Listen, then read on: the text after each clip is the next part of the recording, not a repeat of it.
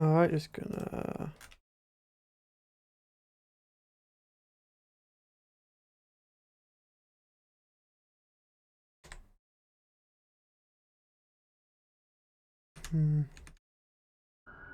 This all up.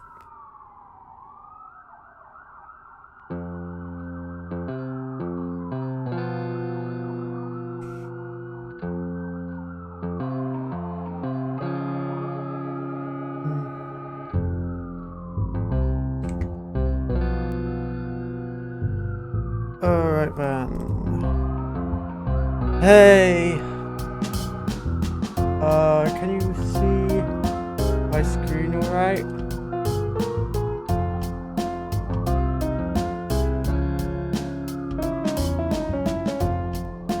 Is this... Thanks. Alright. Yeah, I'm trying out a bit more of the stream. You know, I've got a thing that makes Twitch chat show up on the stream. Yeah.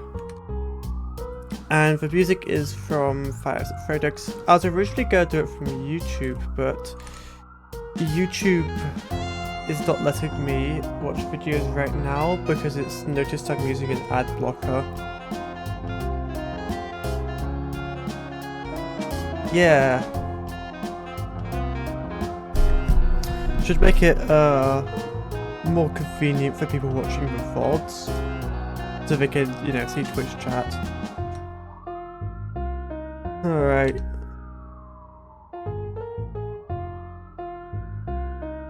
Hey. Alright, I'm just gonna start then. Okay, so starting off set 2 with the Puppet LLC. 40% for 6 JP. This card must be played outside of map when it has 7 music box counters on it. Move it to play on any of your open spaces if possible. This card is unblockable. Start of your opponent's turn, your opponent must either deactivate any card of your choice or let you place 1 music box counter of other card you control. Omni Humanoid Puppet. I don't know why it's Omni and not just off map. I feel like that adds unnecessary wording to it. But talking about the viability of the card itself, obviously incredibly strong card. The downside is really big. Like, choosing a card to deactivate at the start of their turn can, depending on what kind of deck your opponent's playing, absolutely cripple their game plan for that turn. And you being able to choose a music box counter is really strong. You could put that on, like, Nightmare Beyond or something like that. Really good card, absolute cornerstone of Puppet these days.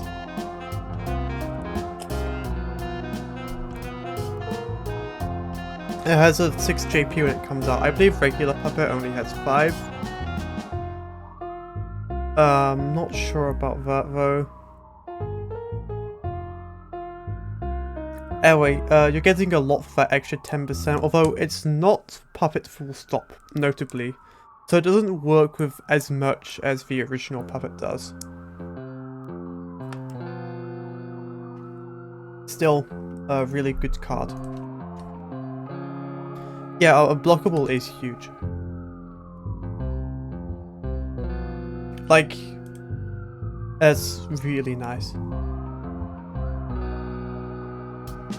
Alright, we got Scrap Plush Baby now. 20% for 1 JP. This card is treated as a child when this card is sent to the salvage by a card. I may replace Puppet with ALC with Puppet in my Puppet deck. Huh. Is that because of the name being different? Doesn't synergize with as much. That's a very significant downside. Alright, Twitch is telling me my average stream bitrate is too high. Offline?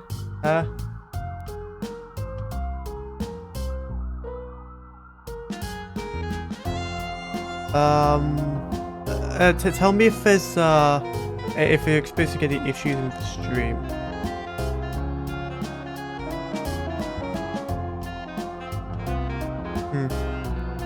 Twitch doesn't like something that's going on.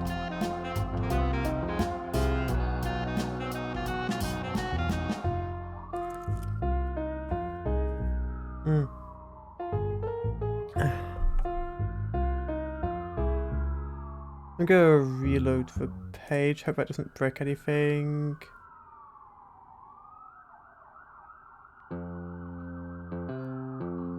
Okay, nothing appears to have broken for me.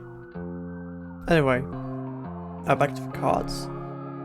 When this card is set to the salvage by a card with baby in its name, that card gains +1 JP until the end of your opponent's turn. If this card's JP ever reaches 0, deactivate it. Retro Humanoid Plush. I'm not really a baby player, so I can't commentate on this card much. I imagine very nice for Harlequin baby, because going from 2 JP to 3 JP with that is a really big deal. Other babies, regular circus baby goes up to 5 from 4, which is also a pretty significant benchmark. 1 more JP is always nice on cards that already have like decent to high JP.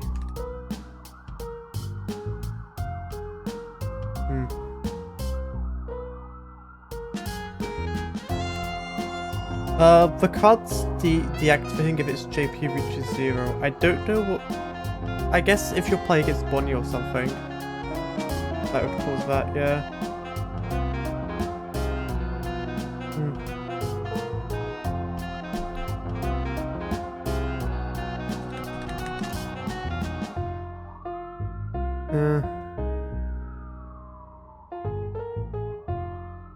Hey, how's the stream going? Twitch is telling me my connection is unstable.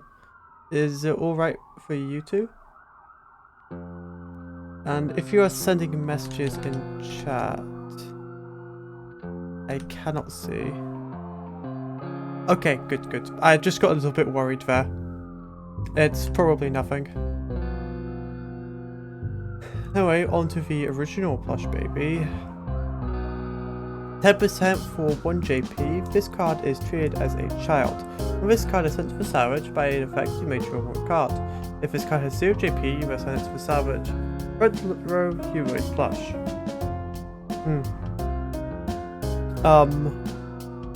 Okay, very similar to the previous one, of course.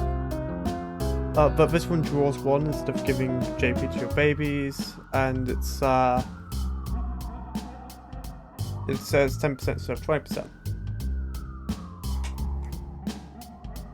Now, this is probably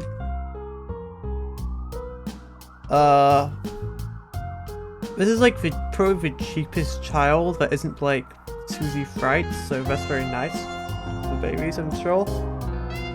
Drawing 1 card isn't that strong an effect compared to getting 1 JP. Although, it is more compatible with more different decks.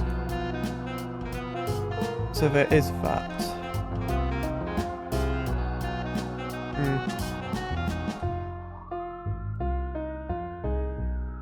Okay. Captain Foxy. 60% for 2 JP, you may deactivate this card to reactivate a fox on your map with 0 JP. Once per turn, add a +1 JP card to a card you control for a turn. Fox animatronic. Just an absolute staple of foxes, this guy is.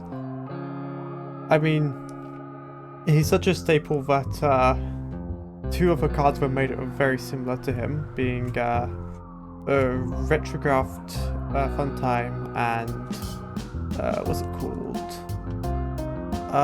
For the costume, Phallic Foxy, this one. And yeah, for good reason. Reactivating foxes with 0 JP can be nice for like shenanigans, or just being able to block with them, but more importantly, he just puts a +1 JP card on the card you control for the rest of the turn. Really nice for like Better for Mangle than Foxy, honestly, because Foxy will just lose that counter. Mangle will also lose the counter when it comes to your opponent's turn, in all fairness. So really equally nice for both of them. And he could just put the counter on himself as well. That's like 3 JP for 60%, really good value. Very, very strong card. Yeah, real, like, really good stuff. Like, very strong start to the set. Like, we've got 2, like, cornerstones of their archetypes. Really strong start. Onto the Blacklight characters, which are... I've never seen any of these be played apart from Blaze like Foxy. First off, we got Blacklight Bonnie. For 50%, you have 2 JP. This card cannot attack deactivated cards without a minus JP counter on it, but can attack deactivated cards in its path with a minus JP counter on it. Okay, that's... I feel like that wording is about twice as long as it has to be. But, alright. Once per turn, place a minus JP card on a card on your opponent's map until the end of your turn. They choose which card gets a minus JP counter, Right Tool, Rabbit, Animatronic. Now them choosing which card gets a minus JP counter does kind of suck for this card. Yeah mate, love your stream, let's hang on. Oh, hey. We got someone to ban. Nova Gamer _YT. Yeah, account created 31st of August. 1 second, where's mod view? I don't remember how to do this. Mod view is... Yeah.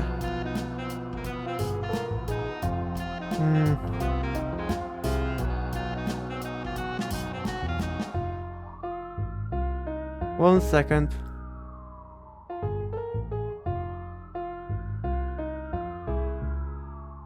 Just got some lag. You hate to hear it.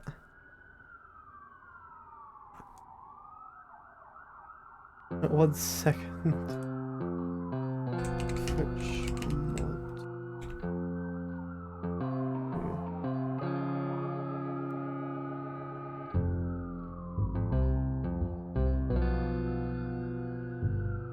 One second, just gonna see it.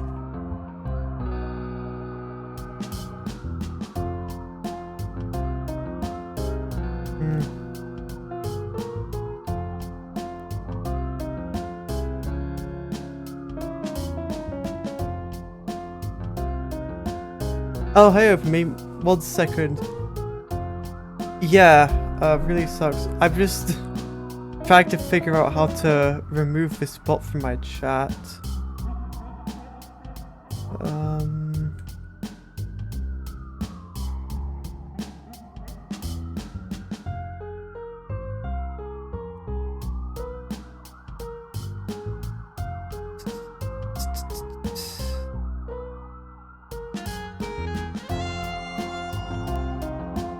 If you're a Twitch streamer or moderate for someone on Twitch, how do you enter mod view? Alright, this is super simple. First thing you want to do is to go to your Twitch channel, then mod view. In mod view, you'll enter mod view. In mod view, scroll to the bottom. Hey. Yeah, it is. Really and find this little sword, and if you press... Okay.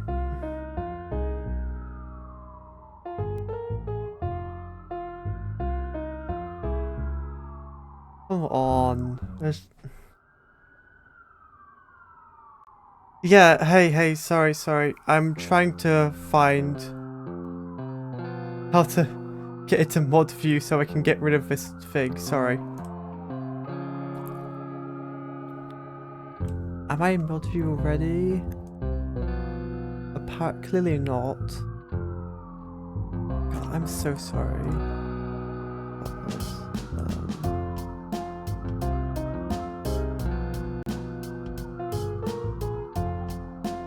Chat and then scroll to the bottom and find this little sword. Oh, there's no... It's not fair.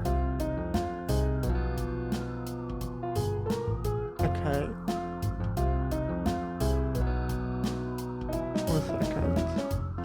How about I open... There we go. Okay, there we go. Figure this out. Band. Sorry.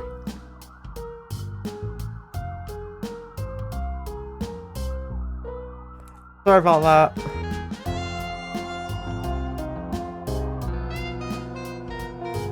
Okay,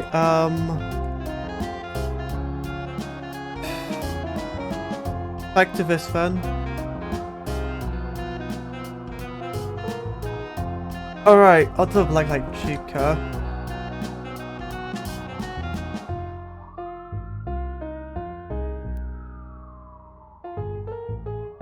Right then. Also, that means I haven't set up my, my OBS right, if you could hear that. Oh well. So for 50% you have 2 JP, Defender. Once per turn, place a Nightmare Cupcake, 0 JP cake with this kind of Savage. It's the same as Nightmare Chick as well. In one of your front row spaces if possible. If you did, heal 1 and deal 1 damage to your opponent. Right tool, chicken animatronic. Cool. Why have both of them right tool?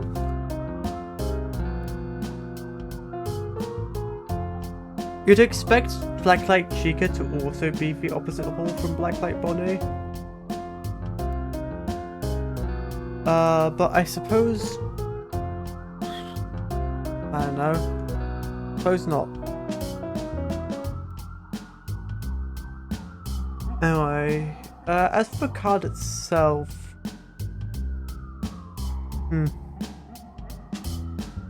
The Nightmare Chica Cupcake can be potentially a good blocker. You know, if it's like more than 1 JP, that's worth it as a blocker. Oh hey, look, there's a glitch chap in the background there. Seems like Bonnie's background. Oh yeah, he is. There as well. Nice detail. Yeah, maybe. Maybe that is a mistake. It feels weird. Bonnie and Chica are usually in opposite rules. This one's much more useful than Blacklight Bonnie in my opinion. Defender is always a nice trait to have. And the healing 1 and dealing 1 damage can outweigh the damage you take from a Nightmare Cupcake. Yeah, as I said before, Nightmare Cupcake itself could be worth it as a blocker.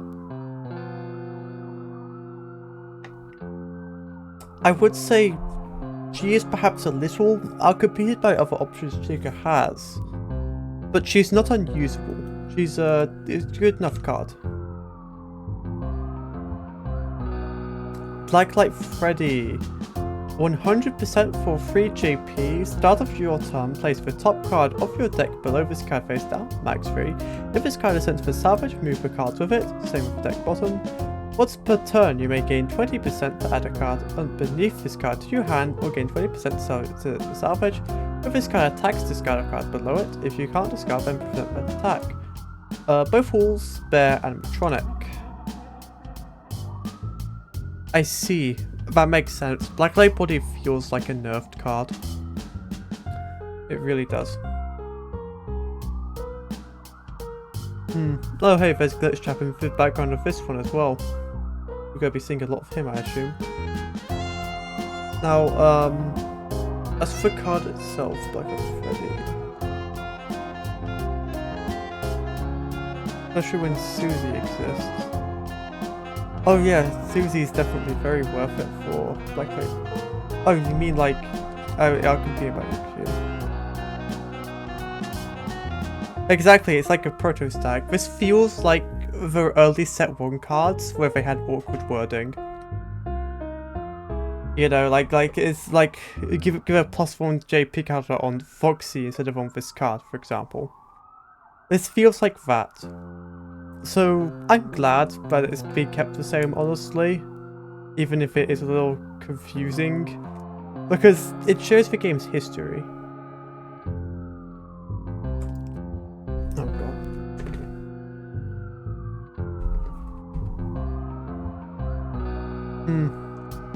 As for this card, I think it's incredibly overcosted. Because you're already basically paying a cost for the stacking cards. On top of that, you're paying 100% for only 1 JP. And it can't even attack unless it has a card below it. It's like... if it was free... this should be 4 JP. Or like 20-30% cheaper, in my opinion. What of the two?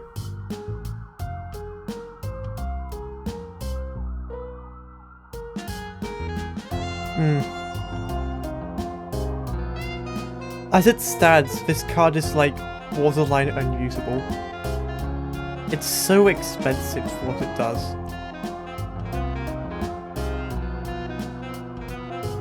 Yeah, exactly, it's no customization, protection, exhibition.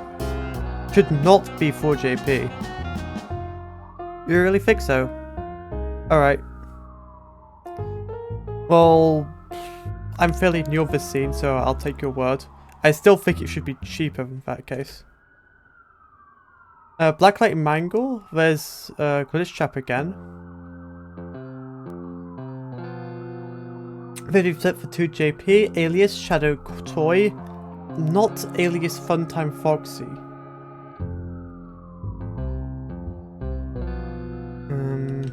One second.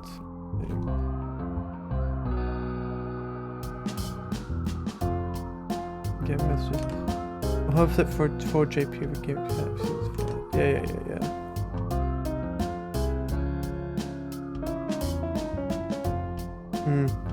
Alright, kind of weird that it's not Funtime Foxy.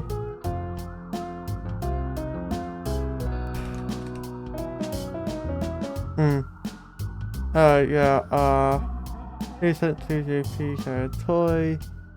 Shadow's an interesting one to give it. Once per turn you may discard a Funtime or toy from your hand to play an Endo tokens. 0 JP Endo and a Shark in your front row. It is treated as having that discard card's name and has 1 JP. Front row, Fox, possibly animatronic.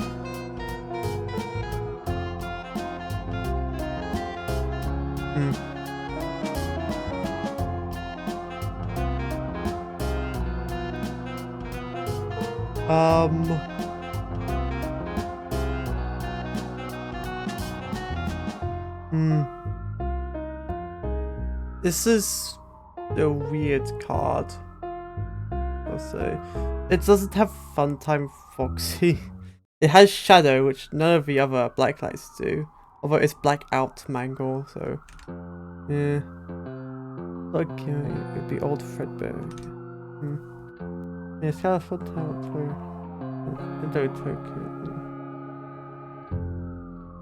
I mean, it could be nice if you're playing like... you can't really play this properly in Funtimes because it doesn't have Funtime itself. I mean, you could get Funtimes in Salvage faster, I suppose, but Funtimes like having Funtimes on the board as well. And this would be, this is not that.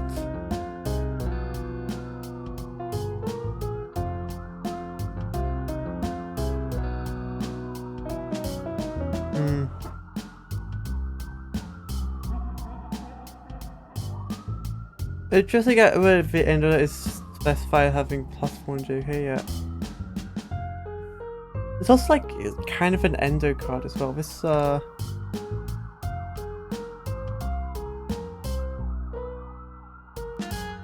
yeah, definitely seems to be a Mangle thing, but it's also kind of dipping its toes into other archetypes a little. But definitely more a Mangle thing than anything else.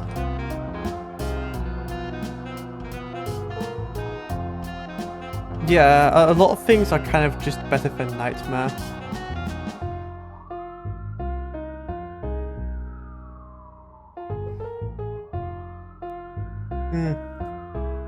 Alright, Blazelight Foxy. 50% for 0 JP, but not really. This card enters play with 5 +1 JP cards on it. If it ever has 0 +1 JP cards on it, send it to Savage immediately.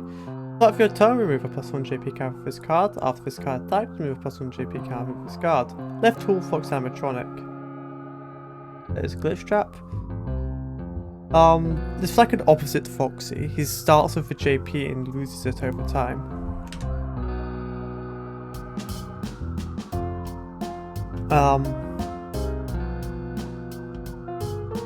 So it's really nice if you can get aggressive on him or something. You can like with this card is amazing if you have like Mike Schmidt or something, just get aggressive on it. Just wham! The 5 JP attack for like 50%. Yeah, literally evil Foxy. Foxy from the evil universe.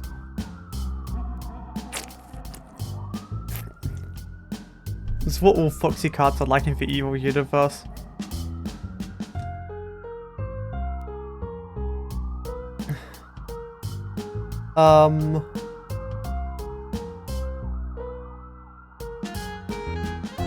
Yeah, as for the itself, it's good. I think. I mean, it doesn't really. The plus JP stuff with it doesn't work as well because they don't. A lot of the ways of adding JP to Foxes don't work because they don't have a lot of JP, like Foxy Go Go Go, for example. It still works for giving the card more sustainability. I'd say it's not a bad card by any stretch. Good card. Although Dreadbear, 70%, 1 JP, but not really.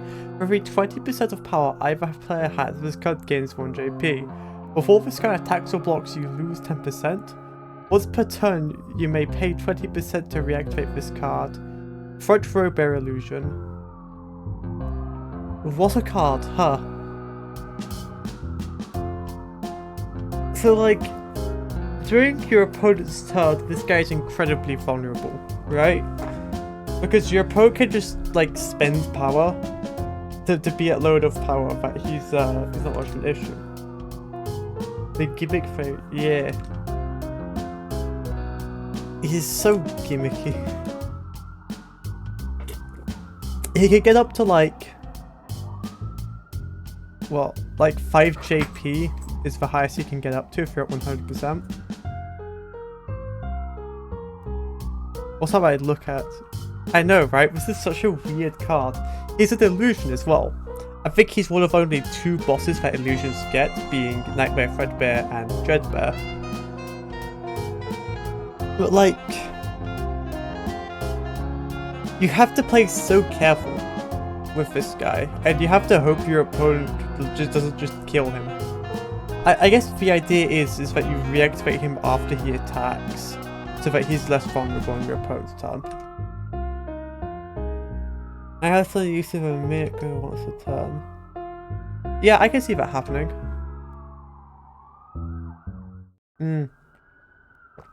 Because you're reactivating him when he has good JP, he loses a point of JP from doing that.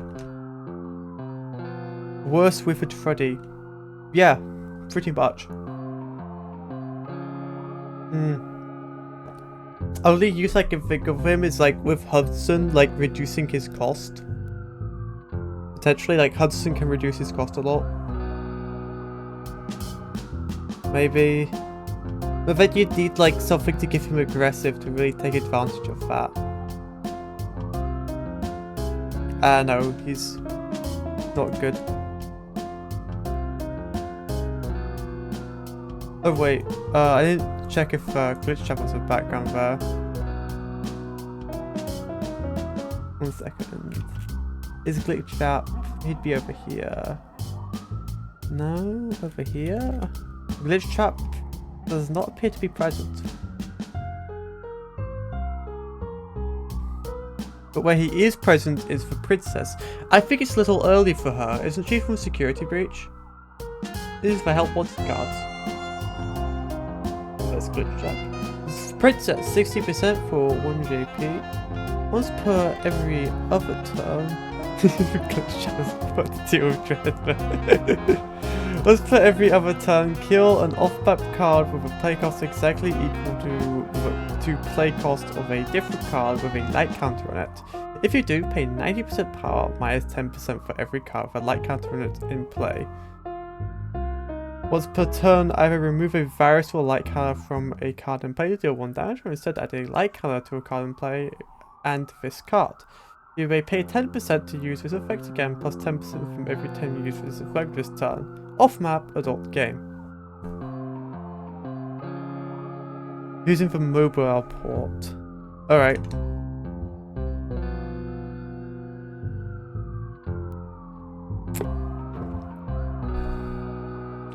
Anyway,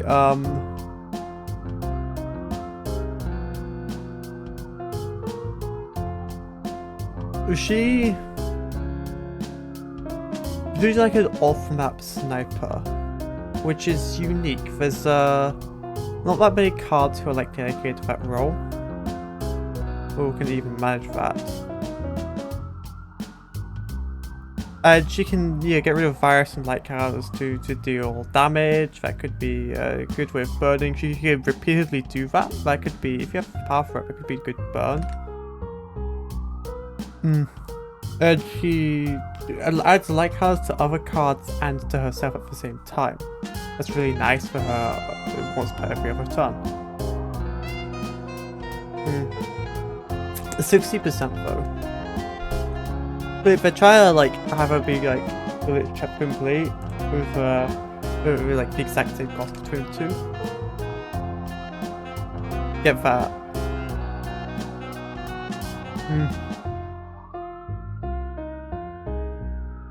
Like it's clearly supposed to be that like, yeah. Though 90% power minus 10%, you really need a lot of light counters for that to be like affordable.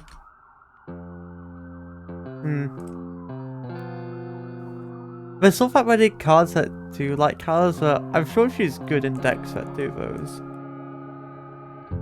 Tape Girl, 40% for 0 JP. When played, reveal the top 8 cards of your deck. Double coin, if heads, add 2 cards of LC, and name is tails 1 card of virus type. Then reverse, return the remaining cards and shuffle the deck. You may scrap this card, add or remove a virus counter to a card in play. Off-map, adult human. But when played, she does a very wide search to try and make it reliable, but I still don't like coin flipping also. Yeah, it seems to be very much like a burn archetype. Yeah.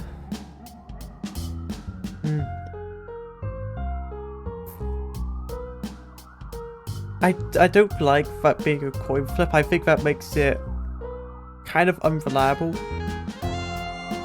Like it's more difficult to get what you want. Therefore, hold on. This guy doesn't even have LC.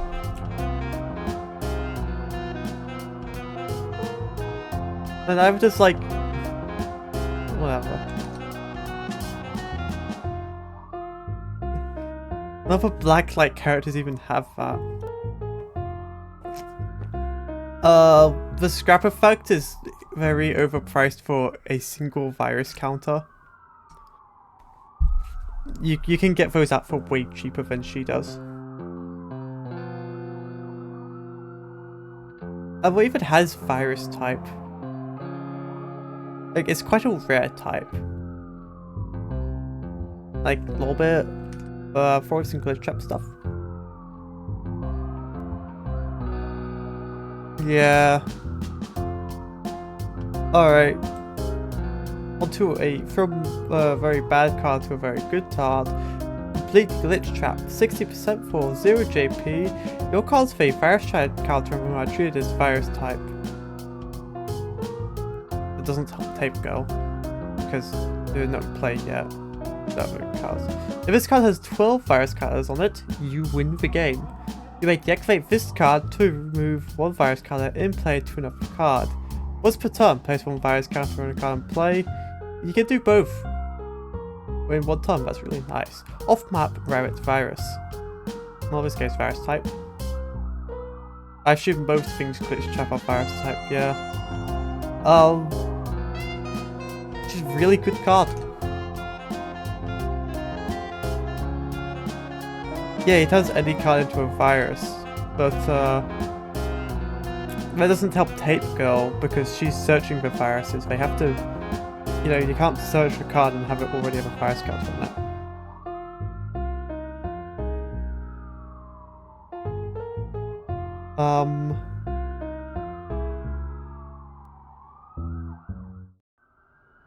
It's just a really good card.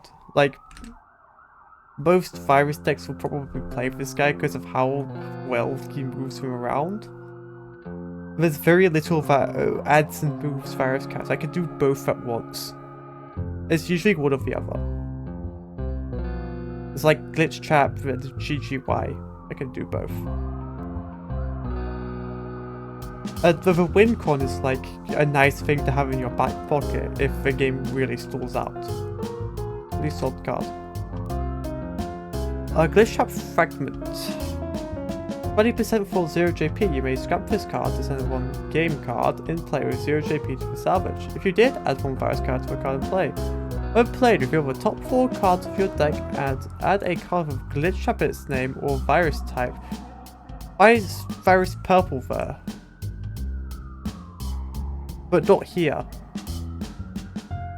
Hello? Then Archive. Off-map Rabbit Virus. Is the adventure card of Glitch Trap stuff.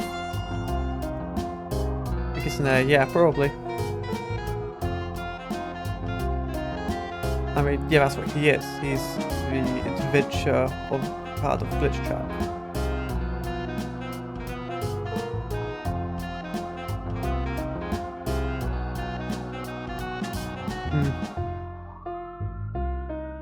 I mean, it said game card salvage, 0 GP to salvage.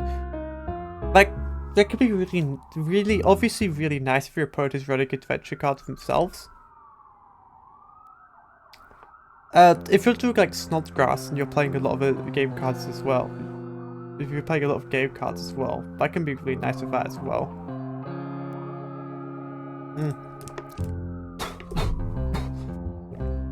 I don't believe Snodgrass is in this set, despite being from Help Wanted.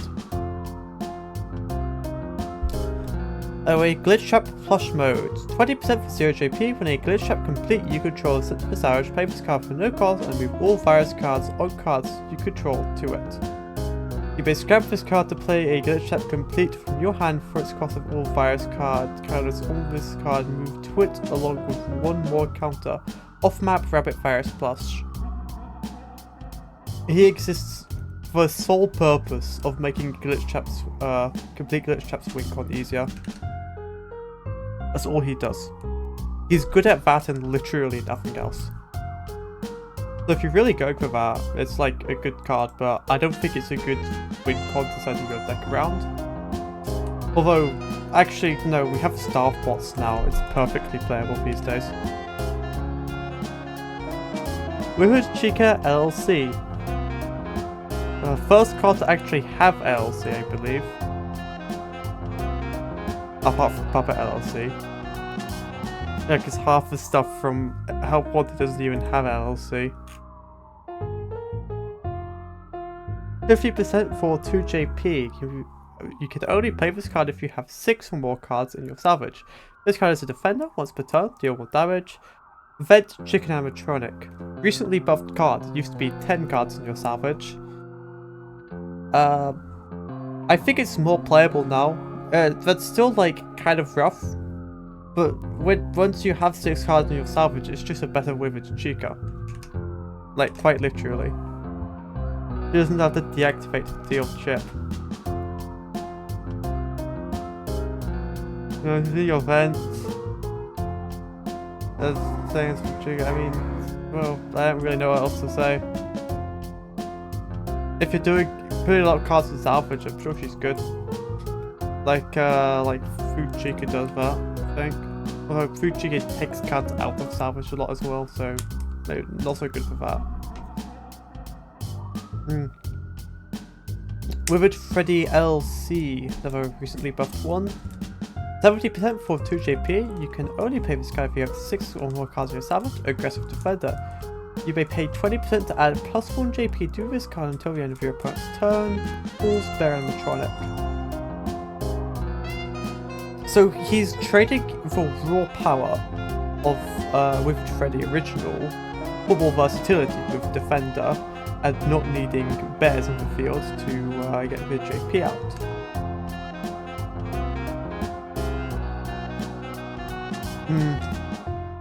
Yeah, I think everything Help Wanted should have Alias LLC, at least. That's my opinion.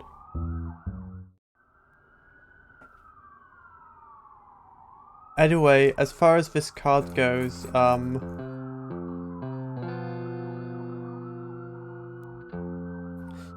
mean, I think the original is better as a win con. Obviously, this guy's not a win con.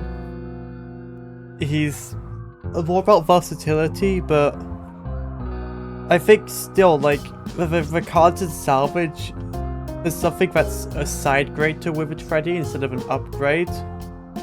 Holds him back. In fact, being a side grade instead of an upgrade holds him back. He's trying to compromise with what Withered Freddy does. But, I don't think that compromise is useful. Like, sure, you can get a free JP Defender out, or you can get a free JP Aggressive Attacker out. But I feel like I would rather have one or the other. The Withered Freddy goes way higher than free JP as well. So I'd say he's still the shadow of his original version. Withered Body LLC. 50% for 2 JP. You can only play this card if you have 6 or more cards of the salvage. If this card fights, if the opponent's card minus 1 JP for the fight. He just does that, that's nice. Once per turn, this card may attack a card on your opponent's map. Left tool Veg, Rabbit Animatronic. This guy's not that bad. I mean, still, 6 or more cards in salvage is a very big limiting factor. But he just gives the card minus 1 JP, and he just attacks a card on your opponent's map. Like, this guy bypasses a lot of, like, the messing around that other body cards have to do. Which is very valuable. He doesn't need other rabbits out, but he does need cards in salvage. So I'd still hesitate to put him in the deck unless you're reliably getting your cards into salvage.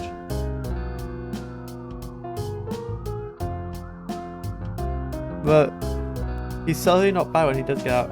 Remove Foxy LLC, 40% for 2 JP. These Withered LLC. Remove a +1 JP counter from this card when this card deactivates. Once per turn, add a +1 JP counter to Fox in play. Fools Fox Animatronic. Very different cards from the original. Withered Foxy. This guy is much more like Captain Foxy, except his counters just stay on them. This guy's really good in Mangle, but he's 40% for getting JP on your Mangles, and Mangle already puts a lot of cards into salvage. So I think this is, these days, a solid choice for Mangle. In the Foxy deck, I don't think he's as good. Still usable in the Foxy deck, I'd say, but for Mangle, he's much more valuable there. Elliot LC. 70% for 4 JP, alias Funtime. End of your turn, return 2 cards of Funtime in their name from your tower to your deck bottom if you could not send this card to salvage. Front row Humanoid Amalgam. Similar to Withered Freddy LLC, where Elliot is seeking a LLC is seeking a compromise.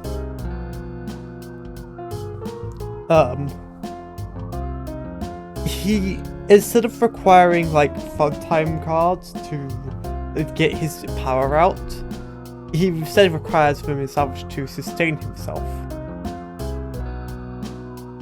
And he clicks to the deck bottom. But in exchange, 4 JP for 70% is pretty solid. But I think he's the shadow of the sheer burst power of the original Ed DLC. Why would I want not LC, original Ed. Why would I want this sustainability with malarkey when I could just kill my opponent, you know? I suppose if you're going like still Funtime with like Funtime Chica, this guy's better for that kind of thing. He's a 4 JP that can last a bit longer than the original Ed does. I mean, I don't know why I'd compare them so much. He's very different, really. Ed plus Ed LC. Yeah, okay. Oh, you're right about that. Yeah. Let's, yeah, okay. Yeah, no, we're ready for 2 of them together. Why put them against each other? Rim Foxy. 60% for JP. This card cannot fight cards without a fire counter on it. This card doesn't reactivate the turn after it attacks or blocks. It cannot attack a player directly. End of your turn, pay 10% to place a fire counter on a card on your opponent's map. This card can fight any card with real fire counters on it. Throat Row Fox Illusion. Oh, he's an illusion.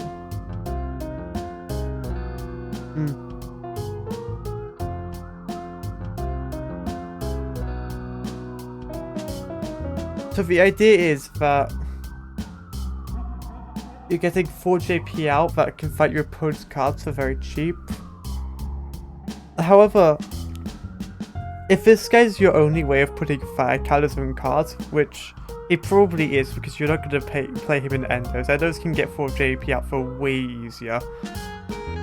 He's too slow. It takes so much time. Also, he's not LLC. LLC act like fun. Yeah. He's not LLC. It takes too long. Not big else. That's like a nitpick, if anything. He doesn't need the LLC to function as a card. I think he just takes too long to get going.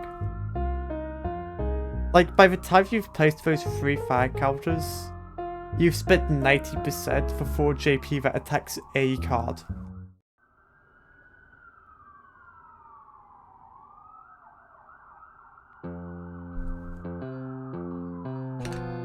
And your opponent could just do so much, like, they do so much about him in the meantime. And he takes ages to reactivate as well. I guess he's a 4 JP blocker for 60% of the meantime, which is useful. That's nice.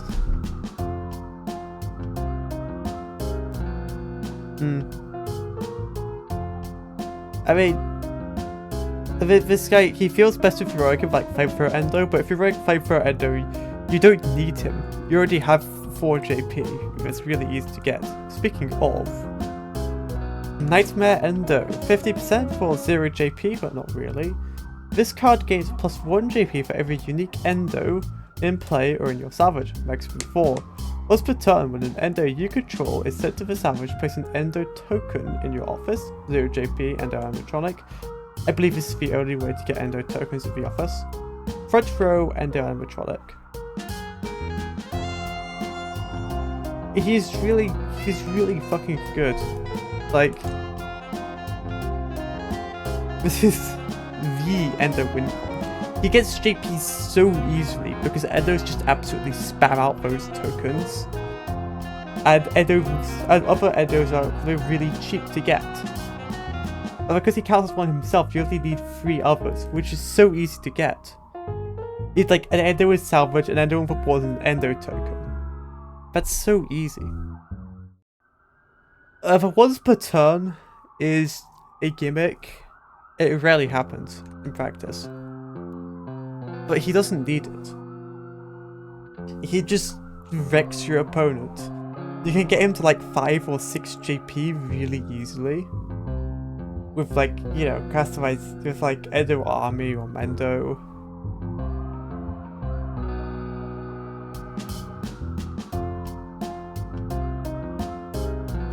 I think it's 50%. It's 50% for all that. That's for Endo 2. Yeah.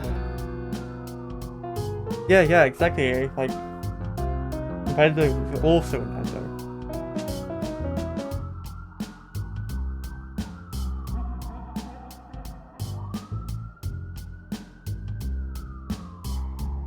Like, this game costing only 50% is crazy.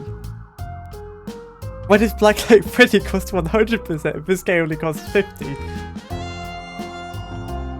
We do see unload area. That's Lando Winkle there.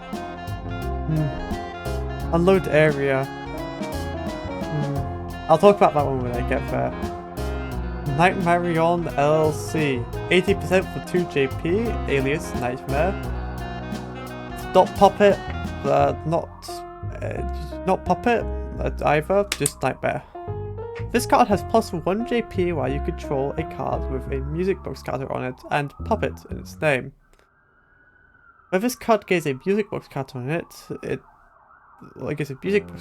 may move to another space on your map and you gain 10% power. Once per turn, you may pay 10% to remove one counter in play to add a music box counter to this card.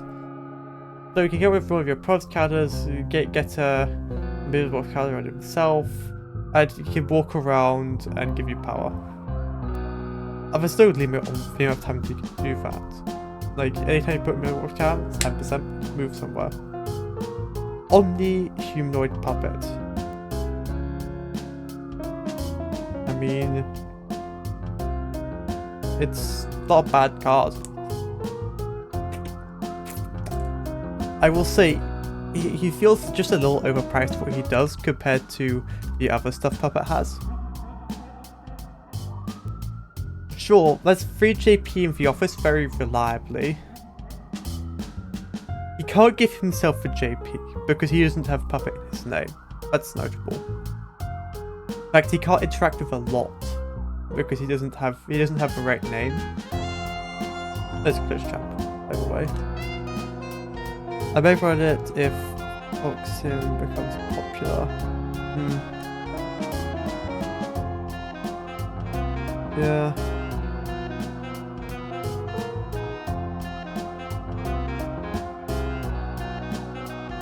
I feel like he's not bad, but he's outclassed by... It's so easy to compare these cards to the original version. The original Nightmarion is such an amazing card. But you really don't use him like that. Like the original Nightmarion. I feel like compared to that card, he's much more about utility than the original Nightmarion. It's about giving you power for your music box counters. It's about getting rid of your opponent's counters. Like if they're running something like Foxy or something like that. Or an enemy puppet deck. Yeah. But I still feel like there's other cards Puppet decks would rather take. There's like 80% is a lot to ask for, and Puppet wants to spend its power on other things.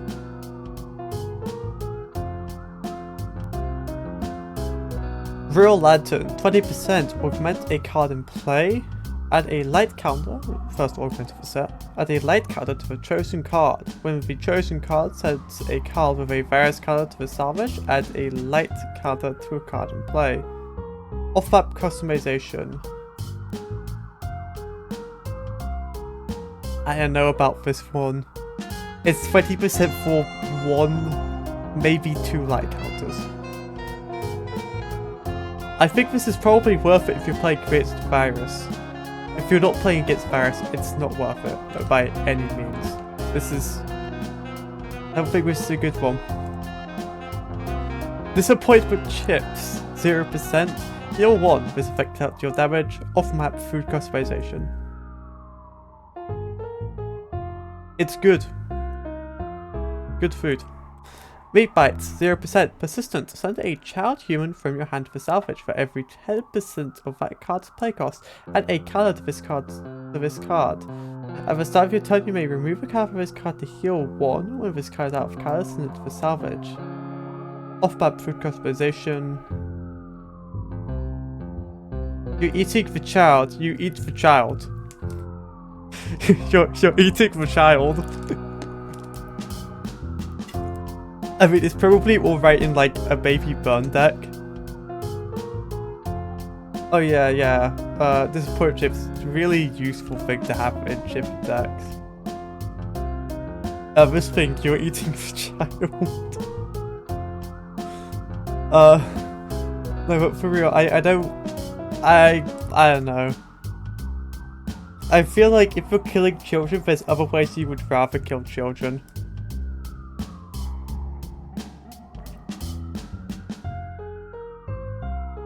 And it requires expensive children to be worth it. And expensive children usually have pretty good effects.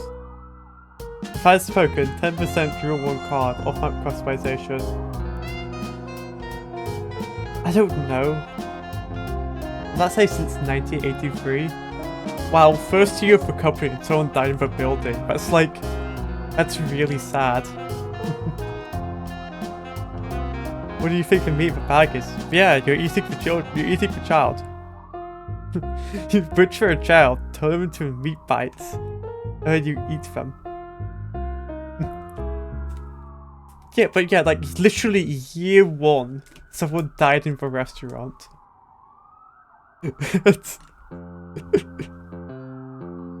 Oh wait, nothing to say about this one. It's like okay, I guess. Alright, now we're out of the VR game into Security Breach. Glamrock Freddy, 70% for 3 JP. This card can't attack except through effects. Once per turn, you may move this to an open space on your map except for vent. If Gregory shares a space with this card, you may move it with him. You may move him with it, and vice versa.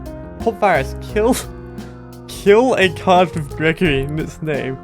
If this counter moved by a responding effect, don't kill him and draw one card, then reveal it. Kill. You just kill him. I don't know about this guy. I mean, he's good protection for Gregory and GGY.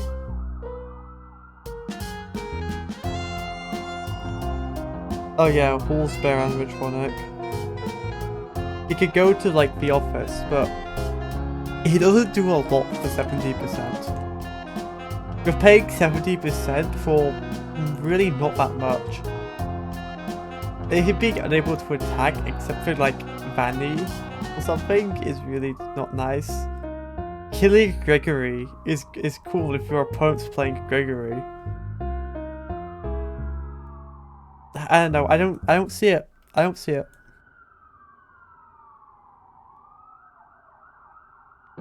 I guess you can like bounce cards on and off him with like how various cards work these days. To like get him to draw a lot of cards.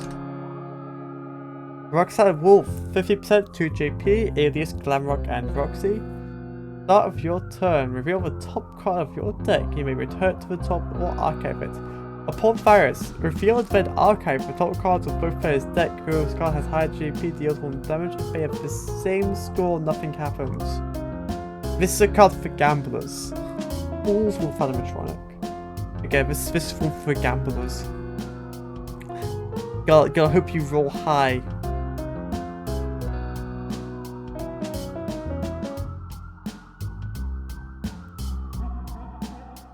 I don't know if she... Gamma Freddy's is... Gregory can make him attack.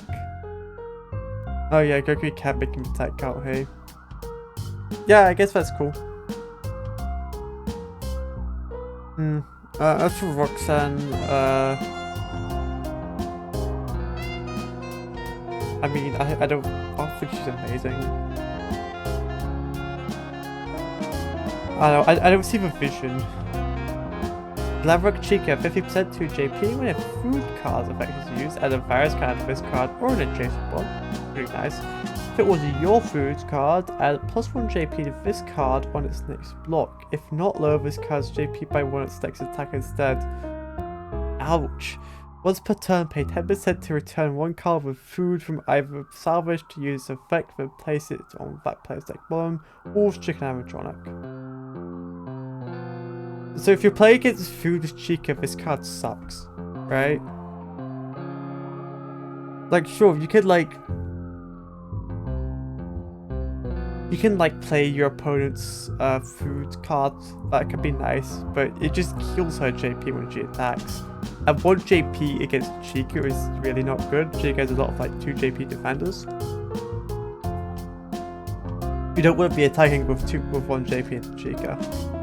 As for against not that one specific matchup,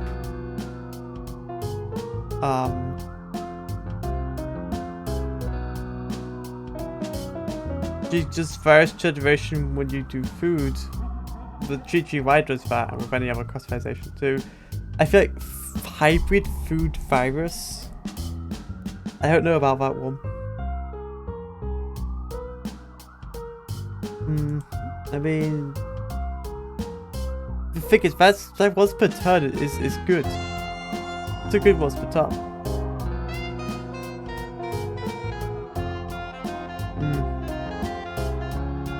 Anyway, Monty Gator, 60% for 2 JP. Alias Montgomery Glamrock. When played, pick a card design. This card gives +1 JP when fighting all cards of that design.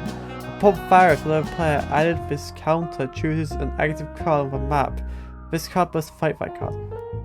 Whichever player Wolves Alligator Animatronic. Wait, so if you're playing this guy against a virus card, you could just have him kill your opponent could just have him kill your cards?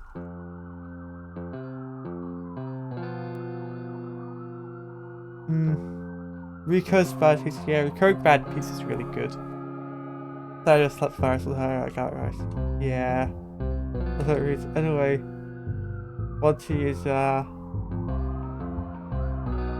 he's not bad, like, you can put virus cards on him, you can make him snipe your opponent's cards of a specific design. If your opponent's playing a deck which is like mono design, which most decks mostly have cards of one specific design, that's very useful.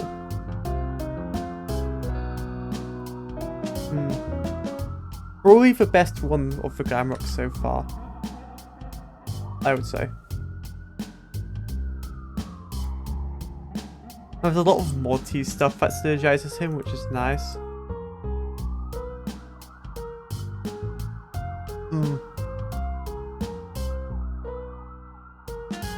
I don't know. Part of me feels like he does what Borny does, but he does it by himself. I guess that's the idea. He gives himself JP instead of like, you know, taking away JP from them. Yeah, a full virus. I assume if he's deactivated, it doesn't work anymore. You can't like spam that. Not a terrible card. Glamrock Endo, null. For 2 JP, this card can't attack if there's an active card in its path. This is the conversion of Glamrock Endo, of course. Front row Endo Animatronic.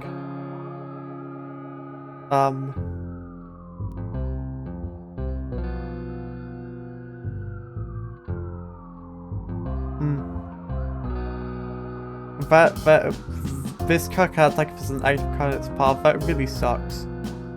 Like, they just need like something in the office and none of your Glamrock Endos can attack.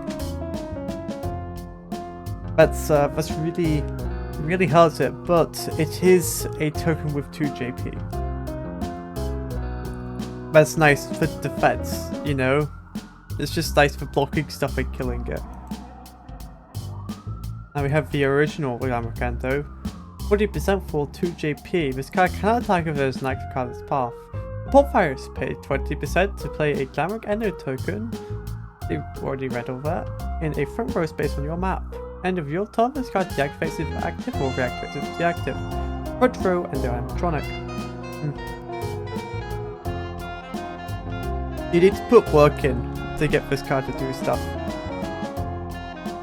Because if he did attack or was somehow deactivated otherwise, he can't defend, and this is supposed to be like a defensive card.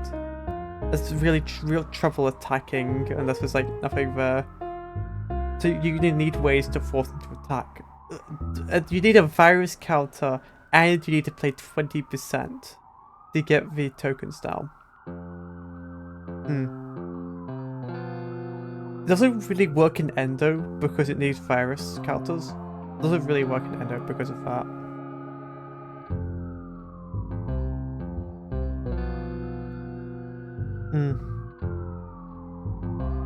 So it's clearly supposed to be a defensive mid-cost token generator for the virus deck archetype. And I don't know, I'd rather have something that is cheaper and I need to put less work into it, but when you do put that work into it, it seems like it can achieve quite a bit. Alright, Mini Music Man counter. Null, 0 JP. This card is exactly 1 JP without attacking. Omni, Spyro-Animatronic. Can't really call up a token without the context of it being played. Seems like a useful token.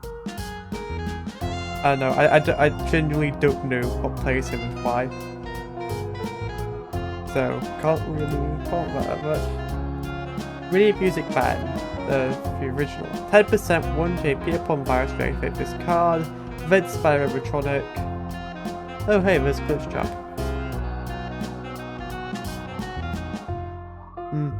You can put viruses on him to repeatedly attack. That could be funny if your opponent's defense space is open. You could just repeatedly ram him into them if you have a virus generation for that. But if you have that much virus generation, there's much better things you can do with it. He's very cheap. Very cheap 1 JP body. Yes, it's useful if you need that, but these days Varus has no trouble getting power. Alright, Pat for Wet Floor Bot. 10% for 0 JP. This card can't attack when killed by fighting add a light card to a card you control. Omni Floor Sign. Distinct possibility this is an animatronic. So basically you put him in your office and you kill it by blocking, then you get a light counter for like 10%. I mean, it's better than the lantern because it's half the price and it also blocks an attack.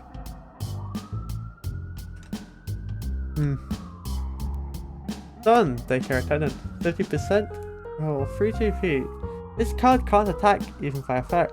And this card blocks gain 10% power and both players draw 1 card and discard 1 card from their hand. Once per opponent's turn, you may move a 0 JP card that's about to be attacked out of the attack's path. Upon virus with this card over, Office and Animatronic. That's like good. I'm shocked he's not humanoid. Genuinely shocked he's not humanoid. But, whatever. Really good. Like 3 JP in the office that like blocks for 50% is really nice. You can move your 0 JP cards out of harm's way. It gives you power when he blocks. You draw cards when he blocks. It really does so much.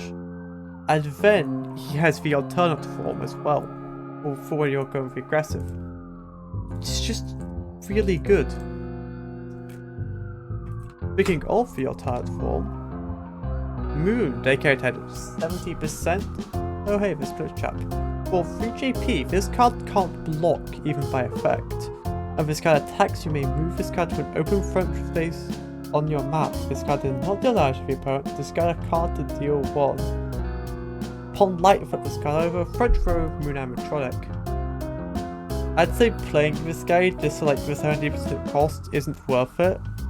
But playing him, like, from Sun is really worth it.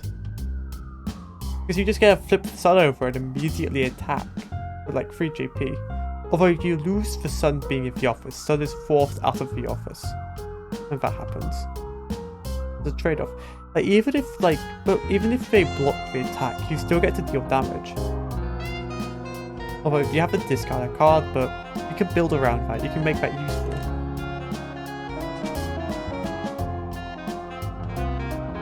Really good. Really good card. Right, Staff Bot, 10% for 0 JP. When this card is played, play as many other cards with bot in their name from your hand as you want for their play cost minus 10% each. Pop Virus, gain 10% for every card with Staff Bot or with Glamrock in its name you control, Omni, Humanoid, Animatronic. This card is ridiculous in terms of generating value. There's no limit on a Pop Virus. So if you have like 3 Staff Bots, you just get virus cards on him twice. Which is really not that difficult to do. You get 60% power. Just like that.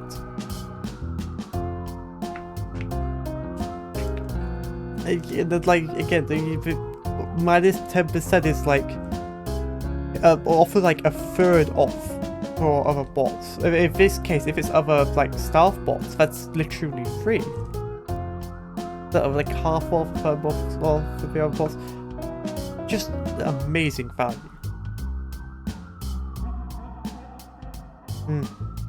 Security Staff Bot, 20% for 0 JP. When killed by fighting, you may have a card with Glamrock in its name or with a virus counter. Fight the card that killed this one, then draw 1. Upon virus, pay 10% and move a virus counter to another card in play. That card gets plus 1 JP during its next fight. Omni Accept Event, Humanoid Animatronic. This is another good one. Good synergy with Monty, really. You can give Monty like 4 JP during the retaliation fight. But what you're really going to be using with this is with other cards, with like something 3 JP with a virus cat, or like 2 JP with a virus cat. You're not going to be using this guy with Glamrocks realistically. Because Glamrocks kind of suck. I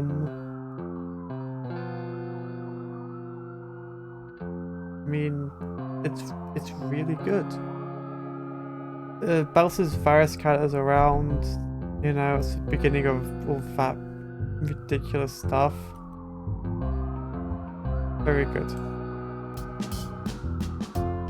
Magician Staff Bot, 20% for 1 JP. First Staff Bot with like an actual JP score. You may deactivate this card, switch the places of any 2 cards on your map so long as they have virus cards on them. Upon virus, add a virus card to an adjacent card. Offers Human Animatronic. You're not playing this for first ability, you're playing this for getting infinite virus counters by putting 2 of them next to each other. That's why you're playing this. It's a bit difficult to get out because you need like exactly 2 of the same card.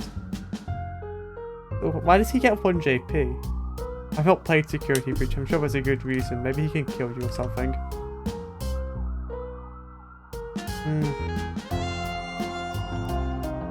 I mean, stopping the place of cards of virus counters can be useful. I know.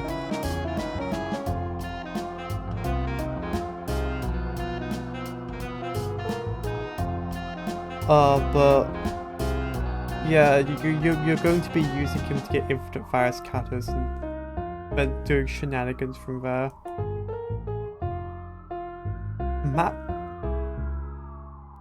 Map Staff Bot, 30% for 0 JP. When this card is played, reveal the top 5 cards of your deck. Add the cards with most unique playable spaces to your hand. Once per turn you may deactivate this card, another card you control may attack as if it were in this card's space. Omni, Humanoid, Animatronic. This is so good. This is such a good card. Like, you've got like others, you've got like regular Staff Bot, which is Omni. You got other stuff with Omni. You can get so much off of him. I believe I'm just telling myself right now.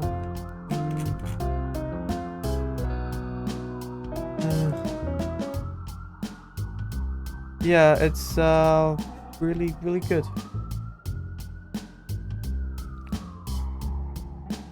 Very, very good card. I mean, getting to fight from other cards from his base could be useful as well. Is he like having the office or something? Alright, first one's gonna be a little rough to read, so like tilt my head over. DJ Music Man. First Jack card, 90% for free JP. Giant, play this card sideways so it takes up 2 spaces. It can attack all blockers if it was in either space. While this card has a virus, you must pay 10% to attack all blockers if each space were its own cost. You must do it while it has a virus. Hold on, you weren't updated for a new virus. That should be a PON virus. This wasn't updated. Wasn't updated for a PON virus. Spider animatronic front row. Yes, 4 cards for 30. Yeah, it's like really good.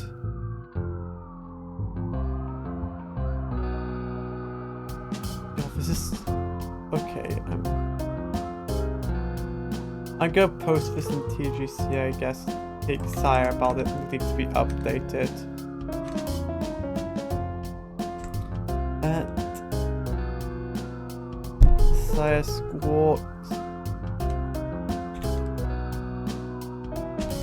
This should have a PON virus,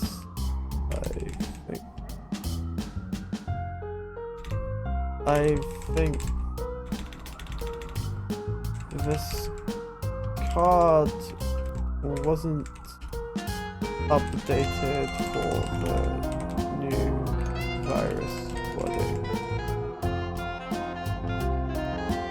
Yeah, he just wasn't changed. That looked like what it was. Looks like he just wasn't changed. Okay, server softball. 30% for 0 JP. Deactivate this card to return a card with Staffbot in its name that you control to your hand. Game power equal to its play cost minus 10%. Then move every virus card that also led to a different card of play.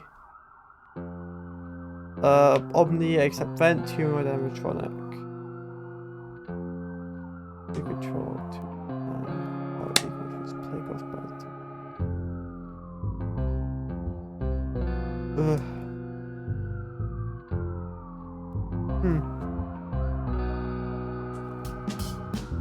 This is really good with like magician Staffbot shenanigans, I imagine. It's called Uber. Thanks. I didn't know that had an actual name.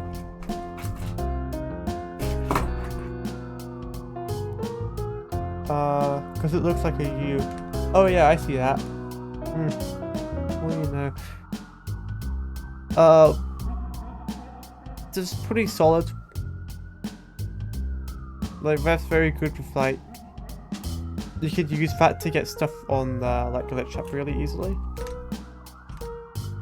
Alright, Alien Staffbot, 30% for 1 JP. Once per turn, you may deactivate cards in this card's path with a play cost of 0% or less.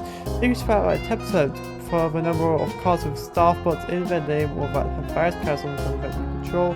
Pop virus and add virus card to a card in this card's path.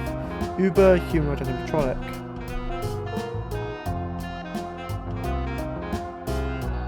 You can deactivate like multiple cards if you have lots of Staffbots out, lots of cards with virus cards from out. But he's not going to be like deactivating anything like very expensive. I like the bullet hole. Omni makes an O. Oh yeah.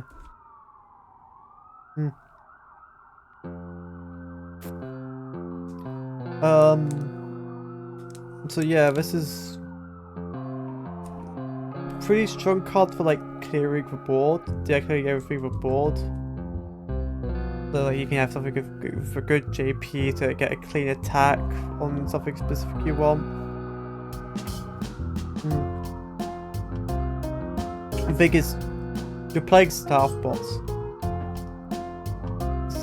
so you probably don't have that much of very big JP. Oh, actually, speaking of Staffbots with big JP, Nightmare Staffbot, 40% for 1 JP. When this card's played, discard all cards with bot in their name from your map. I feel like I should be worded differently. This card gives JP for each discarded card upon virus. Or a W, depending on how you look. Oh yeah, no. Actually, yeah, that does kind of look like a W. With the pop virus would have 3 cards of either Staffbot or Glamrock given them from the side to your hand. Omni, Hero, and Animatronic. It's the Staffbot's Wincon. Is Glitch Trap in the background of this one? Well, where would he even be? There's nowhere for him to be. He's not background here. So I just see like a set 2 card with like a black background and I think Glitch Trap's gotta be there. Omni. Maybe World. Yeah, I do like Omni. Like Omni means all as well. It just works.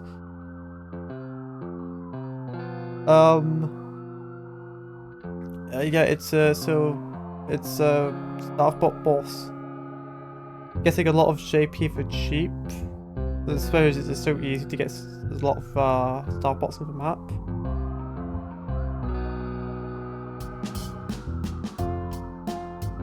Yeah, it's very, very nice. From a good card to really not good card. Giga Monty, 30% for 4 JP. You can only play this card by discarding a large area from your hand with Monty Gator in play. Send a Monty Gator from your map to the salvage and place this card where he was and pay his cost. This card may attack active cards in his path. Omni, Alligator, Animatronic. This is such a specific thing. You're never gonna get this. I mean, it's really good to clear the board once you finish your film. Oh yeah, absolutely. You need to like discard a load of the area. You need to get rid of it. You have your hand and not use it. I mean, like.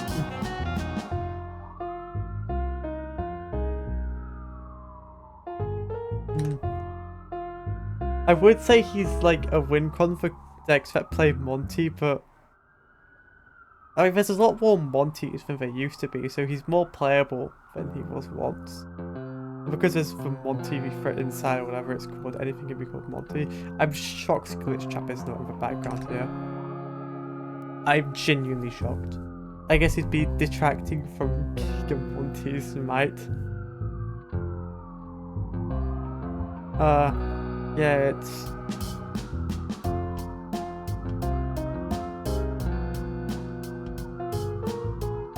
it's a meme card. What more can I say? Onto the shattered cards. Where's Glitch Trap?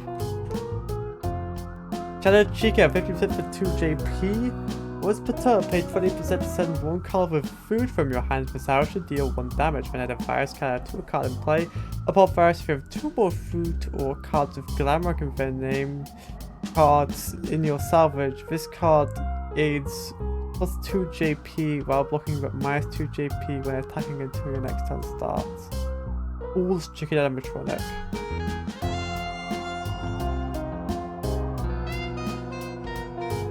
I mean, she doesn't have Glamrock keyword. She's not called Glamrock, first of all. She doesn't have alias Glamrock. None of the shattered cards have alias Glamrock. Which really bugs me. It really bugs me. Because like, so much like specifies that you should have Glamrocks, and then there's like 10 cards with Glamrock. Like, come on. More than 10. We're gonna give it like more of that. It's such a weird exclusion with the shattered. They just don't work right. Also, the minus 2 JP when attacking from the Palm Virus hurts. I mean, 4 JP on the defense is really good.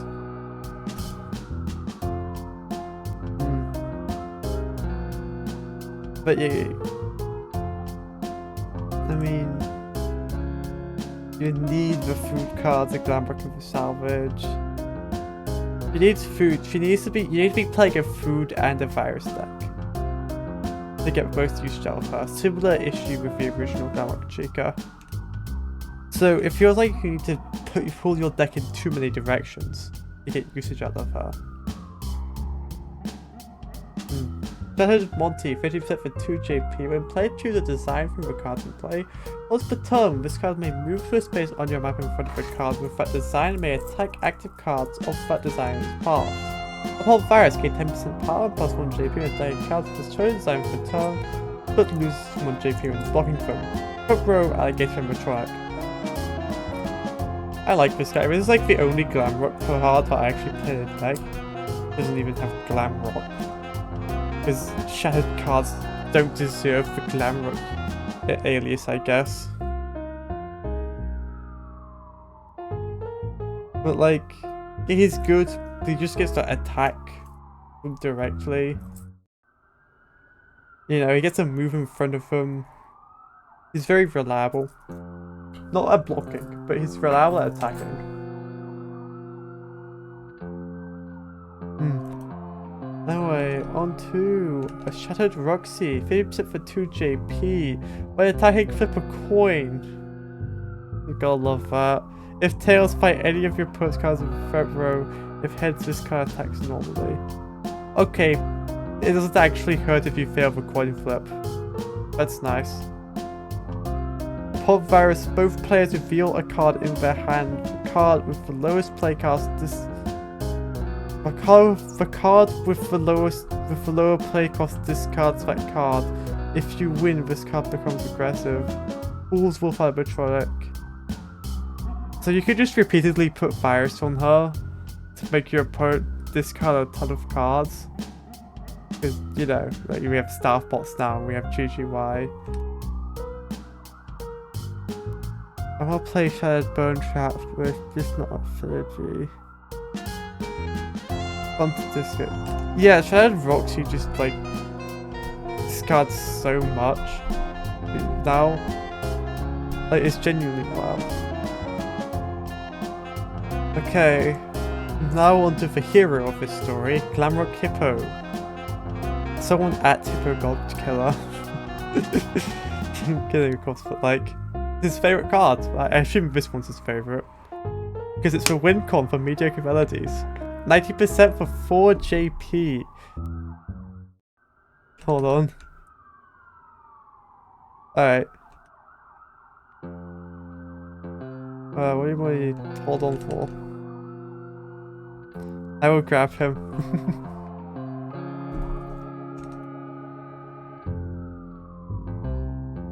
Anyway, this card can only be played if you discard a hippo, frog, bear, pig, and elephant in your hand.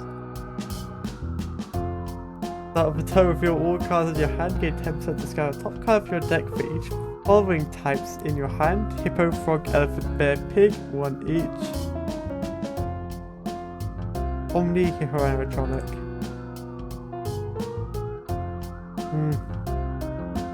So like,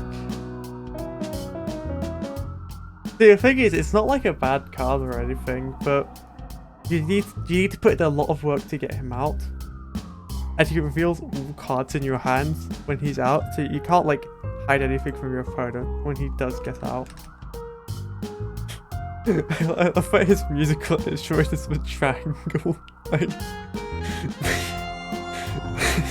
it's so stupid. Like Glamrock Fighting was the seeker of a band, but Mr. Hippo it's the triangle.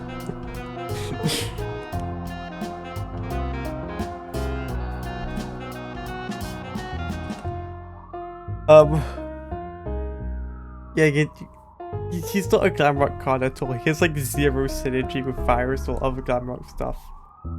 He exists purely as a win con for mediocre melodies. He also gives you power when he gets out, but he does like eat your deck as well when he gets out. So it becomes a bit more difficult to spend that power. Because at the point you were getting all this power, would you have that cost slot for power? You know? Like, with melodies, this guy's probably like your one like win con. Really. I mean, the power's still nice, of course. Anyway, good card and a bite archetype. More hippos. Yeah. Oh, absolutely, what hippos? Bird Trap, 70% 2 JP. What's Baton? I kind of shattered in its name. That's one of 3 cards. Come on. From your hand to salvage, for its cost minus 20% and it enters play with a virus counter on it. The pig LC burn is most win confirmations.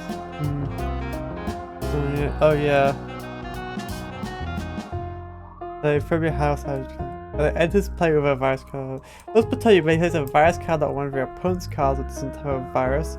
If they control a human, you may pay 10% or deactivate the human to prevent this effect. Office Rabbit Virus Briglock. That's 3 cards he can bring back from salvage. It's like... There's only like 3 shattered cards, right?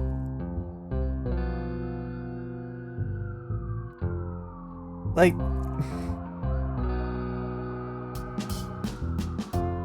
There's like 3 shattered cards, and one of them like sucks.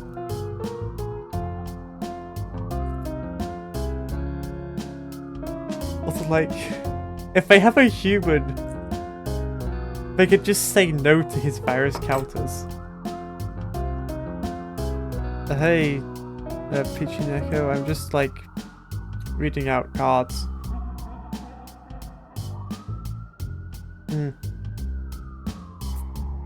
Pretty much.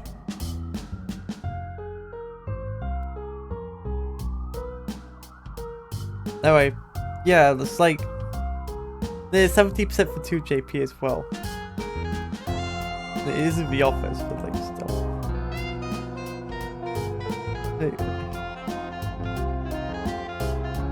Glam Hippo was through the Tangle.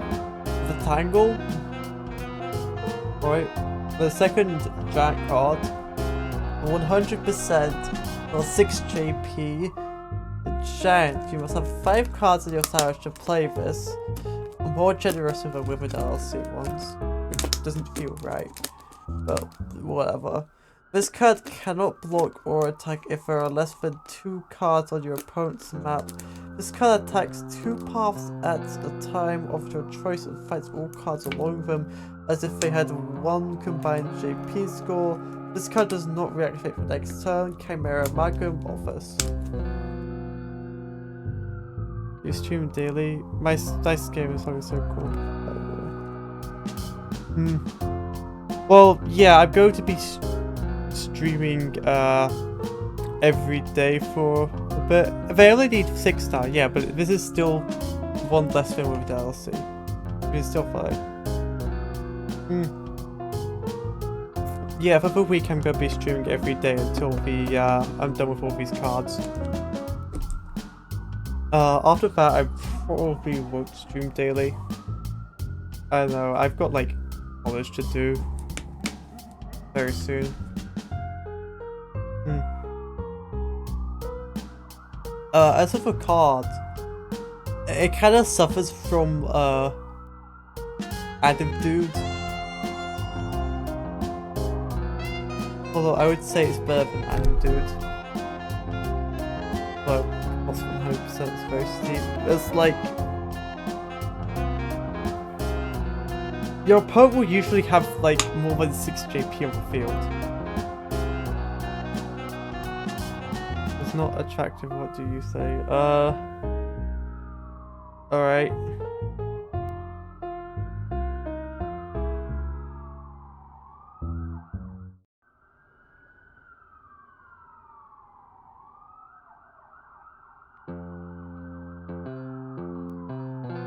I mean, I'm probably not going to change it anytime soon.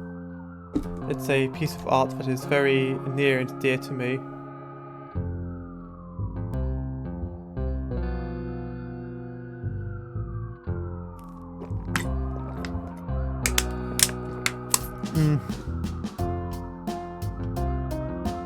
It should be more attractive, I guess, and it should be related to gaming.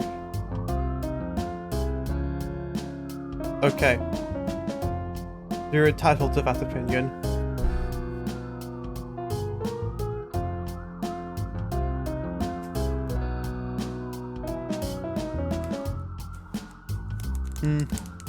Yeah, I don't think this is a great one.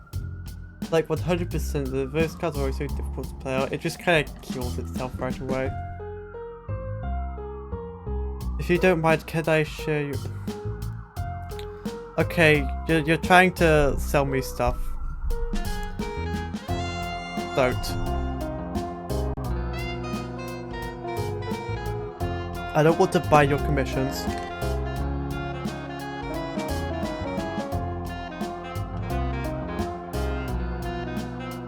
I've got to say, just going around and insulting the PFPs of your customers isn't a good business model.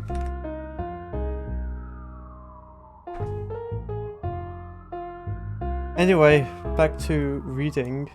Labrador Kelpie, 30% of 0 JP. Upon virus, you fill the top 4 cards of your deck and add a card with Labrador in its name or virus type to your hand. Discard one of them, then archive the rest. Start of your turn if you have a card with... You're just sharing... No, you're...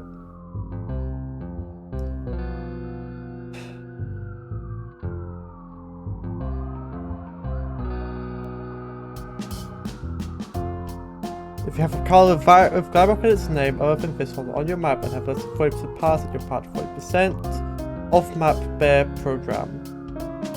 Kind of like the Upon virus is pretty good for you know, like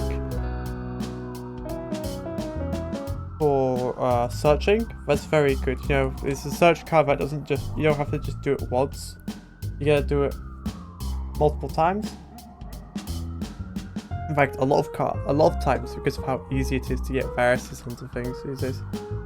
I work with you, hope you like it. I'm not selling you my stuff.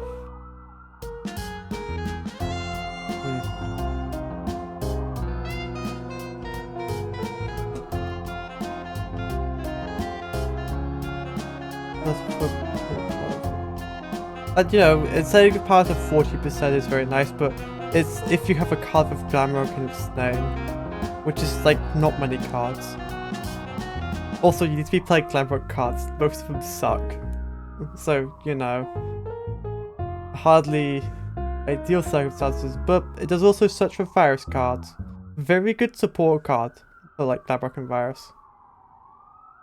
If only Glamrocks were better. If a person who was trying to forceful. Yeah, it's a very good search. I'll see so you can share your Discord. You know what?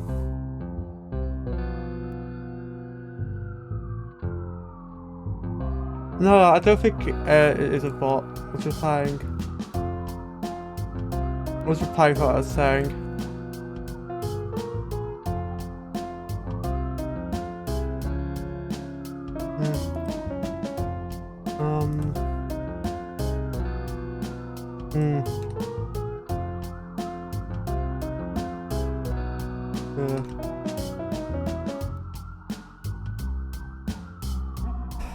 Vanessa, 40% for 1 JP. Vanessa may attack cards with virus if she had 2 JP. If this card has a card with a virus, 2 with virus, reverse card to another card with choice.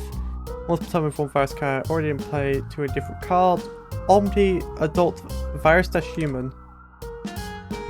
Oh, he was here. Virus human is interesting. It's strange that Vanessa. Did she used to have virus human? This feels new. I swear she didn't used to have virus human. Very good for anything that like searches with virus though. Obviously, really good synergy with that.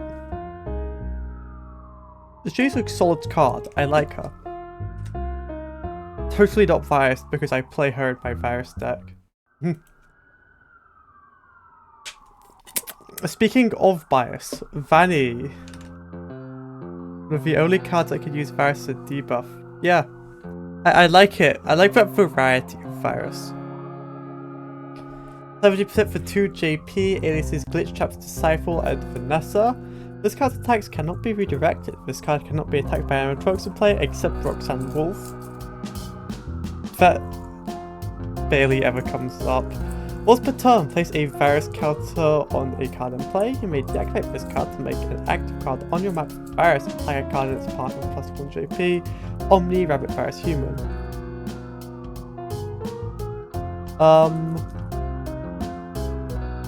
Like, this game is a W. Hello. Hi.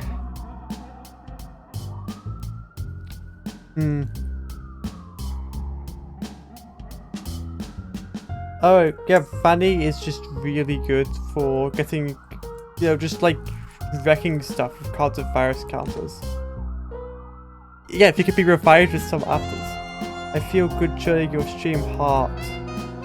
As a trap. Yeah, and she's also a glitch trap, which helps as well. Hey Marshmallow14, could you type banana in chat real quick for me?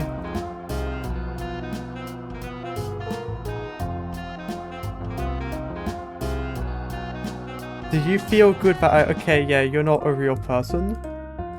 You have one more chance to type banana in chat to prove that you're a real human being. One more chance. Oh, thanks. I have no mercy for the likes of you. Yeah, it was actually Hippo that I got saying banana specifically from.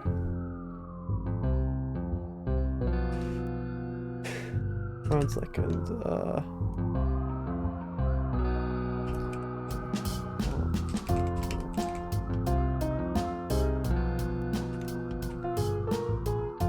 Yeah.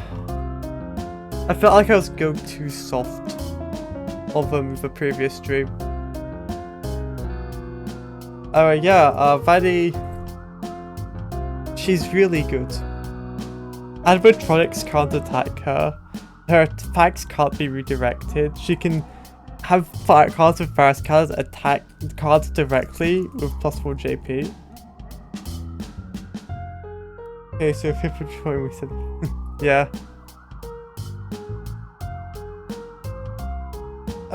You know, she's amazing. I really like this card. If you couldn't tell from my Discord PFP, I'm a certified Vanny fan. So, you know, zero complaints about her. Actually, because I'm a certified Vanny fan, Saya, could you make her 20% cheaper and give her free JP? She needs it, trust me. Not actually serious, of course. That would be disgusting. Glitch Trap Minion, null, 0 JP. Omni Rabbit Virus. 0 context of this without the card, that summons it. Speaking of, Glitch Trap Minion mode, 20% for 0 JP. When this card is played, play a Glitch Trap Minion token, Omni Rabbit Virus. Omni Rabbit for each card with a virus type in play. When this card gets sent to the summon, you must pay 20% to place a virus card on the card on the map. Front Rabbit Virus. You know, as far as like, it provides something to the virus archetype that nothing else does, which is valuable, you know?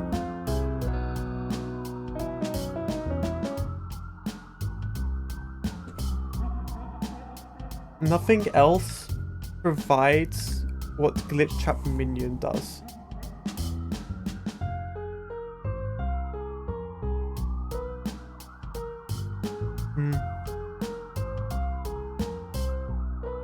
In the virus archetype. But you have to pay 20% for that virus counter, which is really bad.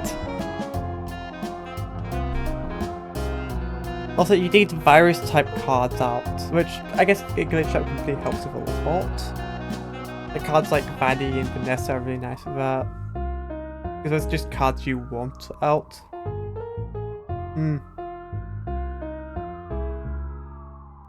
I feel like it's held back by you needing to pay 20% of that virus counter. And out of a recently buffed glitch trap amalgam mode. 50% for 1 JP, all cards of a virus type are set to 2 JP on your turn even if altered by outside effects. Once per either turn, when a game card is set for salvage, you must add a virus counter to a card of a map. Off map, Rabbit Virus Amalgam. It's not bad. You can... Office token blockers. Yeah, office token blockers are nice. That's very nice. Glitch Trap Binion's like a good card.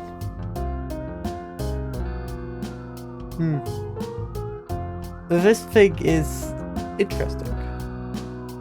All cards are set to 2 JP on your turn. Evolve virus effect. That effect is a double-edged sword that you can also give to your opponent. Which, I like that design. You can use it to make your opponent's cards weaker, you can use it to make your cards better, but you have to be very careful with it. I like the design of this card a lot.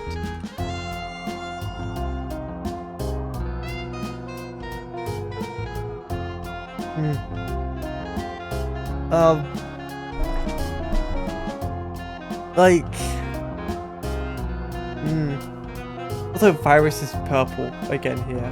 The virus type is. It's like it's often in a glitch trap minion. It's not. I think these tokens are virus. 2 JPR. Yeah, they are virus. Tokens are virus. So very obvious intended synergy between the two cards. I think they're pretty good in like their own. Playing like around them. Gregory, 40% for 1 JP. This card can be played on and share the same space as a Glamour Freddy you control. By showing his face, Gregory can't be attacked. The fact Glamour cards a Glamour Freddy gains the ability to attack and gains what he does. While Glamour card gains a virus card, you may deactivate Gregory to move that counter to a card. Anywhere? Any card? Alright. Upon virus, all Glamour cards gain plus 1 JP for turn Omni Child Human. I don't know why he hasn't been updated to have the warn keyword with Glamour Freddy. Like Spring Bonnie was updated. I feel like I suppose it's like there are reasons for set monisms I kept around, you know. But I feel like it's unnecessary words in this case. That's a book.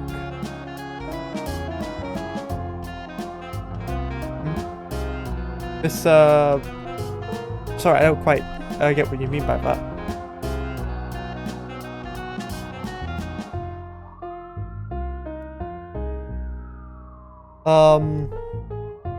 Oh wait, this card's really nice for Glamour Freddy, of course.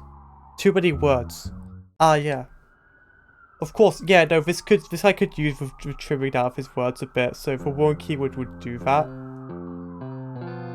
You know? Warn keyword would really trim down this card.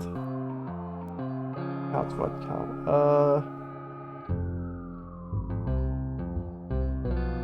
I don't know why this bit of text when Glamour... No, right, it makes sense actually, yeah.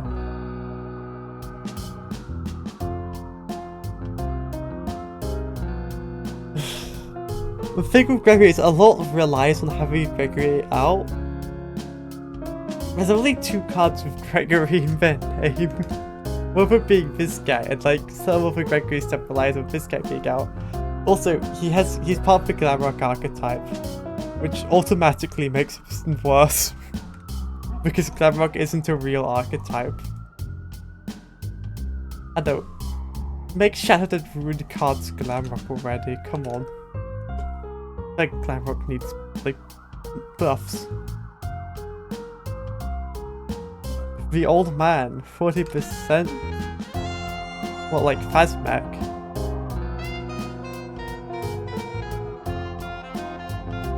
What needs Gregory? What needs Gregory? A lot of customizations are made better by the presence of Gregory, right? Like, obviously, all the security breach customizations are made better by the presence of Gregory, and they're generally not, like, amazing without him, right?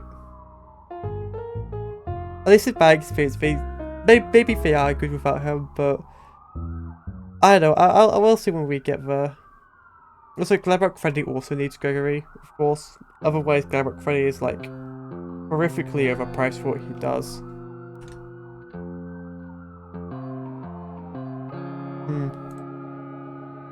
Like, all the security breach customizations are like items that Gregory uses are made better by the presence of Gregory. And because of that, they're partially costed around that. So I don't know. Maybe I'm not right though. Maybe I'm speaking foolishly. The whole point of this stream is to find out. The Old Man, 40% for 0 JP. When you control this card, cards with a light counter can't gain a virus counter and gains this effect. Via this card may scrap this card and a light counter to a card in play. If you deactivate this card and add a light counter to a card you control that doesn't already have one. Off map, adult game. Interesting card. He prevents your opponent putting virus counters on like cards of your choice. This game's very strong if you play him against the virus archetype. Because you could just like lock down their cards with him. You could prevent them from doing their thing. And also if they're using viruses to like target cards with specific things. Finally, an answer to the infinite tongue. Yeah, pretty much. I feel like if you have this guy out, virus sticks are they just stop working entirely. Like, the opponent just has to take the L and scrap those cards. Pretty much. Outside of that, I think he's not good. There's 40% for adding a light counter on cards that don't already have them. You want ideally multiple light counters on a single card. I mean, it's not bad, even without a virus opponent, but the virus opponent is where he really shines. As watch, 30%, you can only play this card if you control a human or a card with Glamrock in its name. Reveal the cards in your opponent's hand. If you control an active Gregory, you may move a Glamrock Freddy to an open space on your map. Off-map customization. Technically, GGY can move it off the card to get more viruses. Oh yeah, GGY can do that. So at GGY, both virus decks play GGY these days because GGY is amazing. So yeah, don't really be onto the virus. We were hoping for all system to work a bit harder instead.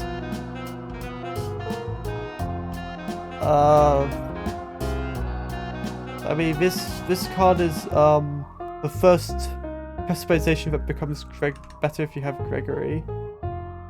Glamrock Freddy moves on his own now. Yeah, he does. Reveal the cards in your opponent's hand can be good for knowledge. But you're paying 30% for that, and you need either a human or a card with Glamrock. Where? It doesn't specify. I assume it means in play, but it doesn't say that. So who knows? Nightmare Plush, 0% for you must be at 0%. You must be at 40% exactly to play this card. Persistent, keep this card in play. Once per turn, when you play a card with a Nightmare in its name, you may discard one card from the top of your deck to have it become aggressive. Off-map customization. It's just good.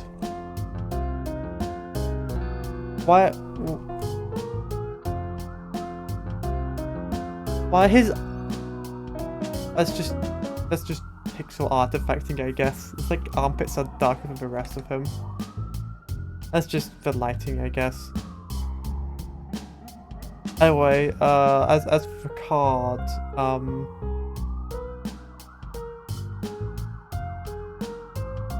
it's good. It's a good card for nightmares to have. It's another nightmare for like Nightmare Fredbear, for example. Anything that likes giving more nightmares, which is nightmare cards. It's good for. It's a good card. Good card. You'd be at 40% to play it, but yeah, you could like discard cards, get more cards in Sour, get nightmares to be aggressive. It's good. Nice card. Chica's voice box 20%. Augment a card with Glamrock, Ruined, or why don't they just have Glamrock in their name already?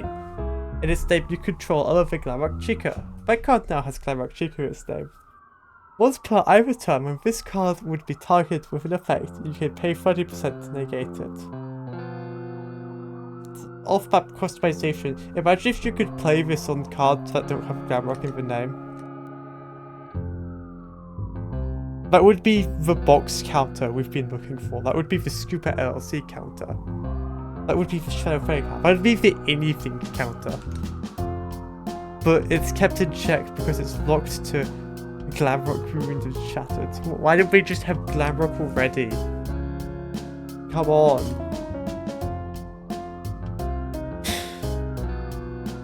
It's really good though, if you're running like Glamrocks, I guess.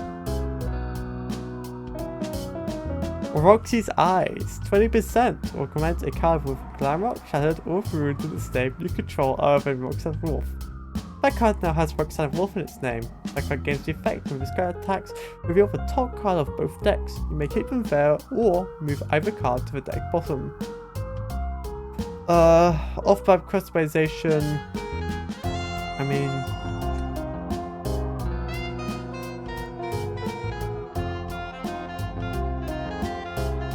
that's pretty nice. That's really nice. You could just like archive your opponent's cards. If there's something you really don't want them to draw. It's pretty good. These customizations are good.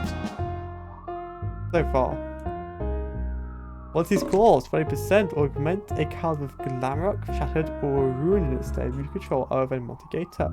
If a card is actually a figure Multigator its name. So as card is player, a chosen card has +1 JP off all cards for decide your choice. Off-map customization. If there's a way to change the name to Glamrock or Reality, that would be amazing.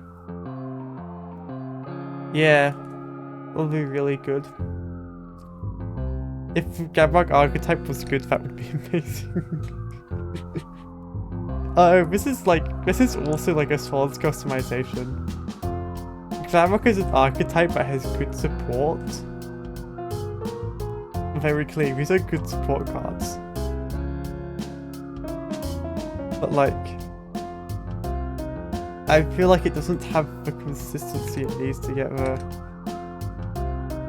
distraction, 10%. You may only play this card if you control a human. You may move an opponent's animatronics with 2 people or less to one of their open throat spaces. There's multiple animatronics, so you could do it. You could do it with multiple of them. Off-map customization. Only 2 JP or less isn't ideal. But like, I can see this being useful.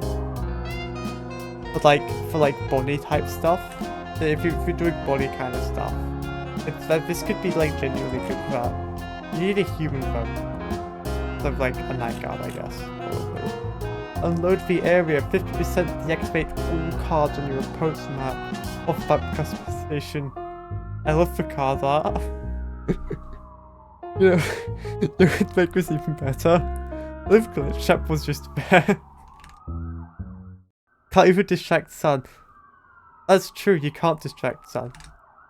Yeah, you can't distract the cards you want to distract the most. You want to get like 3 JP office out trucks, like the Sun Toy Freddy out the most. Oh well. I love this so much.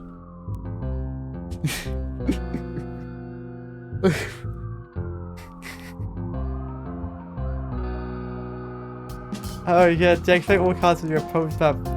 It's good. But I feel like I would prefer to play a bog for 20% cheaper, or a company taser for 10% cheaper. The bog's distraction was specifically silent security breach. Yeah, this is how Sass talking about inaccuracy in his card game. it's for balance reasons. It would probably be like too good if you could just like move free JP stuff out of the way. Anyway, I like to unload the area. This is good if you have a power gate to afford it, but I feel like often it's difficult to play this because you need 50% or more to take advantage of it, which is a lot to ask for customization. But when you do take advantage of it, it's really good. Also, it's required to get Gigamonty out, which is obviously the best use case of this. I don't want similar art to Fast Card, I want Fast Card. Fast Card 40%. Send a card with Rockstar Wolf in its name or Wolf type for Savage to add +1 card JP to a card of characters that you control. The Salvage card can't be played or returned for a salvage anywhere by any effects. Off-back customization. This thing sucks. I don't even need to explain why this sucks. Meme card. Busy Fast, 20% reactivated child human on your map. If that card was Gregory, you could play this card during your opponent's turn. Off-map through customization. This is very good. For like enabling like ridiculous stuff for children. You can reactivate Gregory during your opponent's turn, which I'm sure has excuses. You know, to stop him from being sniped down. It's just really good food card for like child human. Phaser Blaster, 20% target opponent's animatronic in their front row without Monty Gator in its name. It can't attack on their next turn. If you control a card with Gregory in its name, you may add a virus card to that card. Offer customization. I don't know about this one. It's 20% to make an only an animatronic, only in their front row, unable to attack in their next turn. It doesn't deactivate from everything, it can still block with it. So this is for stall, exclusively for stall. I feel like it has too many like caveats. It's only an animatronic, it's only for front row. Like, you fight against nightmares, this thing is worthless, you know? You fight against like Afton, this thing's worthless. Sure, most decks do use animatronics as main attackers. You fight against a deck that uses attackers in the office, this thing's worthless. I mean, no one realized solely attackers in the office what I'm talking about. Like, it probably still stands, but the virus category is nice if you have Gregory, sure. But that's unlikely to happen. There's 2 cards with Gregory in their name. I don't know. Piranha. Oh yeah, Piranha. Yeah, Piranha's something that messes it up. Absolutely. Piranha's not even an animatronic, I don't think, so it wouldn't work with him against him even if he was in the front row. Security breached. 50%. Choose a human in play. Place a virus counter on all cards adjacent to it on either map. Off-map customization. It's overpriced. We have cheaper ways of getting virus counters out. It's 50%, but it's 10% shy of a complete glitch trap. It's more expensive than getting staff bots set up. It's 10% more expensive than a GGY. You know? That's like,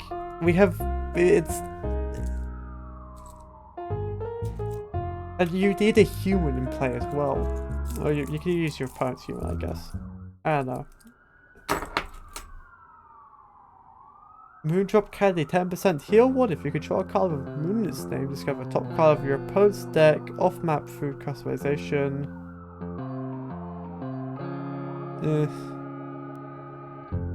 You're only going to be running like food customizations in a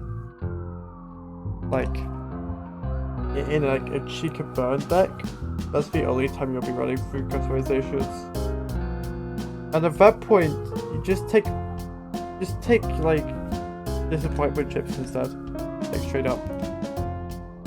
It costs nothing. Solid drop candy, 10% heal. What if you control a card with Solid's name, gain 10%. Off up through customization. I think it's a similar issue, but it's better, I think. You keep the set out for longer. And, you know, like, getting 10% healing one is really nice. It's still amazing. Screwdriver, return a card, 0%, return a card in your event to your hand. Off-up customization, incredibly niche card, but I can see it being useful.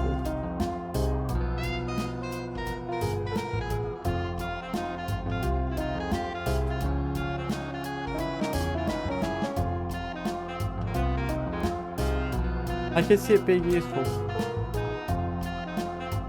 Very niche though. But I've seen people play decks that are useless. You need to get creative. Fast camera, 50%. All animatronic cards without multi-gator invalid the opposed front row can't attack until the end of their turn. You control the heart of Gregory and say you've made a light card to each card affected by this card. Offer customization. This thing is not good. Like, sure, the ideal scenario, your opponent has a full front row of animatronics, completely disable all of them. Can't do anything with their turn. How often will that... Like, sure, that's a pretty cool occurrence, but like, for every time you get that, they'll be playing like string locks, they'll be playing illusions, they'll be playing like something that isn't animatronics. And the Gregory effect isn't even good. Gregory's not a light counter card, he's a virus counter card. He doesn't want for light cards. What's Gregory gonna use those for?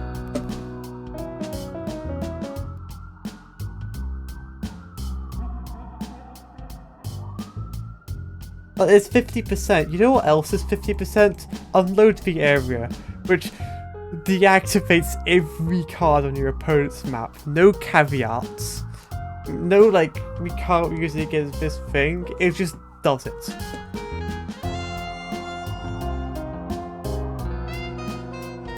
But I miss him, 30%. If there are 2 or more -JP cards or cards in play, you may send a rabbit for salvage.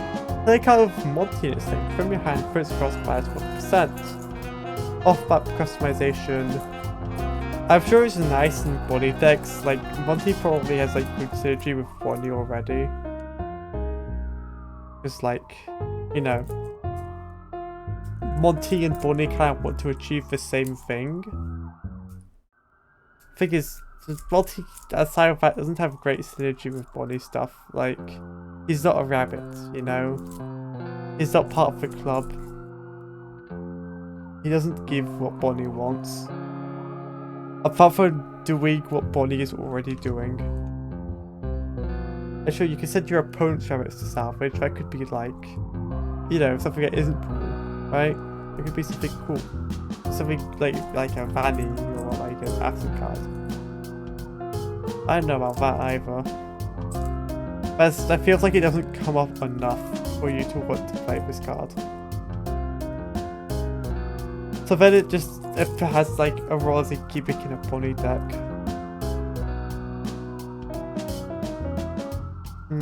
Well, I don't know.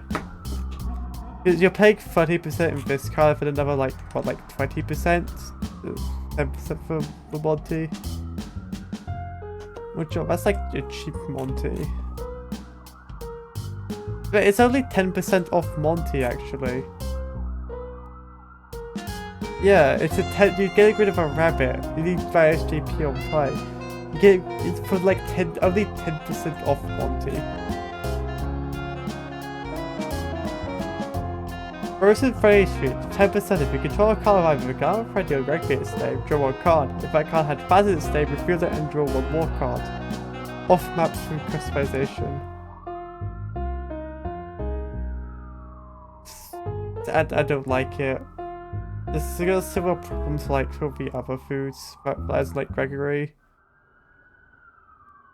It's not. I don't like it. Mr. Hippo Fridge Magnet, 10%. Killer token or customization. You just do that, okay? Off pipe customization. That's, dare I say, this is pretty good. In specific scenarios, however, you could just kill a token. You could just clear the way for your cards to attack. You can get rid of like a really annoying token, like a particularly troublesome door, like Glamrock Endo that your opponent's like invested in getting that 2 JP defense.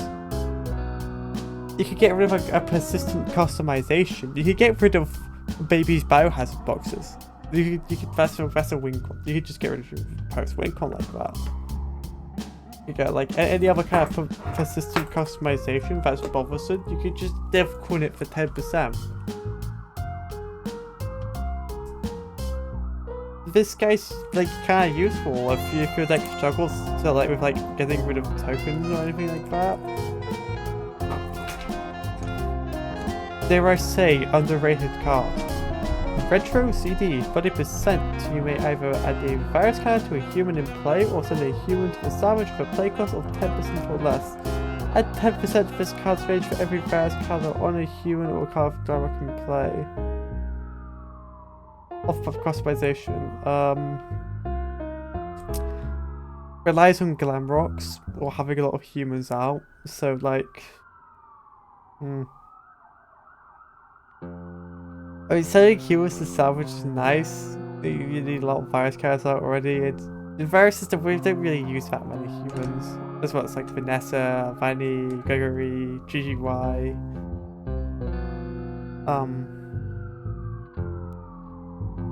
Mr. Burrows.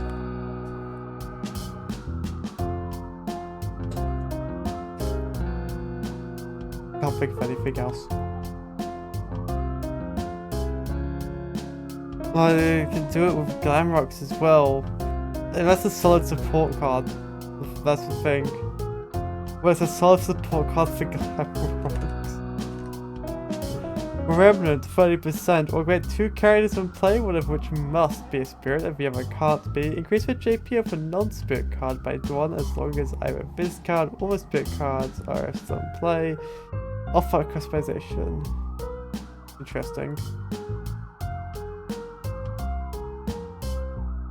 Interesting. This is an interesting card for playing with spirits, honestly. Like, quite an interesting card for playing with spirits. So you can give, like, your on-map cards a little more oomph, which spirits really like. This is 30%. Only problem is, spirits enjoy sending those spirits to salvage. And this doesn't work that well with that, but I mean, like, you get like a 3 JP Space Golden, right? Like that's useful. They're like spirits, they like running like cheap-ish, mid-range-ish 2 JP cards to support the spirits. This is pretty good. I think this is a perfectly takeable card for spirits.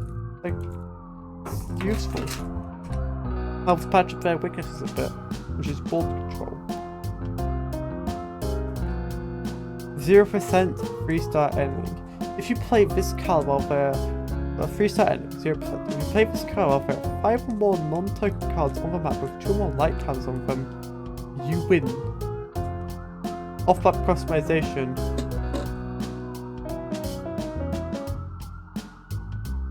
I feel like if this card is doing... This is one of those cards where, like, if it's doing well, that's a litmus test for the game not doing well. No, but for real, it's like... You can get it out very easily with staff bots these days. And, like, Comedy Mask.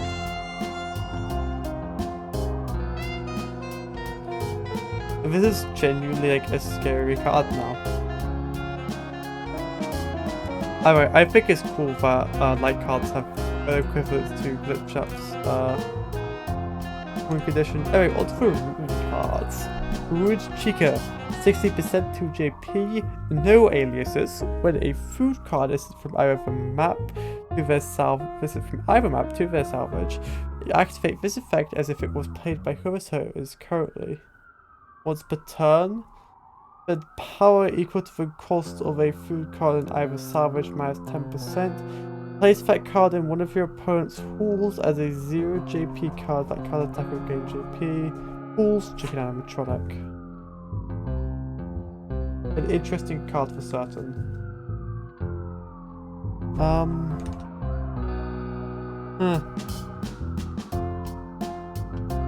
First of all, she's not that rock, which sucks. For Glam Rocks. Well, she's interesting. She's like,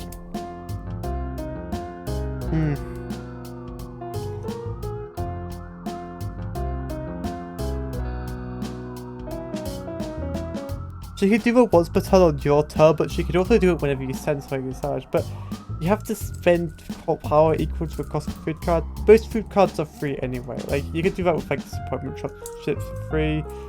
And you can just like gunge up the opponent's wolves. Dare I say, this is a perfectly usable card. The other Glamrock Chica should take after her example.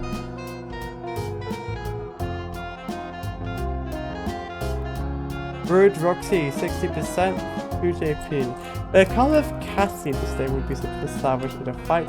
This card may fight in her place with cost 1 JP. You may reactivate Cassie. Once per turn, reveal a card in your hand with the exact same JP as a card of this card's path. This card may attack it with plus 1 JP. Fools, Wolf Animatronic. I don't think she's that bad. Like, but she protects Cassie a lot. And there's only one Cassie, which kinda sucks. But like, that once per turn can be very nice for sniping like 2 JPs.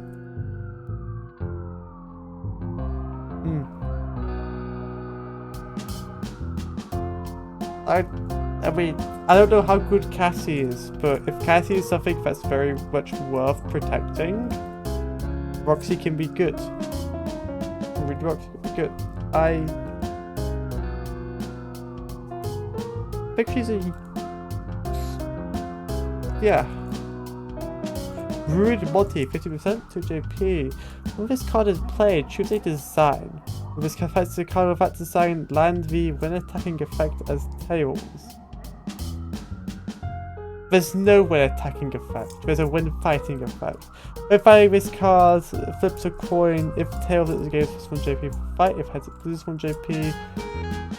Front alligator animatronic. I don't know. I don't know about this one. I mean, for when this card is played, the thing with the design is nice, but the randomness and the fighting hurts a lot, in my opinion. I think that's not helpful randomness, that's hurtful. Because it makes him just unreliable when blocking. Or anything that isn't the chosen design. If your opponent is running like a lot of one specific design, like a mono design deck, it could be really nice.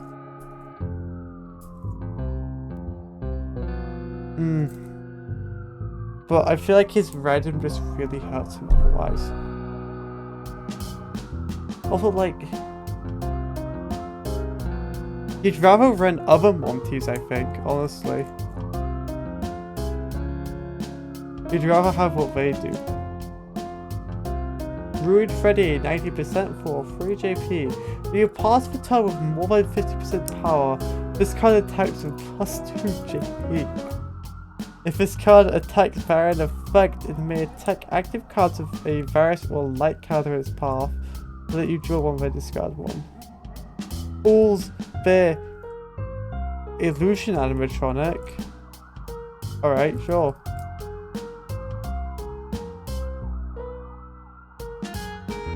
I mean,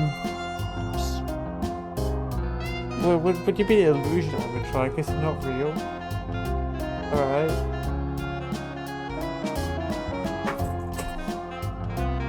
This is a really power-hungry card.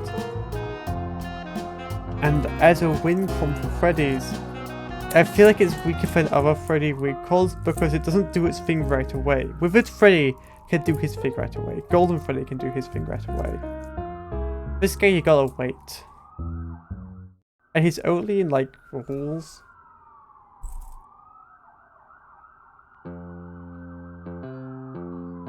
And you can't black out him. You cannot black out him. So you can't make him unblockable.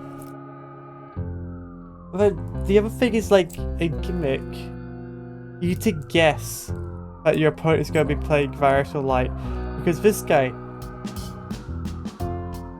like, outside of the fact he has no synergy with Virus and Light.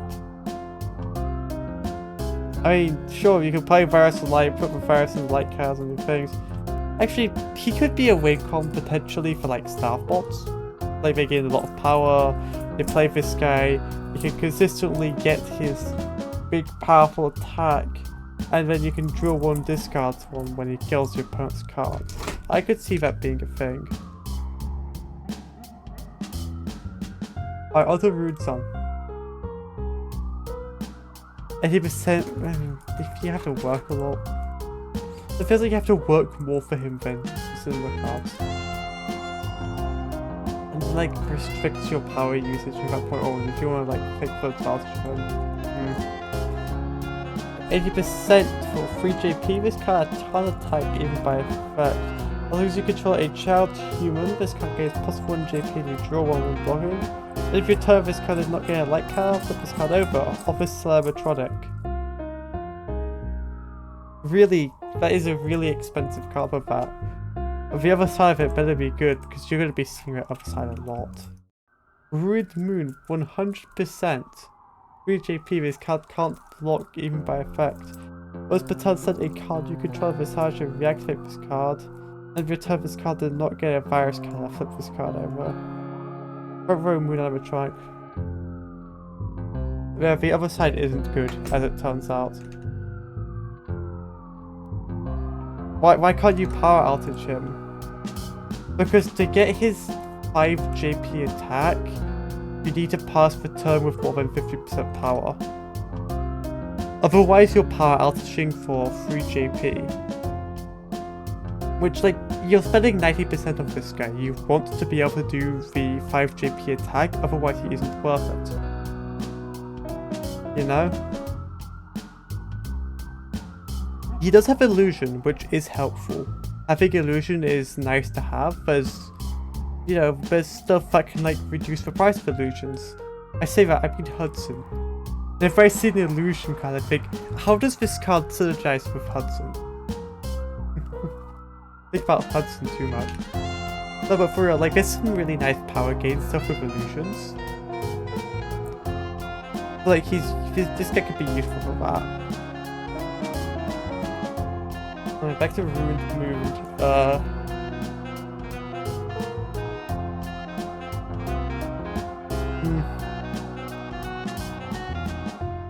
I don't know if this is worth 80%, let alone 100%.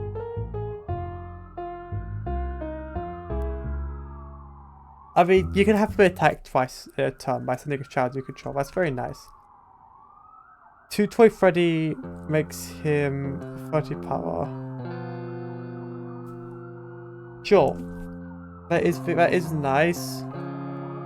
But you could say the same of any Bear animatronic. 2 Toy Freddy's makes Withered Freddy 10% power.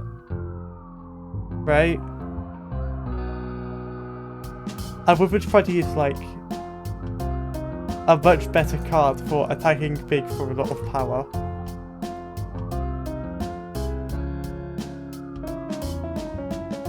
Two Toy Freddy's makes Funtime Freddy 0% power.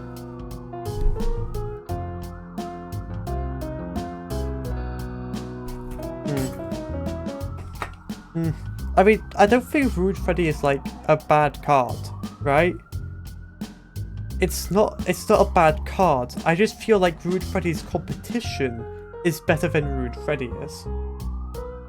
Although, notably, he is a he is a boss for Illusion.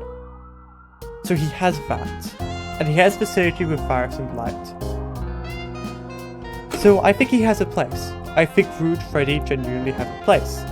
It's just not as a as a win con in a bear deck. That's not where his place is.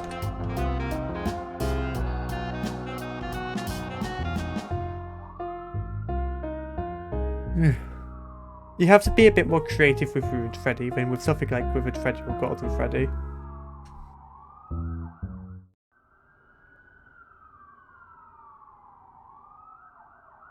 Yeah, Ruined Moon is like... I feel like Ruined Moon and Ruined Sun are both, like, pretty overcosted. What they do is good.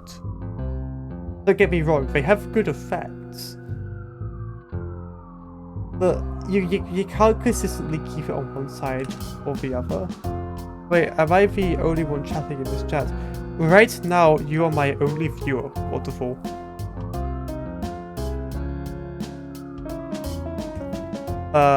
So, yeah.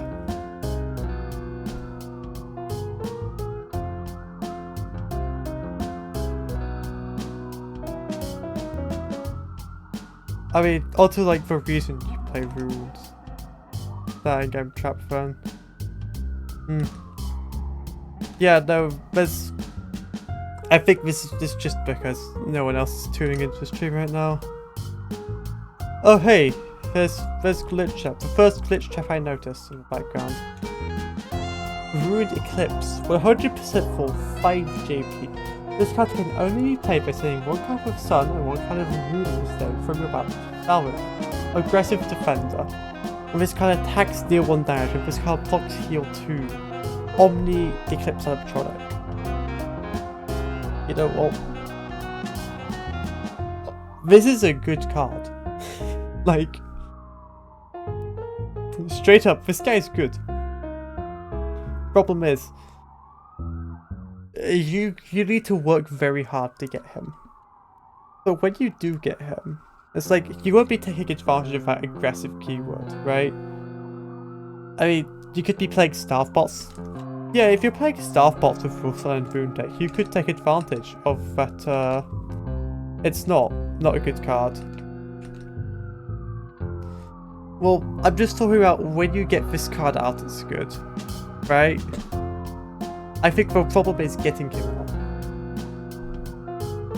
You're selling 100%. You're killing a Sun and a Moon. You're losing a lot of map control.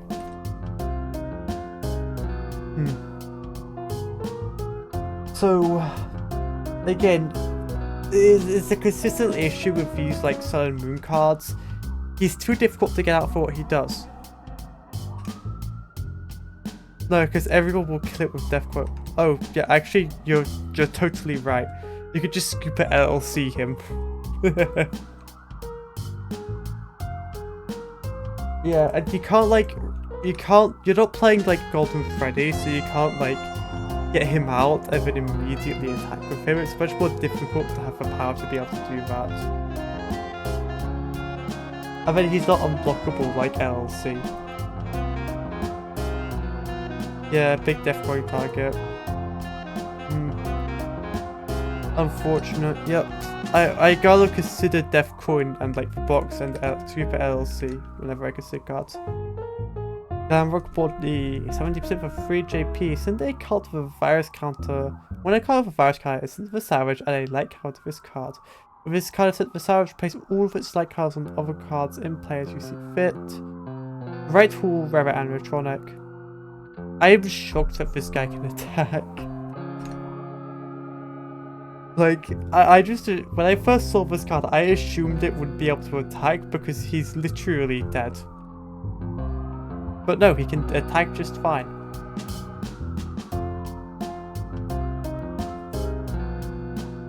I mean, he's technically not dead, he's like using his AI to control the wet floor signs. All of its light counters and other cards in place. So, the work body is intended for the hybrid virus light playstyle. The idea is that you get this guy out, you get a bunch of light counters on this card, he dies, and then you're almost set up for a 3-star ending. That dude is useless except for 3 JP. I mean, for 3 JP, he's ever crossed it. You know, giving him the benefit of the doubt, I get what he's going for, but the hybrid light virus playstyle already has better stuff than this. Like Comedy Mask. Comedy Mask is a superior card for turning virus counters into light counters. And like, you can't rely on fighting against the opponent that uses virus counters to use him. Mask Star Fort, 40% for 0 JP. When this card is played, reveal the top 5 cards in your deck, then add 2 cards of Mask in their name to your hand, an archive. Once per turn, reveal a card of Mask in its name in your hand, when one human you control cannot be attacked until the end of your opponent's turn. Omni, Human, Animatronic. And we call and add 2 and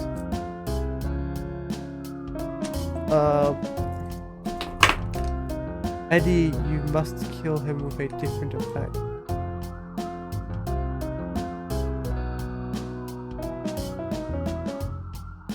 You gotta kill Glamour Bonnie with a different effect. Add a item.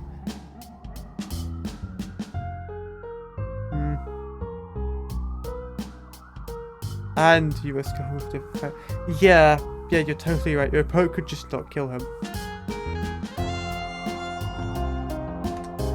You're totally right there. But probably with a lot of things that require your opponent to kill a card, your opponent can choose to not kill it. Although that argument didn't exactly work for Afton, because it was very difficult to choose not to kill literally every card on your map. But if it's only one card, it's much easier. Right, Mask Staff Bot. Yeah, I mean, it's good for drawing masks. It's good for protecting humans if you've got those masks out.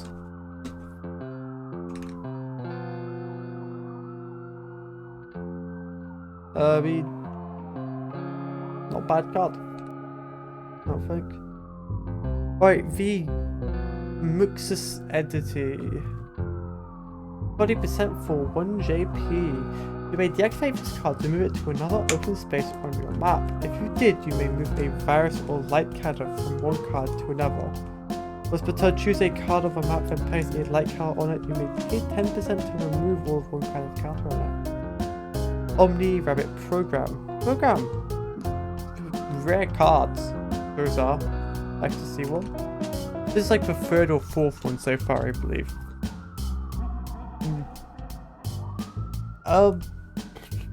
There's like... Also, dare I say, this card is like, alright. He's a very cheap Omni card. And very cheap way of moving virus and light, although there are significantly better ways of doing that. You can remove counters from your opponent's card, which is only really useful in specific matchups. But in those matchups, it's a very valuable ability to have. He has to deactivate to move around and to do the virus and move virus and lights. Sure. But the thing is, GGY is 10% more. Vanessa is 10% more. And those are like leagues above this guy. I feel like that's the problem with him. He feels too weak unless he's in a specific matchup. I mean, it is another way of moving light counters, which the light archetype lacks a little bit. So that is helpful.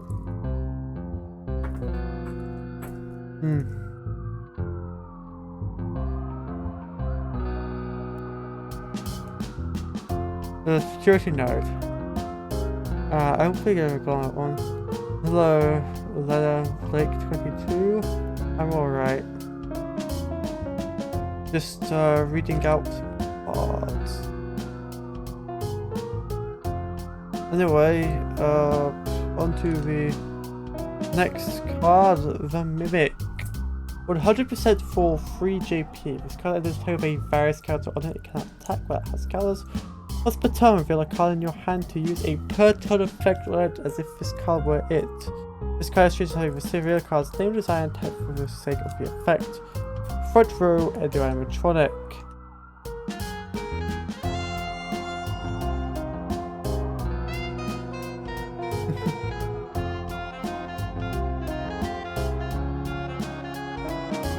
Anyway, I feel like the Mimic is the first card of its archetype, and it's a little bit of a rocky start. I'd say this game's a little awkward to play. You have to get rid of your fire scanners for it to actually do anything in terms of combat. However, being able to use per turn effects without playing those cards is an effect that cannot be stated how strong it is. Like, that is a very strong effect.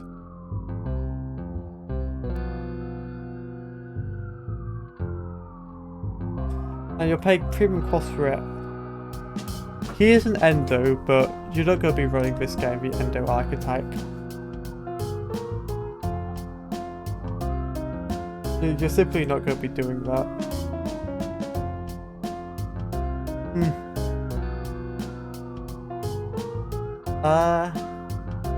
Yeah, I think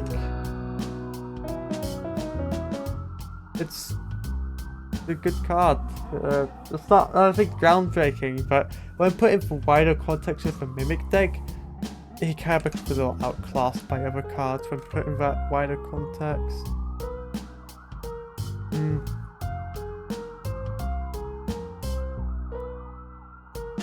But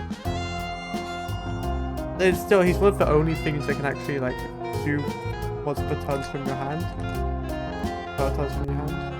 Useful. Also, the Mimic costume, 100% for 3 JP, but not really. When this card is played, choose 4 unique character cards in your salvage. From the cards, choose 1 card's JP, 1 card's design, 1 card's type, and 1 card's effect text. While this card is in play, it has those aspects of each chosen card. This card cannot be played if you don't have 4 or more non-customization cards on your salvage. Omni, Chimera, Endo, and Metronic. This is where it's at.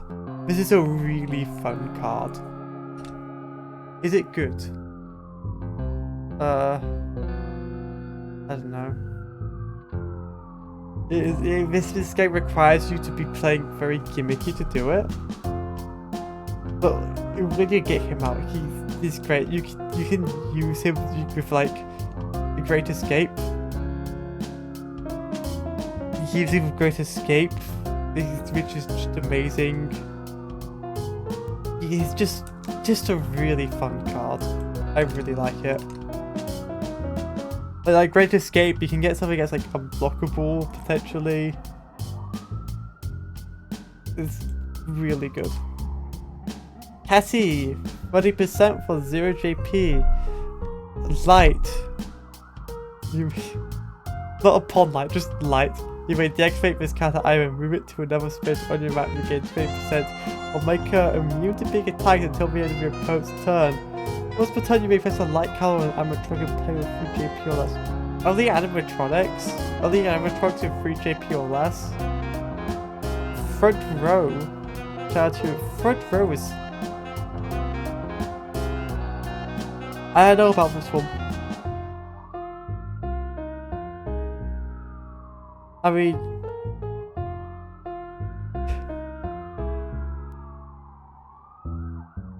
if being light instead of upon light, I think light needs an update like Varus did, personally.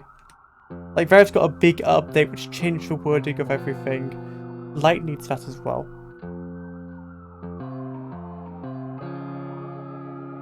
That's my opinion.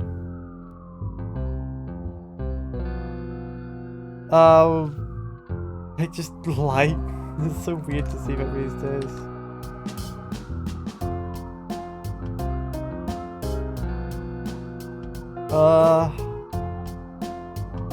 Yeah. Oh, sorry, let's go to help next. I mean, I don't really know what to say. Helpy, oh hey look, it's Glitch Trap. I haven't seen you in a while. I don't know what you're doing here. You don't really have any hand in Ruin. That was all the Mimic's doing. Helpy, 20% 0 JP. I mean, some people believe Glitch Trap was the Mimic, so here is that. 20% 0 JP. When a virus or light card gets added to a card, you may deactivate this card and pay 10% to draw one card. Start of your turn, if you control a card with virus or light card, gain 10% from the end of this card. Off map, their program. Another program, nice. And as for like the card itself, it's good.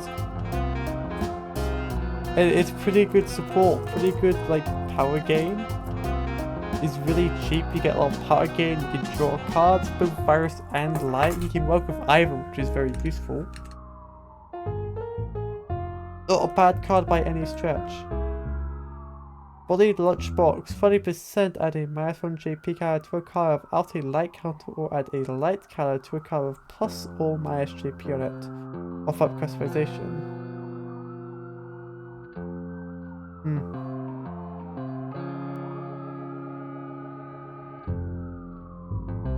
I mean,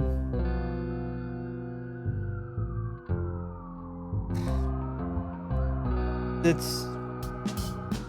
don't really know how to feel about it that much, honestly. Like,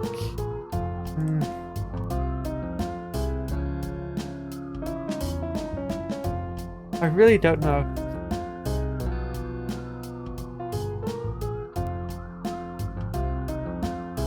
I mean, you guys have just put my SJP card on the card. Like, you would be putting like that many light cards on your opponent's cards, that's nice. It's cool if you play like Foxy or something, I guess, if you're going for light Foxy, but who does plus JP cards with Foxy? Putting light cards on your opponent's cards, like, those things are difficult to move. You'd like Muxus, or maybe Cassie.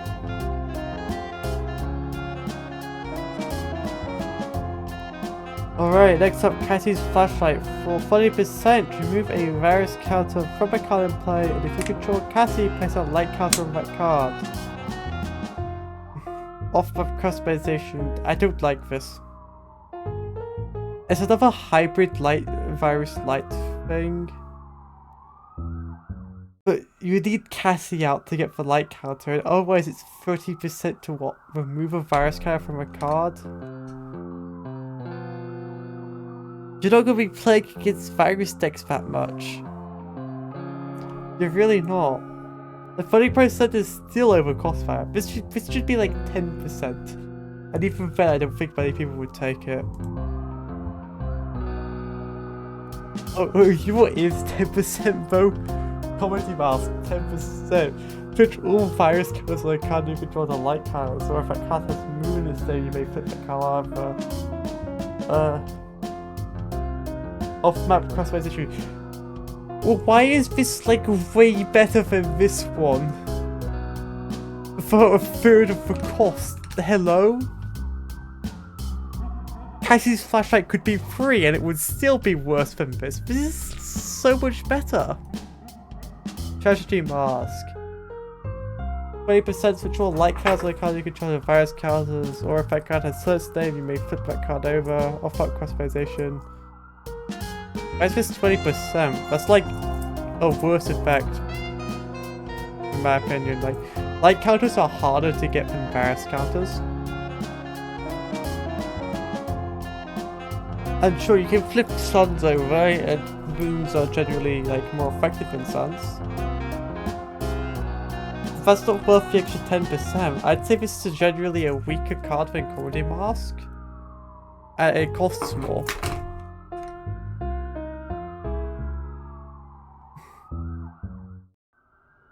Vanny Mask, 30% augment a human you control on a map and move it outside of a map. This card can't deactivate to use effects while off the map.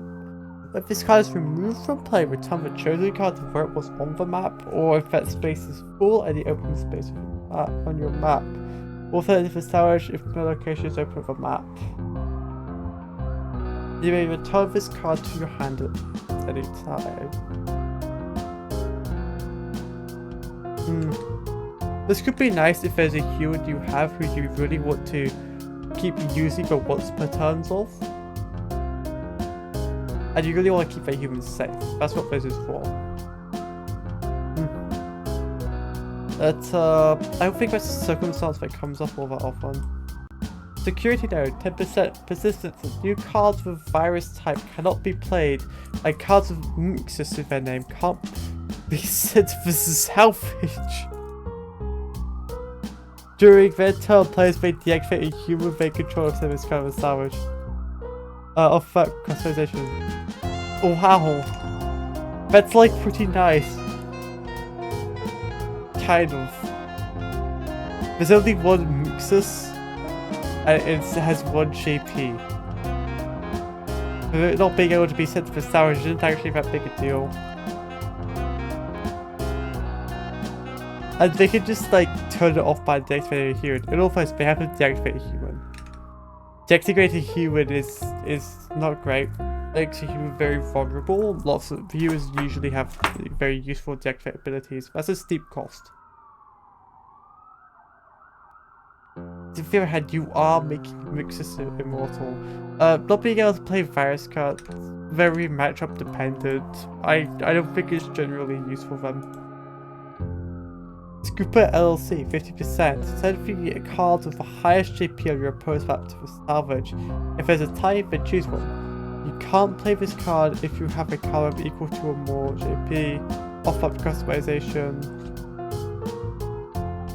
I mean, like, it's just really good. This is like a cornerstone of the meta. Meta defining card. It's amazing. If you're like running like a lot of 2 JPs, you can get rid of 3 JPs. But if you're running like Mad Endo and Jackie, you could just attack with them, and then you could just get this out of your opponent's 3 JPs. It's really good. The Blade of Light, 40%. But when choose a card you control and keep this card in play as long as the chosen card is in play. Add the light color to that card and it gains possible JP. And that card fights a kind of virus, deal 1 damage, gain 10%. Off-up customization. This is good for virus decks. Ironically enough, I don't think it's as good for light decks. Because virus decks can easily like put virus colors on the card they want taken out. And this card enables that so well. And you even get power and deal damage for it. With a +4 JP, you just get that. It is a very solid card.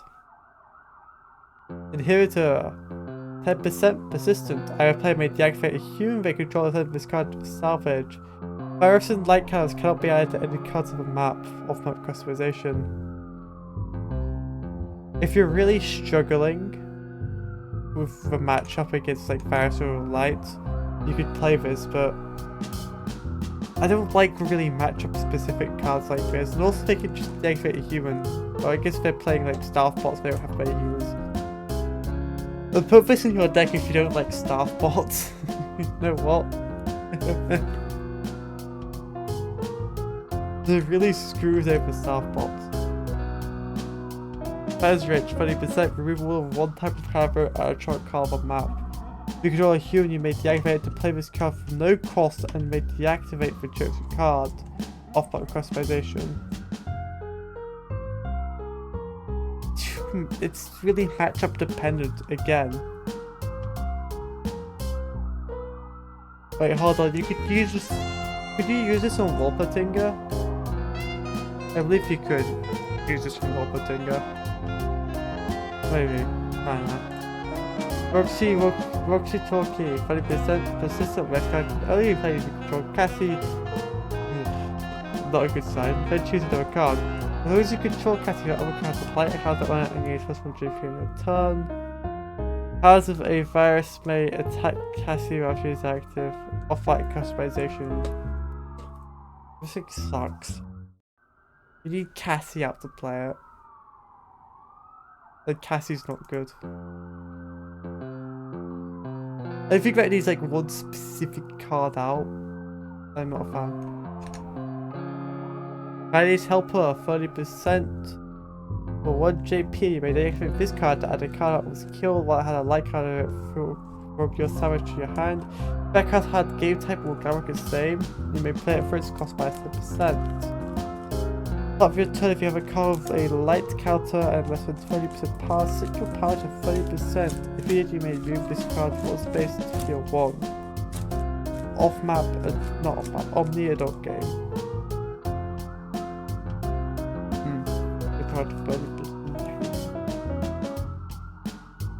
This is pretty good light support. It's pretty good. It's also Glamrock support, which is automatically a worthless rate. Because Glamrocks are worthless.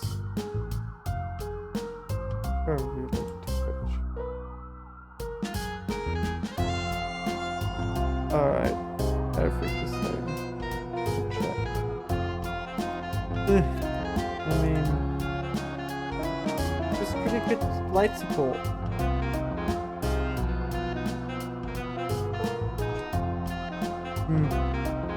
Like a Guilty Gloves. Why doesn't he do LLC? He's the protagonist of Help Wanted 2, right? Why does he do LLC? Whatever. For a token, Lolbit LLC. No, 1 JP, you cannot play this side of the card. Sorry, not a token, it's this other side of the armor. Once per either turn, when this card would be attacked, you may move it laterally 1 space. Once per turn, you may place 1 endo token treated as having fun time in its name in your front row. Alright, well, to the tone, this one's useless, we have to look at the other one. Fun Time Foxy LLC, 70%. 2 JP, if this card attacks, you may discard a card in your hand to add a +1 JP guide of this card on your return. This card will be sent for salvage, you may flip it over instead. Fools, Fox Animatronic. Interesting.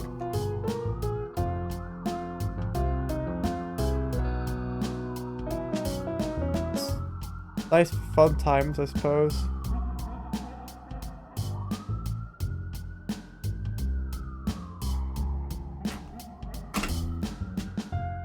But quite nice fun times. I mean, we used to do like fun times with balls. Look, 70% is steep. On the other hand, you do put a lot of tokens around, and you're quite strong. It goes from being like an offensive card to quite a defensive, annoying card.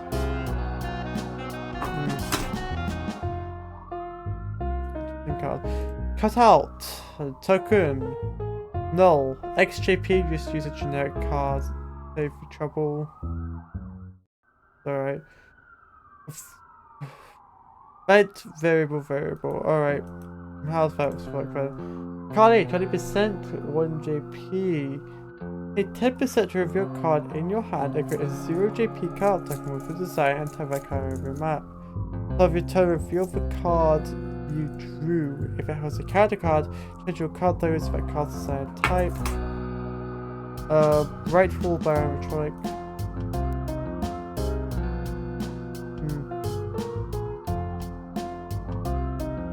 So why does cut out XJP and like vent?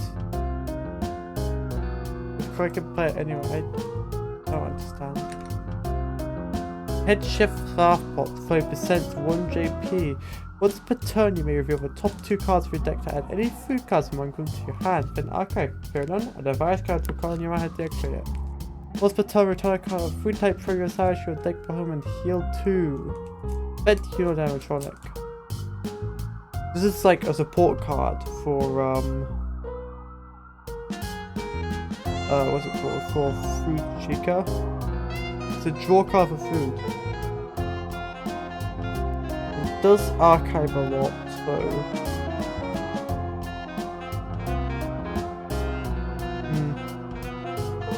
and if you did find anything, you deactivate your cards. Oh, it is nice that he returns cards from salvage for deck bottom. Like heals 2 when doing that. Pretty useful. But archiving and deactivating your cards is. Grab Baby LLC. Wait, hold on. This guy's not LLC. Now it's Carney. They're both from Help Wanted 2. What gives? Grab Baby LLC. 80%. Free JP. Aggressive. This card can only be played if you have a child in your salvage. It can only be played from your hand. Oh. Why can't you play her for salvage? When this card is played, you may deactivate this card as a child from your hand or map to salvage and gain power equal to its play cost. What row do you want animatronic? Okay, so you're trying to make back the 80% cost. But you have to deactivate her to do that. There's either an 80% free JP aggressive, or like you deactivate her when she's played, so you can take advantage of the aggressive. She becomes vulnerable. Doesn't have fun time either. No, she's an LLC. LLCs usually don't have aliases.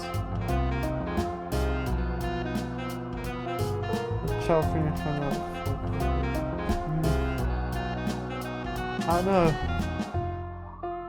don't know. Lefty LC, 60% free JP is can only play if you have puppet.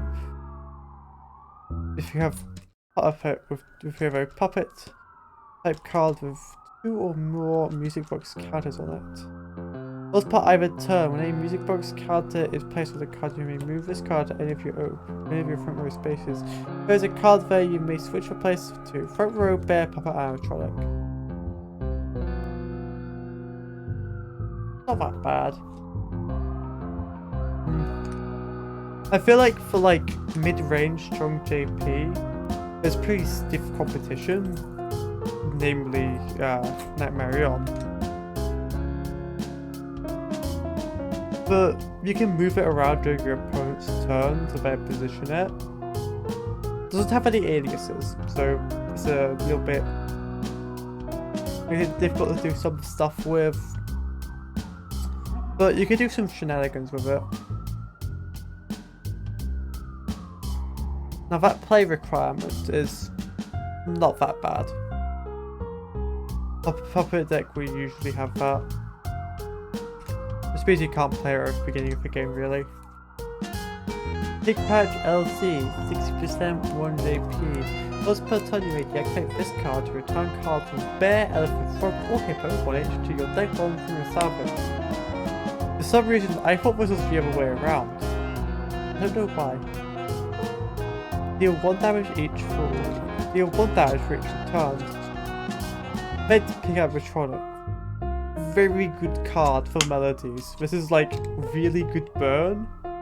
And it also gives something to do with the melodies for when they're dead. A solid card. Jacko Moon. 30% 2 JP. Always lovely to see that. You may scrap this card to flip a coin. If tails, place a virus card on all cards in adjacent spaces. If head, hey, these aren't coloured in right. If heads, place a light colour on all cards in adjacent spaces. Maybe it's a fun time as often as absence is.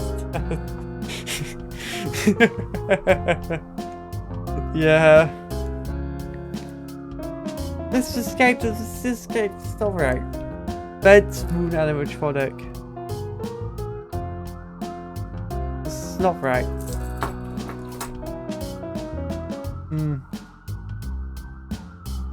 Yeah, it's one second, I need to go tell Sasquatch. The virus boundaries. Where is the words? The virus should be colored. Where's that light?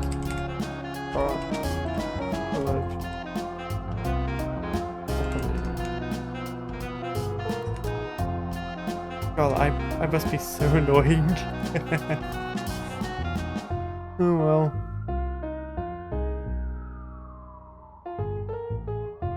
I mean, it's 30% for 2 JP, that can't be bad. The gimmick being so random isn't, like, ideal. You can't really play around that very well. But it's not worth taking damage and putting a lucky boy in your deck for.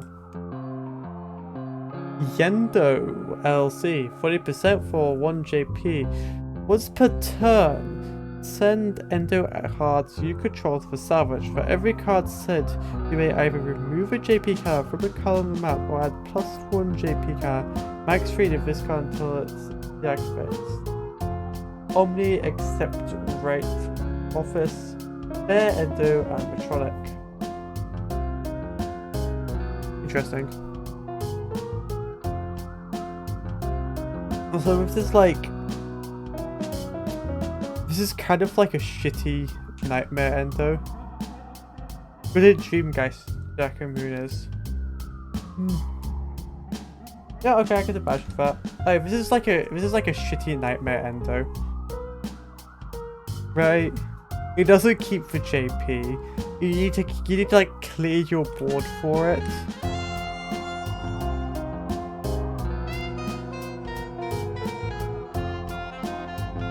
It's like it's only 10% cheaper.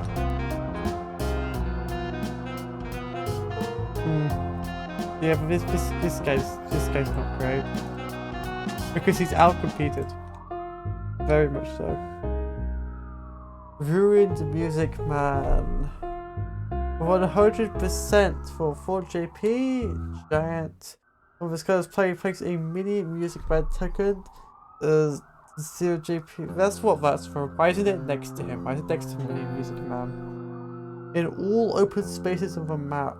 Front row Spider-Man Metronic. So, interesting card. You spend 100% and he puts this big 4 JP card on your map and you like flood the map with little things. It's still an office end though, those are good. I mean, fair, Yendo LC is still an office end though. But I would much rather have the original Yendo. I know, I feel like he's just outcompeted by like similar stuff.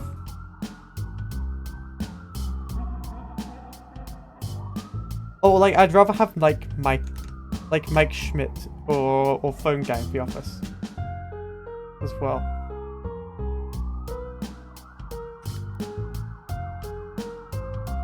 You know, but the office space is valuable.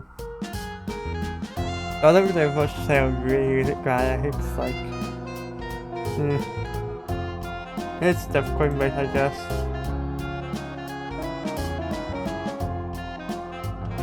The Type Chica LLC. For 60% you get 2 JP, and if your turn of your reports open you may move this card there. If there's a card with font type same there, you may switch the position of the two. Once per turn you may place a cupcake token in your office by discarding the top card of your deck. All Chicken Animatronic. Really solid card. Convert Endo tokens to damage in a pinch. Yeah, it can do that, but so can Mendo and Endo Army. And you're taking 3 of both of those in Endos. And also, Nightmare Endo can convert Endo tokens into damage. Like, way better. I'm not saying it's bad. It's usable, but it's very outcompeted. You know?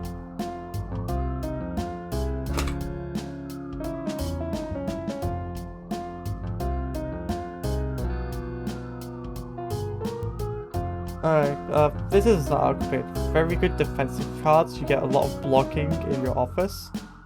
Like every turn you can get a 0 JP block in your office. She could like move around at the end of your turn, swap the place to a fun type. You can do shenanigans with that. There's like quite a few Chicas that do that, huh? That's like 3, right? To like move around. Yeah. weird. No, it's like, oh, it was a good card. It's nice. This card. Blendy, 10%. Discard 2 cards of food type from your hand to deal 1 damage. Off-map food customization. Infinite block. Yeah, infinite block. That's just really good. Really powerful defense. No, Blendy, it's not worth it. You want to be playing those food cards rather than getting rid of them. Like, just use bad pizza instead.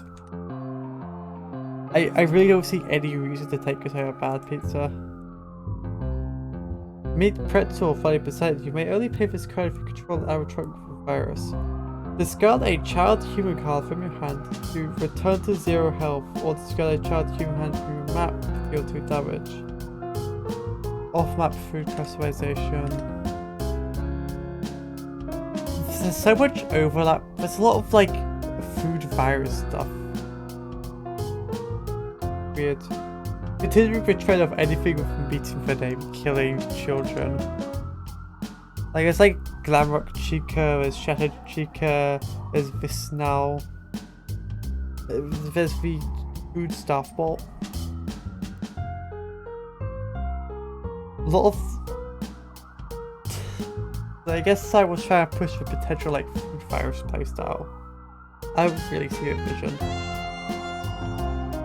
I mean, if you have an arrow choke with a virus, it could be good, but you need so much. You need an arrow choke with a virus, you need a child human in your hand, or the map. You don't have any of those things, it's just eating up the hand space. You know? I don't feel like it's worth it therefore. Chica Chowder. 20% heal 2 with effect cannot deal damage. If this card was played by an effect and you have a card with Chica its name in play, you may gain 5% power. Off-map food customization. Pretty nice for food Chica, I think. It's like 10% for healing 2. It's pretty nice. Yeah, if you play with an effect. Or like 10% for whatever other like shenanigans you're gonna do.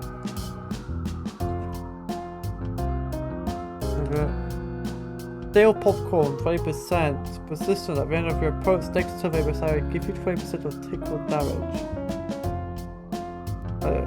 Your opponent's next turn, like, I bet it just stays on the map and doesn't do anything. Off-map food customization. I feel like the wording of this needs to take another look at. The main that lets you power over. Oh yeah, that's a really good point. Yeah, that's really nice. But so something of every turn. So if you defend next turn, and then it doesn't go to salvage. It just stays out. But you want to be putting your food cards in salvage.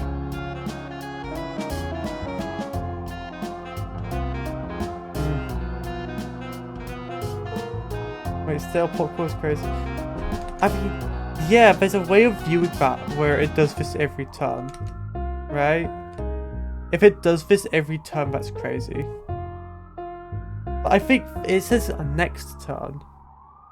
So that implies that it does this effect once, and then doesn't do anything afterwards. Awesome food puppet. Maybe. The wording of this needs to be changed. I don't like the way this is worded. Because it's not clear, like, what exactly it does. Do you keep doing the thing? Do you put it into salvage? Do you just keep it in play and then stop doing the thing? It's not clear.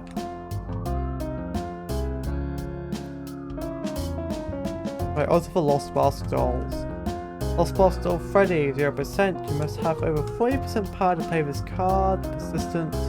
Once per turn, you may pay 10% to draw one. Off-map customization. It's good. You can use it for power choking. Oh, I thought it was every time. Yeah, I'm pretty sure it's not. It doesn't think it sits there. Yeah, it's like... That's really bad. It doesn't even go to salvage. You can't even do food stuff. You can't even do like food salvage stuff with it. It's like half of what Food Chica does. They pay 10% for... This is slow. This is a nice card.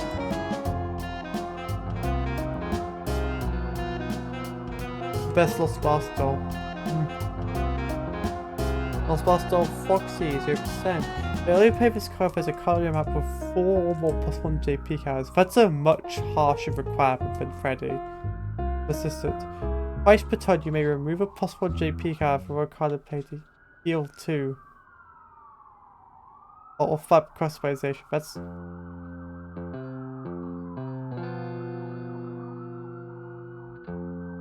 I mean, sure, if you're behind you can do that.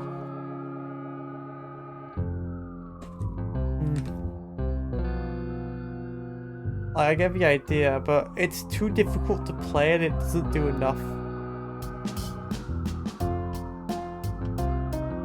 Lost Bastille Body 0%. You may play this card if card control, set another card for side this turn system. That's very cool. Once per turn, remove a -1 JP card from a card to deal 1 damage, off up customization. Very easy to play card. But,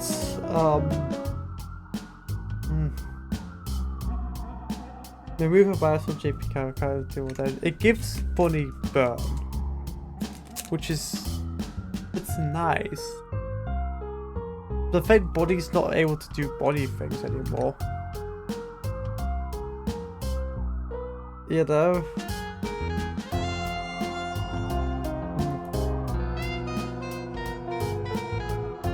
No.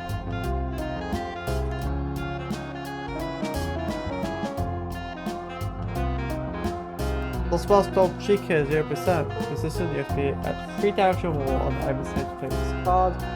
Another pretty easy one. Once per turn, you may take 1 damage to gain 20% off up customization. If you really need that power, like if you have something you really want to spend that power on, it would be useful, but it takes Chica further away from what she wants. That's the problem with it. The Freddy one doesn't really take Freddy further away from what he wants. Freddy can spend that 10% just fine. He doesn't care, he'll just get it back later. It doesn't really slow him down much. Freddy wants to spend power anyway. But like, taking 1 damage is very counter to what Chica wants to achieve. That just slows you down so much. Lost Bastille Golden Freddy 0%. You must reveal a card with 100% play cost in your hand to play this card system. So if you remove the surprise factor of like Golden Freddy, then you play a card with power cost 100%. You gain 10% power. That's it. Of map customization. I mean, sure, you could use it with other things to like make playing Golden Freddy easier, but 10%. You can use it to make Golden Freddy LLC easier to get out. Neutral damage with a Susie. Oh yeah, that's fair. I think I'd rather people want to use Susie to just like kill your opponent. With like burn. Lost Bastille Puppet 0%. You may only play this card when a music box character is added to a card you control during your opponent's turn. Assistant. Has to be during your opponent's turn, that's rough. Actually really good at Golden Freddy. I'll take your word, I don't play Golden Freddy that much outside my Freddy deck. Yeah, I'll take your word though. No, that is really good. Jill. Oh! Oh yeah, you're right actually. Yeah, because that was revealed anyway. That's like... Yeah, and you get power, but it's like...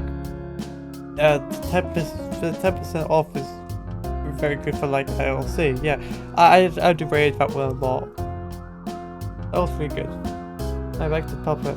First part every time when a puppet gets a music box card and another music box card with different card you control of both customization. Thing is, it has to be during your opponent's turn. And these days, a lot of what Puppet does is gain music box counters on your turn.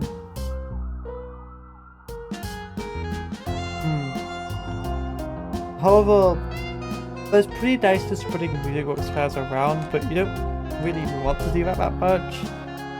You want to be putting a lot on one card, really, but it's just not bad. I feel like maybe it's out-competed, but I don't know. Don't play Puppet. Fastfall's Freddy, 10% for the top 3 cards of your deck, and one with very same Pokemon Archivist. All the other Fastfalls are just the same thing for the other main 4, so I'm just going to talk about them together. I mean, they're perfectly fine to search, but each of these decks prefers search cards that also do other things. Like, you'd rather be playing an adventure card for 10% more that searches further and also has another effect. Or like, a novel spirit for 10% more that also gives you power. Fastfall's Unknown.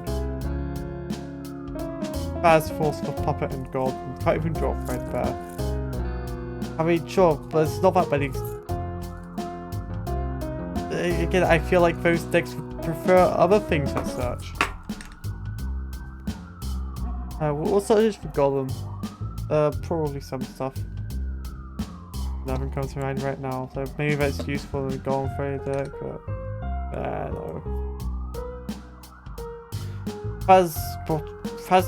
Phasbottatron. 10% for every unique Fastfall's card in your salvage. Okay, make up for salvage.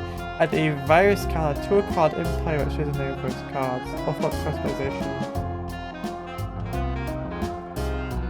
You need to be putting your deck into a deck directions to do it. You need to be playing a virus. You need to be playing like multiple of main 4 to like guarantee that you can actually get this out. You'd be playing a virus when you want virus and like some of the main 4. That probably means playing Great Lamb Rocks. So, not good. Mystic Hippo's Blessing. 50% play the top 2 cards of your deck and add 1 card from your hand and salvage in your palm and shuffle them. Discard all cards but 1 and play that card for minus 90% with a virus with light counter on it. Offer customization. It's a gambler's card, it's for gamblers.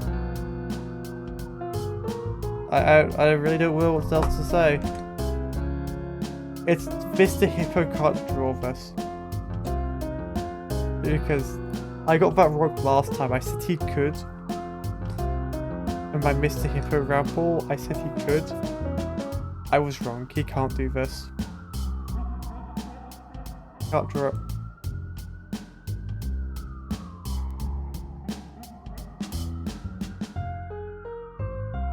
Oh, gambling card. Not much else to say.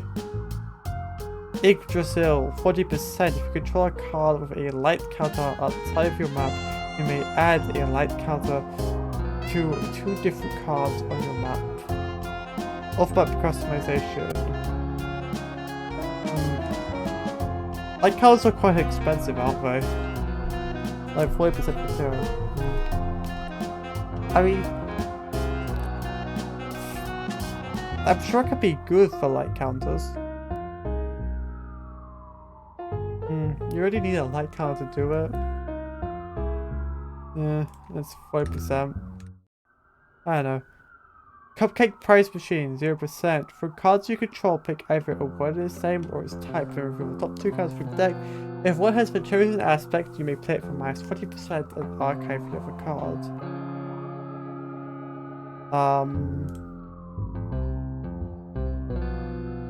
I don't know.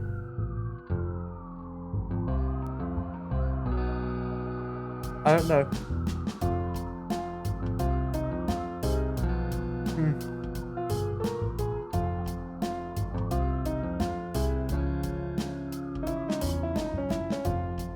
Yeah.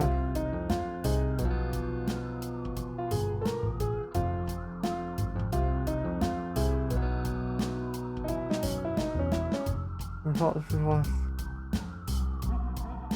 I mean, it's like you're relying on drawing your deck's archetype. You have to archive another card to play one for, but you don't know what's going to be for by 20%. I guess if you know what those cards are going to be somehow, then it's useful, but I think it's with hinging it too much. Lost Body Mask. 10% reveal the top 5 cards of your deck and add 2 colored light vein card types to your hand with an archive. Off back customization. It's a mask, so that's good for mask stuff, but and it's good for searching with light gimmicks. It's pretty good search. It's a cheap customization as well. It's good. Onto a bunch of cards that should have alias LLC. Cloud Spring Trap, 70%. 2JP, you may scrap this card and send 2 cards with a combined payoff of 60% or less. Doesn't have to be 2. Throw a map to the salvage. When killed, return a card to trapped in its name from your side to your top deck, except Cloud Spring Trap. Right Hall, Rabbit Spring Lock. I remember the absolute terror that was what this game used to be. As he stands right now, I mean, it's pretty good still. Like, there's still like a very good scrapability. Still very strong. His weight kill effect isn't as good, but not bad.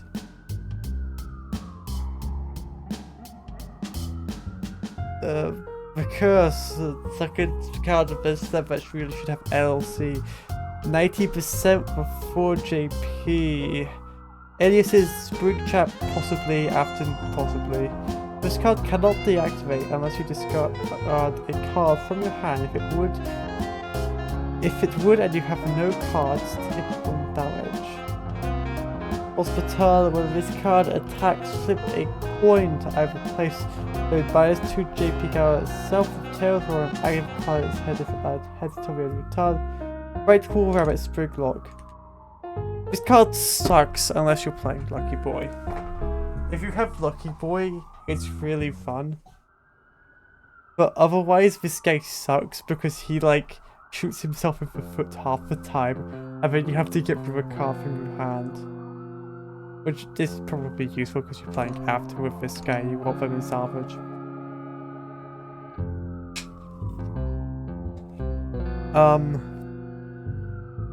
But yeah, it's like a really fun card, not a very good card. I think of like the 2 after bosses, this one is clearly the inferior. Even after the nerfs to the other one. VR Toy Freddy, this also should have LLC. 50% for 3JP, this card can't attack as per Toy Freddy tradition. You may deactivate this card to play a card from your hand for its cost, minus 10% for every virus card of this card, minus 40%. Hospital, if you control a card of a virus card, you may add it to this card. Left Hall, Bear Animatronic. Very good card. It's just really good. You get very cheap plays. He's a 3JP in the left hall. If you become a attack, that's good for defense. I like his cost.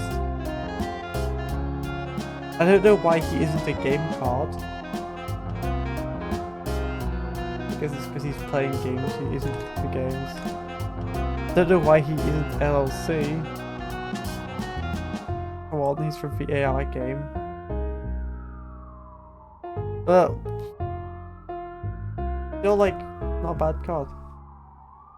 System error Toy Body, 30% for 2JP. This card can't attack normally. This card can only attack cards with your opponent's back with various colors.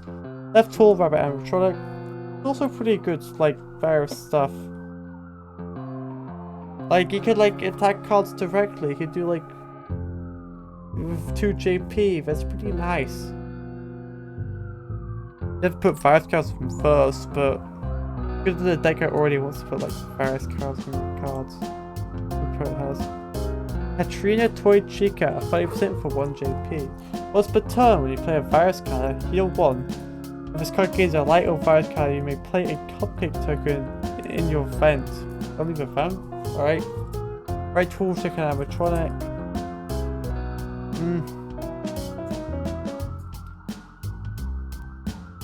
The problem with this is it's once per turn with the viruses, so you can't spam it like other virus abilities.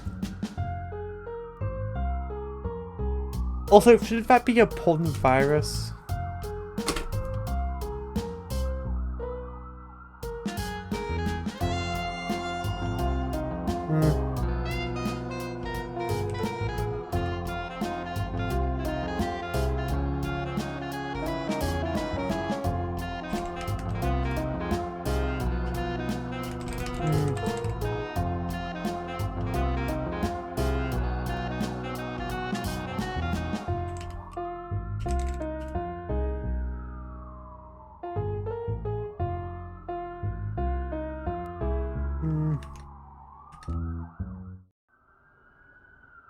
I'm probably being really annoying with this, but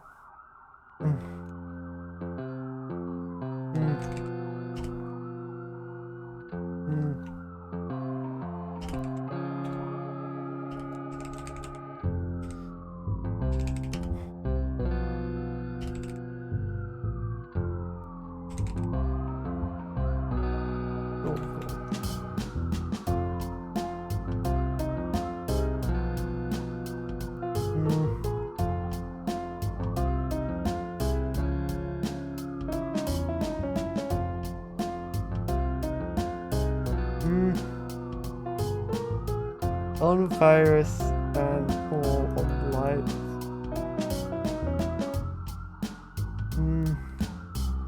Actually, I don't know if it should be on virus actually.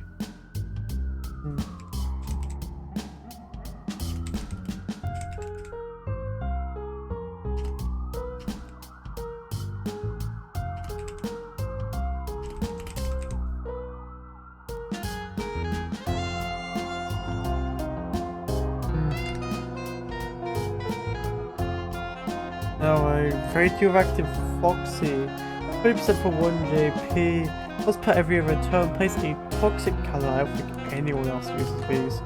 On an opponent's card on the map with 4 or less JP. On that card has a toxic colour. If this card gains plus 4 JP, while the opponent's card blocks gain 10%.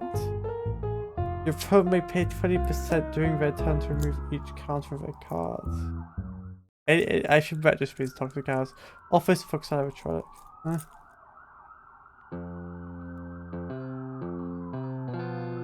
I don't know why you would. I assume it's 20% for each of those counters, yeah.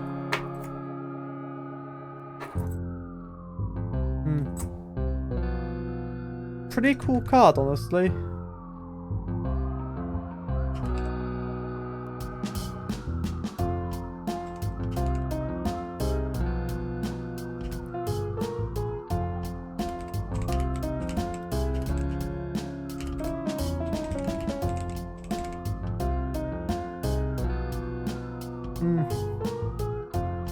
Good for like power.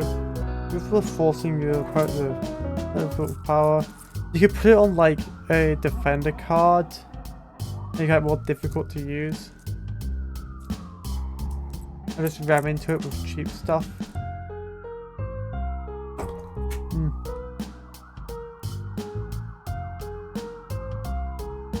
Like the doors.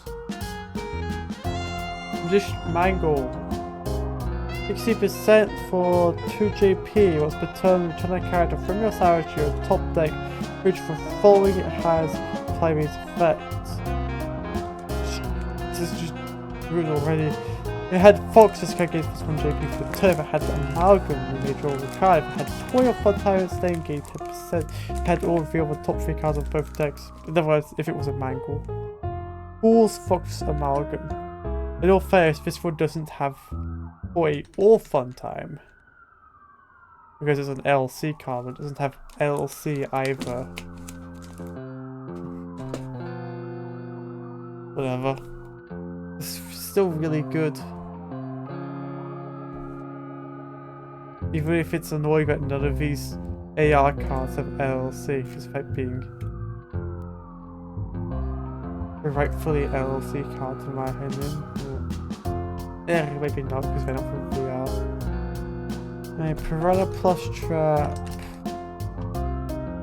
For 40% you get 2 JP, and if your turn this card is active, flip it face down. While face down, it cannot block attacks to be targeted with cat, and can't be killed by character effects. Never stop your turn, flip this card face up. Office Rabbit Plush in quotation marks. It's a good card. It's a 2 JP if you attack the office that like when you flip down you can't like Shadow Freddy it or like body it. Not a bad card. Liberty Chica 60% for 2 JP. May deactivate this card to make both players reveal the top cards of their deck 1x1 until I review panic customization. First player to do so may either add it to their hand and deal 1 damage or activate its effect for no cost. It appears for the once set high atomic cards your deck to no effect.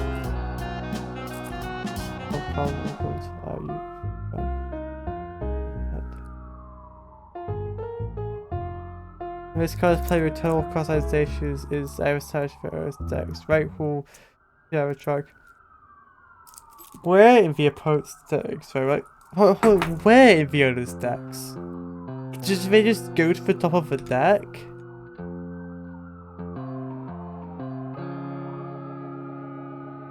If that's the case, that's like nice. But I know that's probably not the case.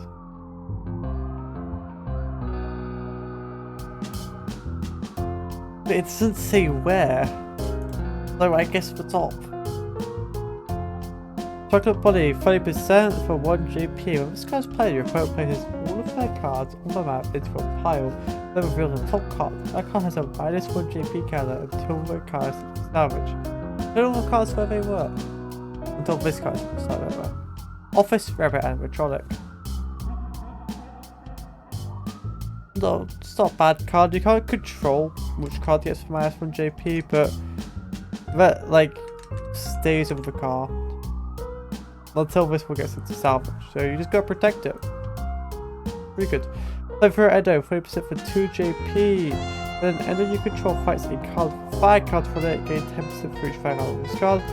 Once per turn, for every unique Endo on your map, play 5 card opponent's card for row left to Endo Animatronic. This card is overpowered. Like, I've been trying to be like even-handed with what I've been saying so far. No, this guy's overpowered. Straight up.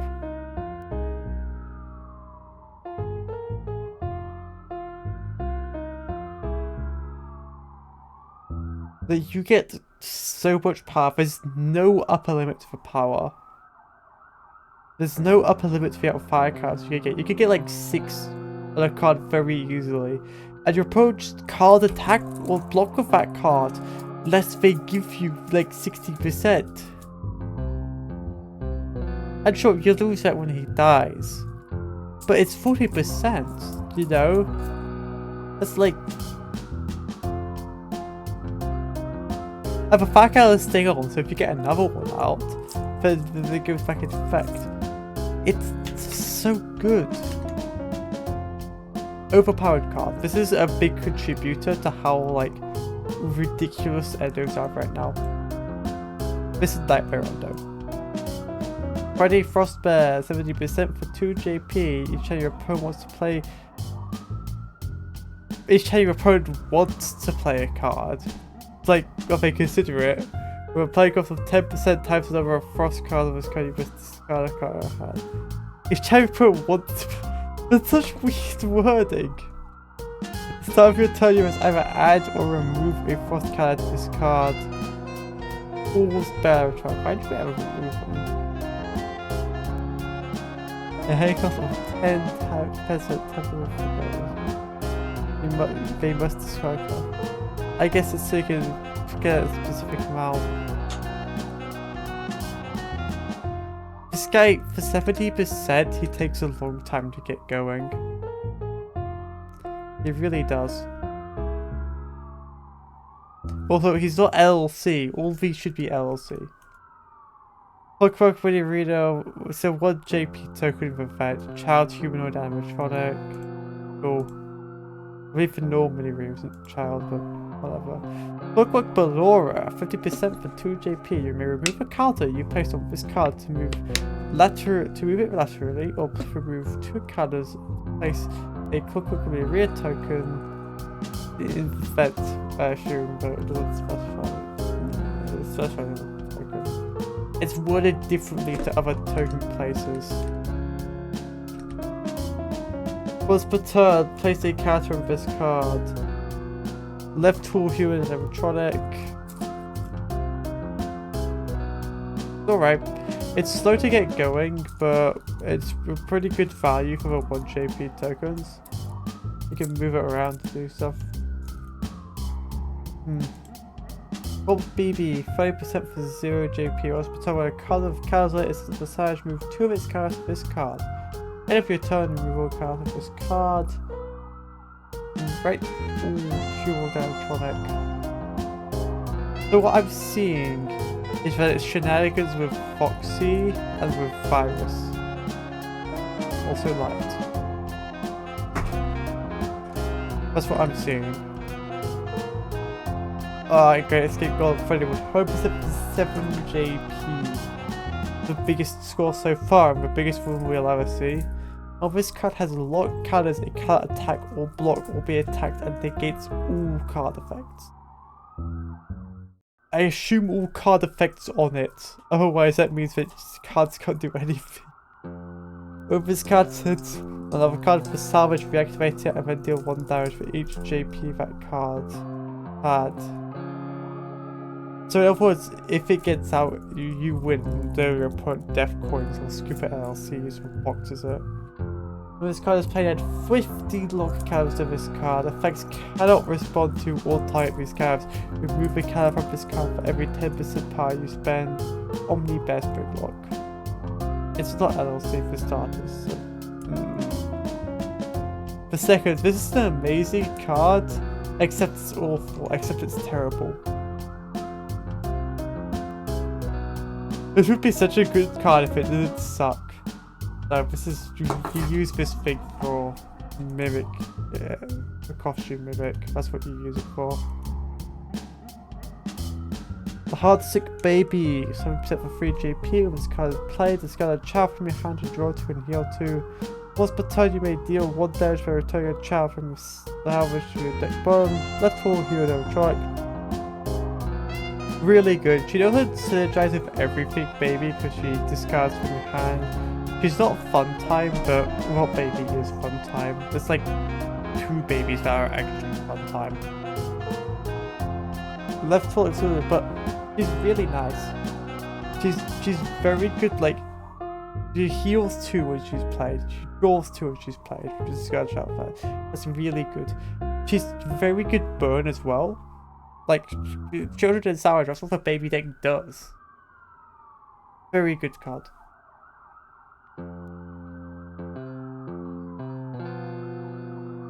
Oh, so many AR cards. Oh, only like only like 3 of them are actually LLC. 4 of them. They should all be LLC. Even the like unique ones. Support Mango, 40%. Alias is Sun, Moon, Funtime, Toy. Okay. Once per turn, return a card with Mango, Moon, or Sun in its name. Flip with Salvage to your deck bottom, and flip a card and play it over. If that card is now face down, it has no effects and has 1 JP. The player who controls it may flip it over at the start of their next turn. Office, Fox Amalgam. It's Sun and Moon support. There's also Mangle support, but like messing with your opponent's effects.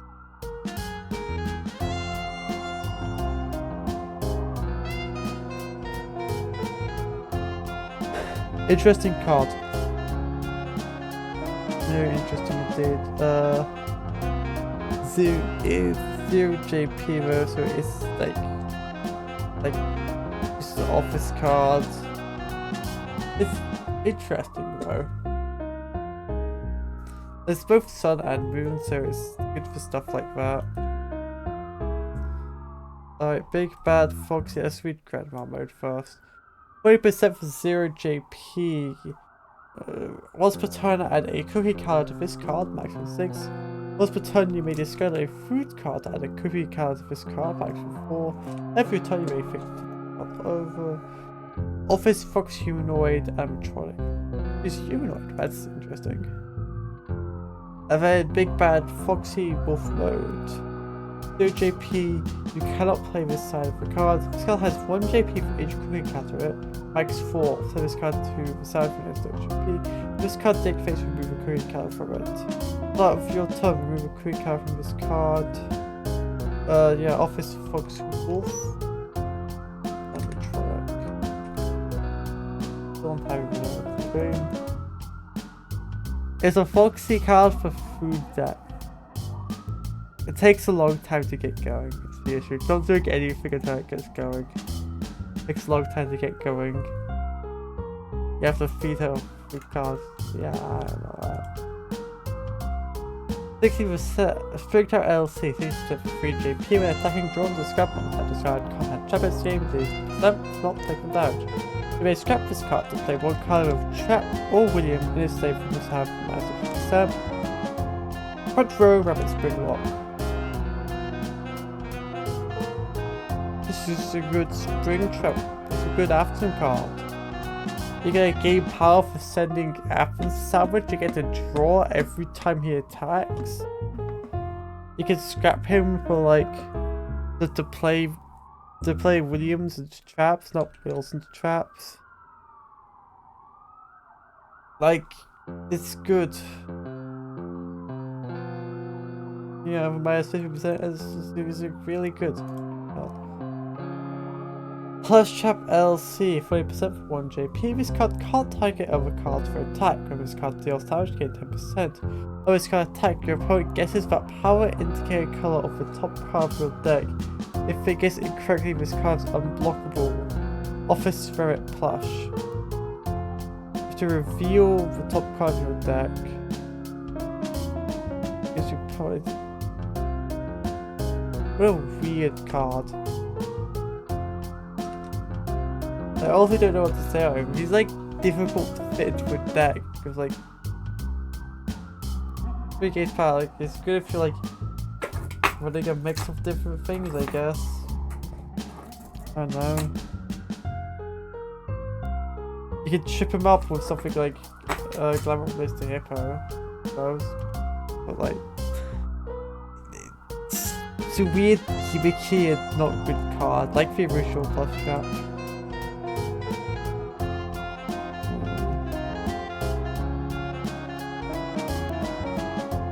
My Girl LC, 6 for 2 JP, aliases, fun time and toy.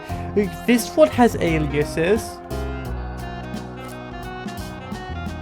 This card is treated as being amalgam type. I don't get why My Girl can't just be dual type. Once per turn, when a card is removed from play, if it had Fox, Animatronic or Amalgam, gained 20%. Or add a +1 JP card to this card for turn. If it was all 3, gain 20%, you add the card until after its next attack is dead.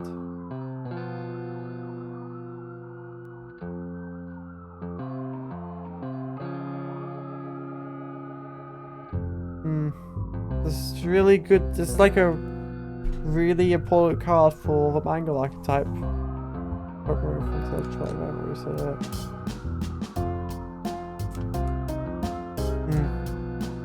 You know, you get your power, you get your JP cards on it. Like you can have like 3 JP like for the defense as well. Very good.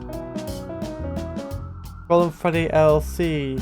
100% for 5 JP. Aggressive. This JP and cost can't be lowered by effects and it cannot be blocked or redirected attacks. And if your turn, if this card did attack, side to your deck bottom, Omni, Bear Spirit Lock.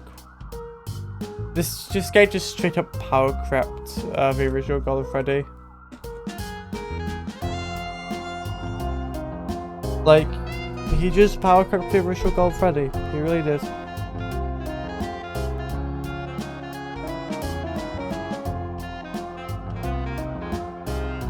Sure, you can't reduce the cost, but things that like give you power really help with that. And yeah, keep power crept the original one. There's really much reason to play with original God of Freddy. Just play with this guy instead. Hard Time Freddy LC. 80% for free JP. Once per turn you may pay 30% to play a Bonbon token. Oh, 1 JP, throw it with this card, tags goes tempest. With aggressive. Why are we specifying where it goes? Usually with tokens we do that. Why aren't we doing that with these ones? With aggressive, this card loses 1 JP until the end of your opponent's turn. Fool's Bear Animatronic.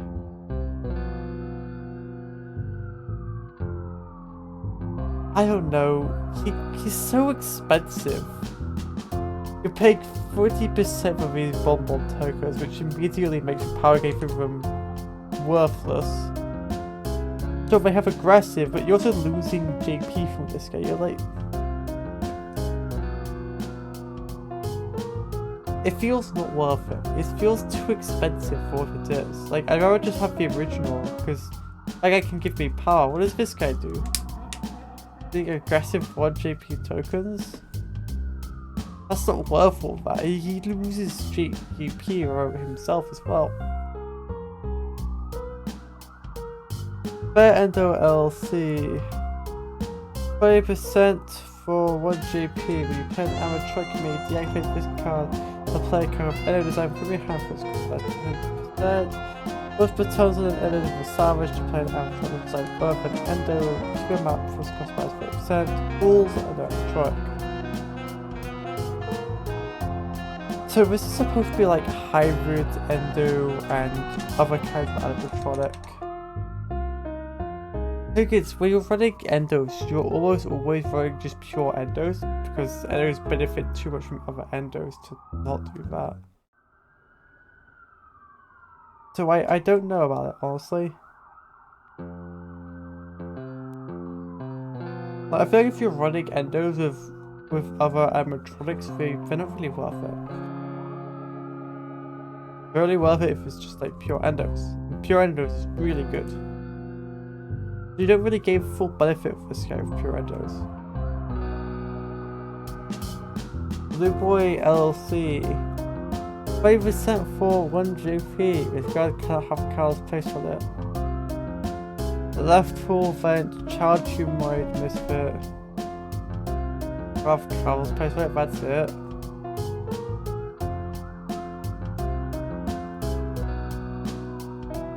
It's not good.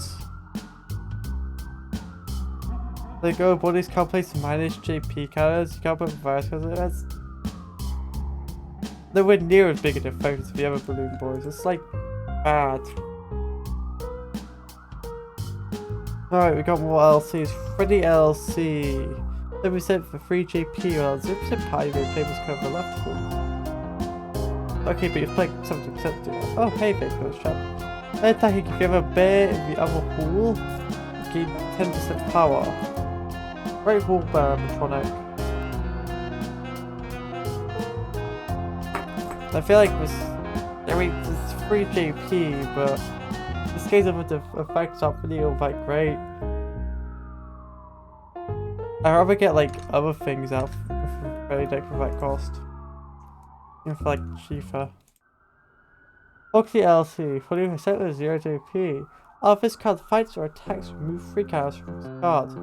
After your turn, add +1 JP cards of this card, max 4. If this card has 4 counters on it, at the start of your turn, put 1 card from your deck.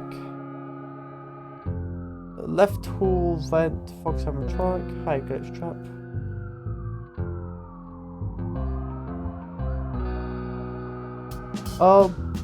This is pretty good. He doesn't lose all his counters when he's he does a thing. You get cards with him, it's like you can draw cards in your decks if you just keep cards with him. Not a bad card, but you can place it more places anyway for the Foxy. Chica LC, 50% for 2 JP, Defender. This card may redirect attack with some bad deactivate. Twice per turn when you play a card with food, deal 1 damage to your opponent. Great Hall, Chicken and Truck. This card is what the food Chica archetype is built around. Food Chica is built around this card. It's amazing. You can deal so much burn with this. Really good card.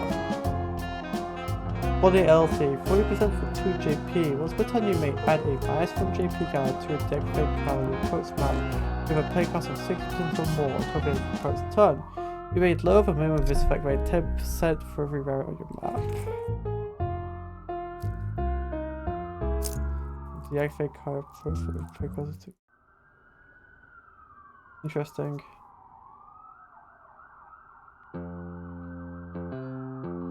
Left Hall, Rabbit Animatronic.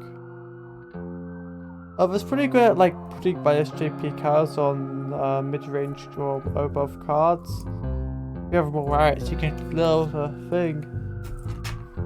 It's a pretty nice card, although here goes that. It is Left Hall, which is a very contested space for the body deck. Here's that. Laura LC. 6% for 2 JP, alias Funtime. So Belora gets to be Funtime. Cards of humanoid or child at 1 JP or less attack when played on the map. Alright. If your opponent has a card in front of your other hall and that hall is open, you may move this card to that hall anytime during your turn. Halls are humanoid electronic.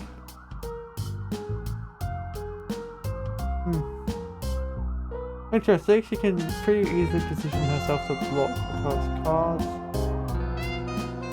And, being able to immediately attack with like mini arenas or something is really nice. Right, the 60% is like, what cards? I don't know. I'm not sure if that's what I think some. There's like pen like for children. Humanoids. Hey, Meteorina LLC, 10% for 0 JP, alias Funtime. This card is a big child type. Why does it have dual typing? Or dual design rather? I don't get that. Not for your turn, if you control another card with both Funtime and Humanoid, gain 10%. Omni Humanoid Animatronic. It gives power, sure. It's very duplicated power. The electric barb is considerably better, giving power to blood lives. And like, it's handy too. Sure, it's cheaper than those things, but it does a thing that other cards do, like, much better. Yeah, it is cheaper. Speaking of who does things that other cards do, they do it better. Play for LC, 50% 2 JP. Once per turn, deactivate this card and then -1 JP card this card for each JP it has. If it return, they gain 10% for each card placed with it by its effect. All's bearer truck. So basically, you get a deactivated card from 0 JP in exchange for 20%. Pretty Fazbear gives you 20% when he attacks.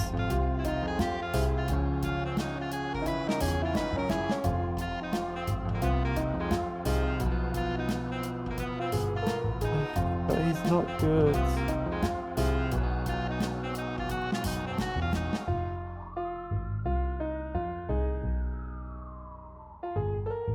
This really is the weakest Toy Freddy.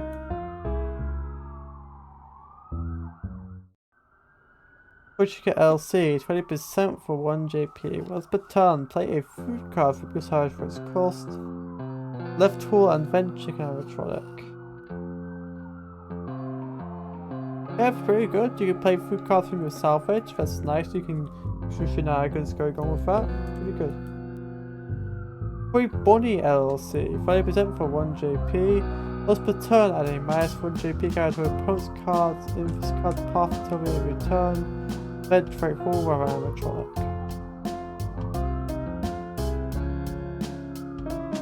Pretty cheap way of getting minus JP counters out. Ironically, you could do it easier than the original Bond can. I don't know what else to say. I don't really play playing that much, so I have no comment on like how viable he actually is. Baby LC, 80% for free JP, no fun time alias. This card cannot attack unless it has full JP or more. Child cards you control gain 1 JP and the attack. The child is set for salvage, add a +1 JP card to this card to feel its next attack. Crit Roku with animatronic.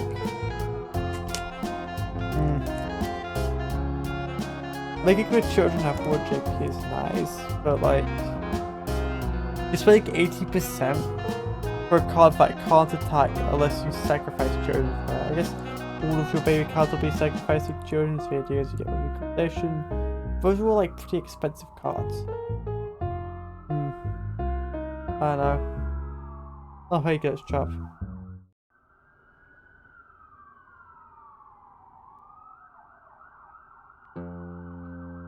Now you have like 8-bit baby, let's see.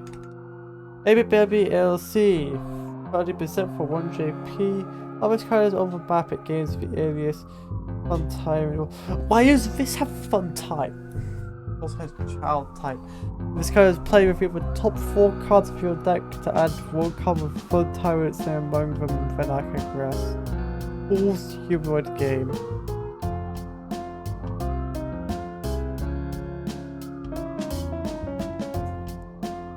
Add 1 card to fun time, huh? In other words, you're not searching for babies. Because most of them don't even have fun time. Hey, did we already see Remnant? Haywire, 30%, deal 1 damage each time a card you control is attacked during your opponent's next turn.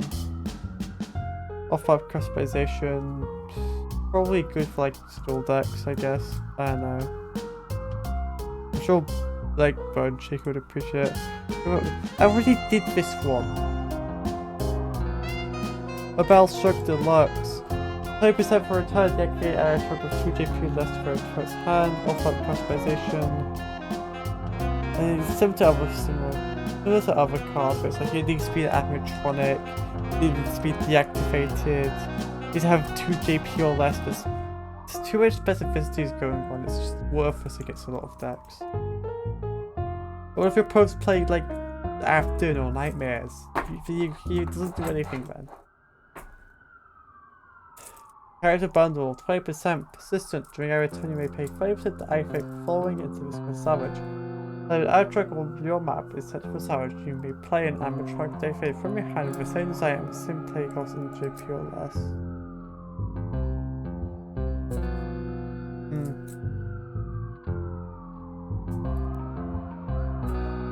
This could be useful in some decks. I have a lot of similar things with characters, with animatronics, but you need a very specific deck with this to like be useful. There's only 20% of those, but Eternal Package, 40% persistent, keeps can play. At your turn, you may reveal a card from the top of your deck if it's an animatronic, play for minus 20%. If it wasn't set to your deck while your opponent draws a card. Off-map customization.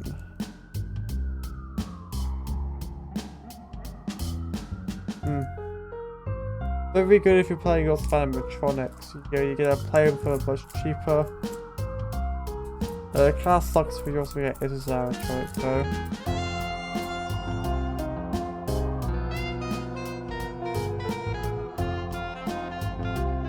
But yeah, very nice. Fury, Gamma Freddy, other Gamma characters like Game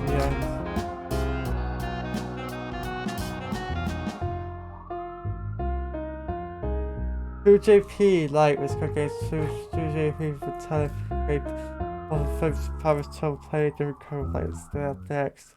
Also tell you we retire cards with Glam Rock and it's time for retire to a deck one with either light cards or other kind of control. Right tool, bad game.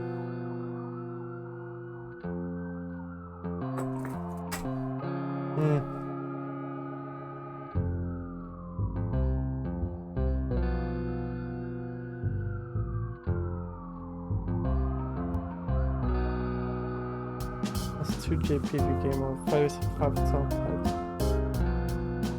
Like this game needs a light counter on him.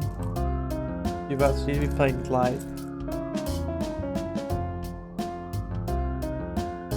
So you'd be playing credit, but if you're doing both of those, you can attack with like 4 JP. Play a different. That's pretty nice for light decks. You can attack with a lot of JP with those. I think it's if you play like other Glamrock stuff, right? And most Glamrock stuff doesn't work with light counters. We'll find out about him for that.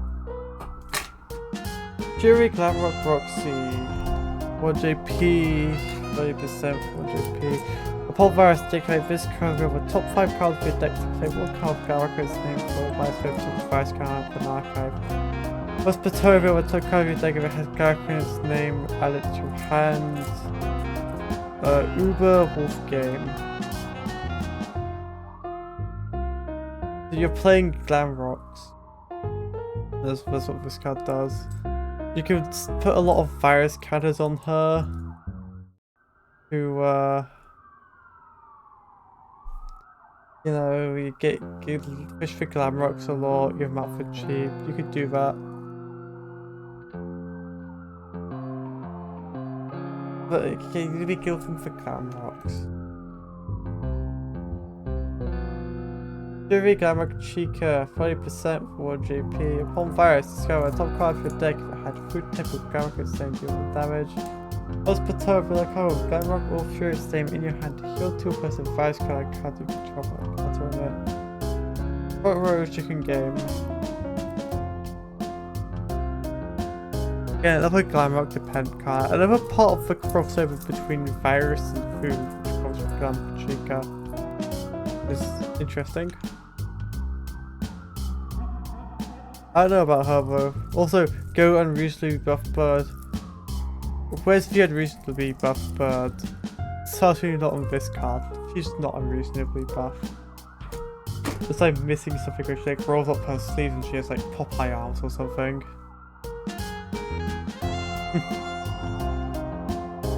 I'm sure it's nice if you play Glamrocks, but you won't be playing Glamrocks because they suck. 3 Glamrock Monty, 50% for 2 JP. Upon virus, discard a card from your hand. This card must fight a card of the same design for any on the map. Must Patovia discard a card of Glamrock and its name from your hand deck. Add a virus card to a card and play and gain 20%. Fool's Alligator Game. I get what they're going for with this. Also, all Monties are like mid-range. Monty is like terminally mid-range. It really is. Virus Candle. It's like, it's support for the other Furies. Right? Where they all discard cards, so you get discard cards to Glamrock, you give virus cards and power for it. It'd be nice if there were like, you know, all Glamrock cards. Fury Vanny, 50% for 2 JP. Upon virus, discover top 3 cards of your deck and a +1 JP to this card until next deactivates. Those cards are decided by character select and a virus card of that card. Left tool, Rabbit Evolved, virus card. Why does she get to be an adult and regular Vanny doesn't? This is criminal. Genuinely criminal. This card's good. You can stack a lot of virus cards on her, and you're like, if you deck diarrhea, sure, but she can attack with a lot of JP all at once. This is an interesting card. More people should play this. Oh yeah, the next Fury one, Punk Mango, 40% 0 JP. She should have alias. She should have alias Fury. He should have that. When a card with Mangle and its name with a light or virus card is removed, play a +1 JP card to this card, and a light or virus card to this card. End of either time removal cards for this card. Office Folks game. It's pretty good. It's pretty nice to have. Like, you can get a lot of JP on this if you play like Mangle. It's an offensive attacker, so it can be very nice. Shocking Marionette, another card that should have Fury alias. 40% for 2 JP, while you control a card with virus or musical card, this card has Defender. All virus, this card has +1 JP on its next block, but on that next block you must discard the top card of your deck. You can use a music box card with the same effect without needing to discard the card. Fool's Puppet Game. It's pretending to be a virus card, but really it's a puppet card. And 3 JP Defender is pretty nice to have, honestly. I think this is a card that Puppet can take, and it can be pretty nice. And there won't be outstanding or anything, but nice. Fury Iron Dude, 50% for 4 JP. After this card deactivates set to Savage. Red Hole Boss Game. This is probably the cheapest, like 4 JP per game, if I take a guess. You just have to pay 50% once, and you get 4 JP. So basically, he just kills a 3 or 4 JP card. Or just falls down if you can somehow manage to get through with him. Not a bad card.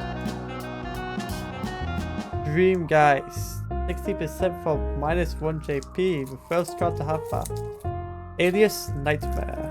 If this card deals damage to your opponent by attacking, draw 1 card and deal 2 effect damage. Why did you specify effect damage?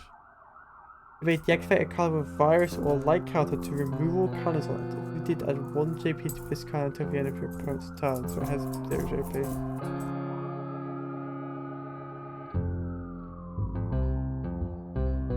Office Boss Game. Interesting card.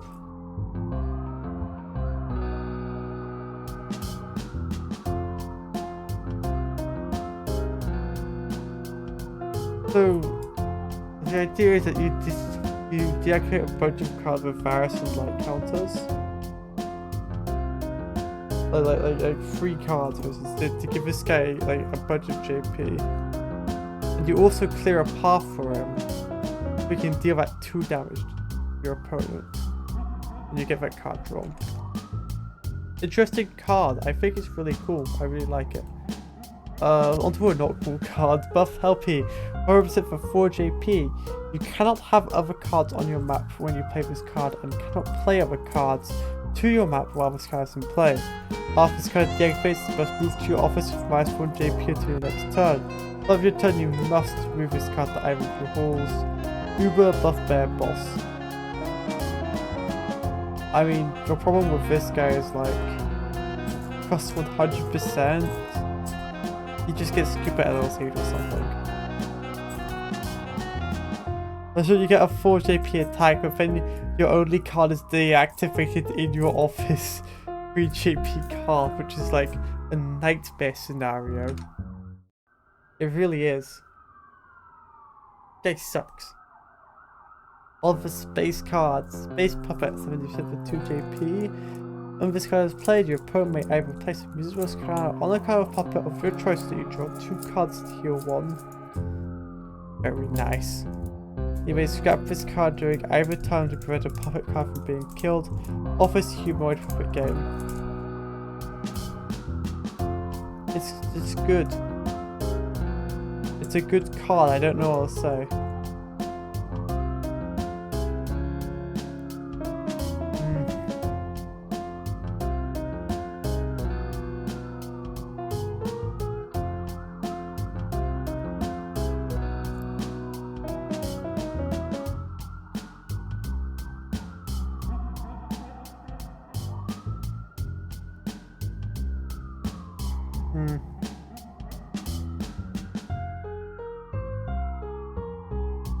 It's nice.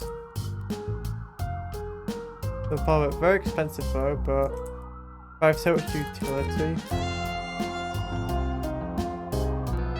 Ironically, the placing musical card is worse with Puppet LLCs, which is a 40% card and does it every turn. Face Goal of Freddy, 50% for 2 JP during every turn when a card falls for Bird staying as the protocol savage, do damage, for fair game, amazing card. Very good card. It's a mid-range Golden Freddy, which is really nice. he deals burn when he sends cards to salvage. Mid-range Golden Freddy, so anything that cares about like Golden Freddy cares about this guy. It's really good. Base Freddy 40%, 1 JP, was per turn gain 10%, rightful by game. This is a lot of power for what you're getting. So he gives power every turn. I'd rather have a more expensive Freddy. They can give me power and also do like other stuff as well. I don't know. I don't see the vision. Base Chica, 30% for 1 JP. If I have a card, if I have a player is at 3 damage, card as defender. Left full chicken game. Can be useful for the very cheap defender, but needs exactly 3 damage on either player. So she's not very widely applicable. When you can get her out, she's nice. Oh, Space Body. 30% for 1 JP may scrap this card and send a card off the map with 0 JP to salvage. Rightful rabbit game. It's very good. That's like he just killed a night guard, right? That's Fritz Smith he kills. That's Mike Schmidt he kills. That's Mike Stone he kills. That's a spirit he kills. This is a very strong card. That's like something you get to 0 JP using Bonnie he kills. Really good card. Very nice. Base Foxy, 5% for 1 JP. You may deactivate this card to make a card you control with 3 or more counters. You attack with +1 JP. That's full Fox game. That's pretty nice. It's a force multiplier for your foxes that already have a lot of cards on them. You could technically do that with a puppet. Although it's off map, so it won't be able to attack. You could do that with Nightmare on. Although, if Nightmare has 3 on cards, it's already at 5 JP if you need more. Base Black Hole, 40% for 1 JP. Was per turn return 2 cards with Mangle event name or Amalgam type from your side to your deck board to draw 1 card. Uber Fox game. This is I fucking love the image of this. It's not actually what it looks like. Right? I'm gonna get draw 1 different Mangles or Miles up for side to do, but I can't want them to salvage to activate specific things. I don't know. As Pilot Gregory, 40% for 4 JP. He's a giant, you must send the Gregory and you don't actually you control salvage to play this card. It doesn't really cost 40%. Just like 150% total. Once per turn, remove a virus card from a card in play to deal 1 damage and increase this card's JP by 1 until the end of your opponent's turn. Pretty nice, front row, bear, animatronic. Pretty decent end game for like Gregory Grand Marks, I guess. There's like an end game for that, like mini archetype. Thing is, you need to keep Gregory Grand pretty alive long enough to get this out. And then this thing needs to stay alive to get use out of it. It's a big commitment, it will just get killed before it does anything, I think. 5% with a light or virus card of each unique card you control that has 1 and add it to this card and place a card from this card to each card in play. You can't use multiple cards for the same part. You can't put multiple cards for the same card with this effect. Offer customization. Why can't you do that, huh? That would be so good. You could like stack a load of counters on like the staff bot. It says you like rearrange your light or virus counters somehow, but I know, I feel like it's not. Ready on tour 20% for 0 JP, light when you add a light card discard game 10%. Virus, you may remove a virus counter on this card to pay 10% and draw 2 discard 1. Instead of the old virus wording. All these have the old virus wording actually.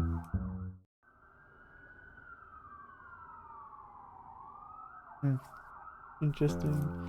I don't really have any force in this game. It's like virus slice port, whatever. I've been doing this for a while, like 4 hours now. Proxy on tour 20% for 0 JP, light when you add a light card of this card. Add a, let's just say upon light, add a possible JP card to a card of Proxy's name you can return. First, we reverse counter on this card and pay 10% to replace an Endo token in your front row tree as if it's Proxy's name Fox type. Off by Fox 2, I think these are the first Toon cards, probably the only. It gets Endo tokens, that's nice. But you need to be playing like hybrid light virus Foxy, I don't know about that. Chica on tour, 20% for 0 JP, light we had a light card of this card, here one of the ability we will use this card. Although virus we remove a virus card of this card, top 2 cards of deck deal damage. Off-pipe Chicken Toon. Really good. You can just keep putting virus cards to her and keep putting damage to your opponent. It's like insane done. Very good card. For the old tour, 40% 0 JP, like when you add a light color on this card, places the last 1 JP card on only an animatronic. That was almost really good. Now it's just quite good. On animatronic can play for a turn. First, you may remove a virus card. This card discard a card from your hand. Have a rabbit fight another card back from 0 JP. Off-pipe rabbit Toon. I don't know. These 3 all need you to be playing like the archetype, but also virus, which is just putting your deck in 2 directions. Chica Tour is the best one because you don't need to be playing Chica to get her advantage. Scarecrow Puppet, 30% for 1 JP, Defender and Aggressive. When killed, your opponent must take 2 damage and a music box card to a puppet you control for a choice. Front row Puppet Toon. It's really good for Puppet. It's Defender, it's aggressive, it's really easy to kill, and it's a really difficult scenario you put your opponent in. 2 damage is huge. And as a able to carry a puppet for your choice, that's like also very big for you. Very good, very strong end for deck. Alright, I'm done. Good stream. Thank you to everyone who showed up. I don't think anyone's here anymore. But yeah, it's a good time. I'm logging off now.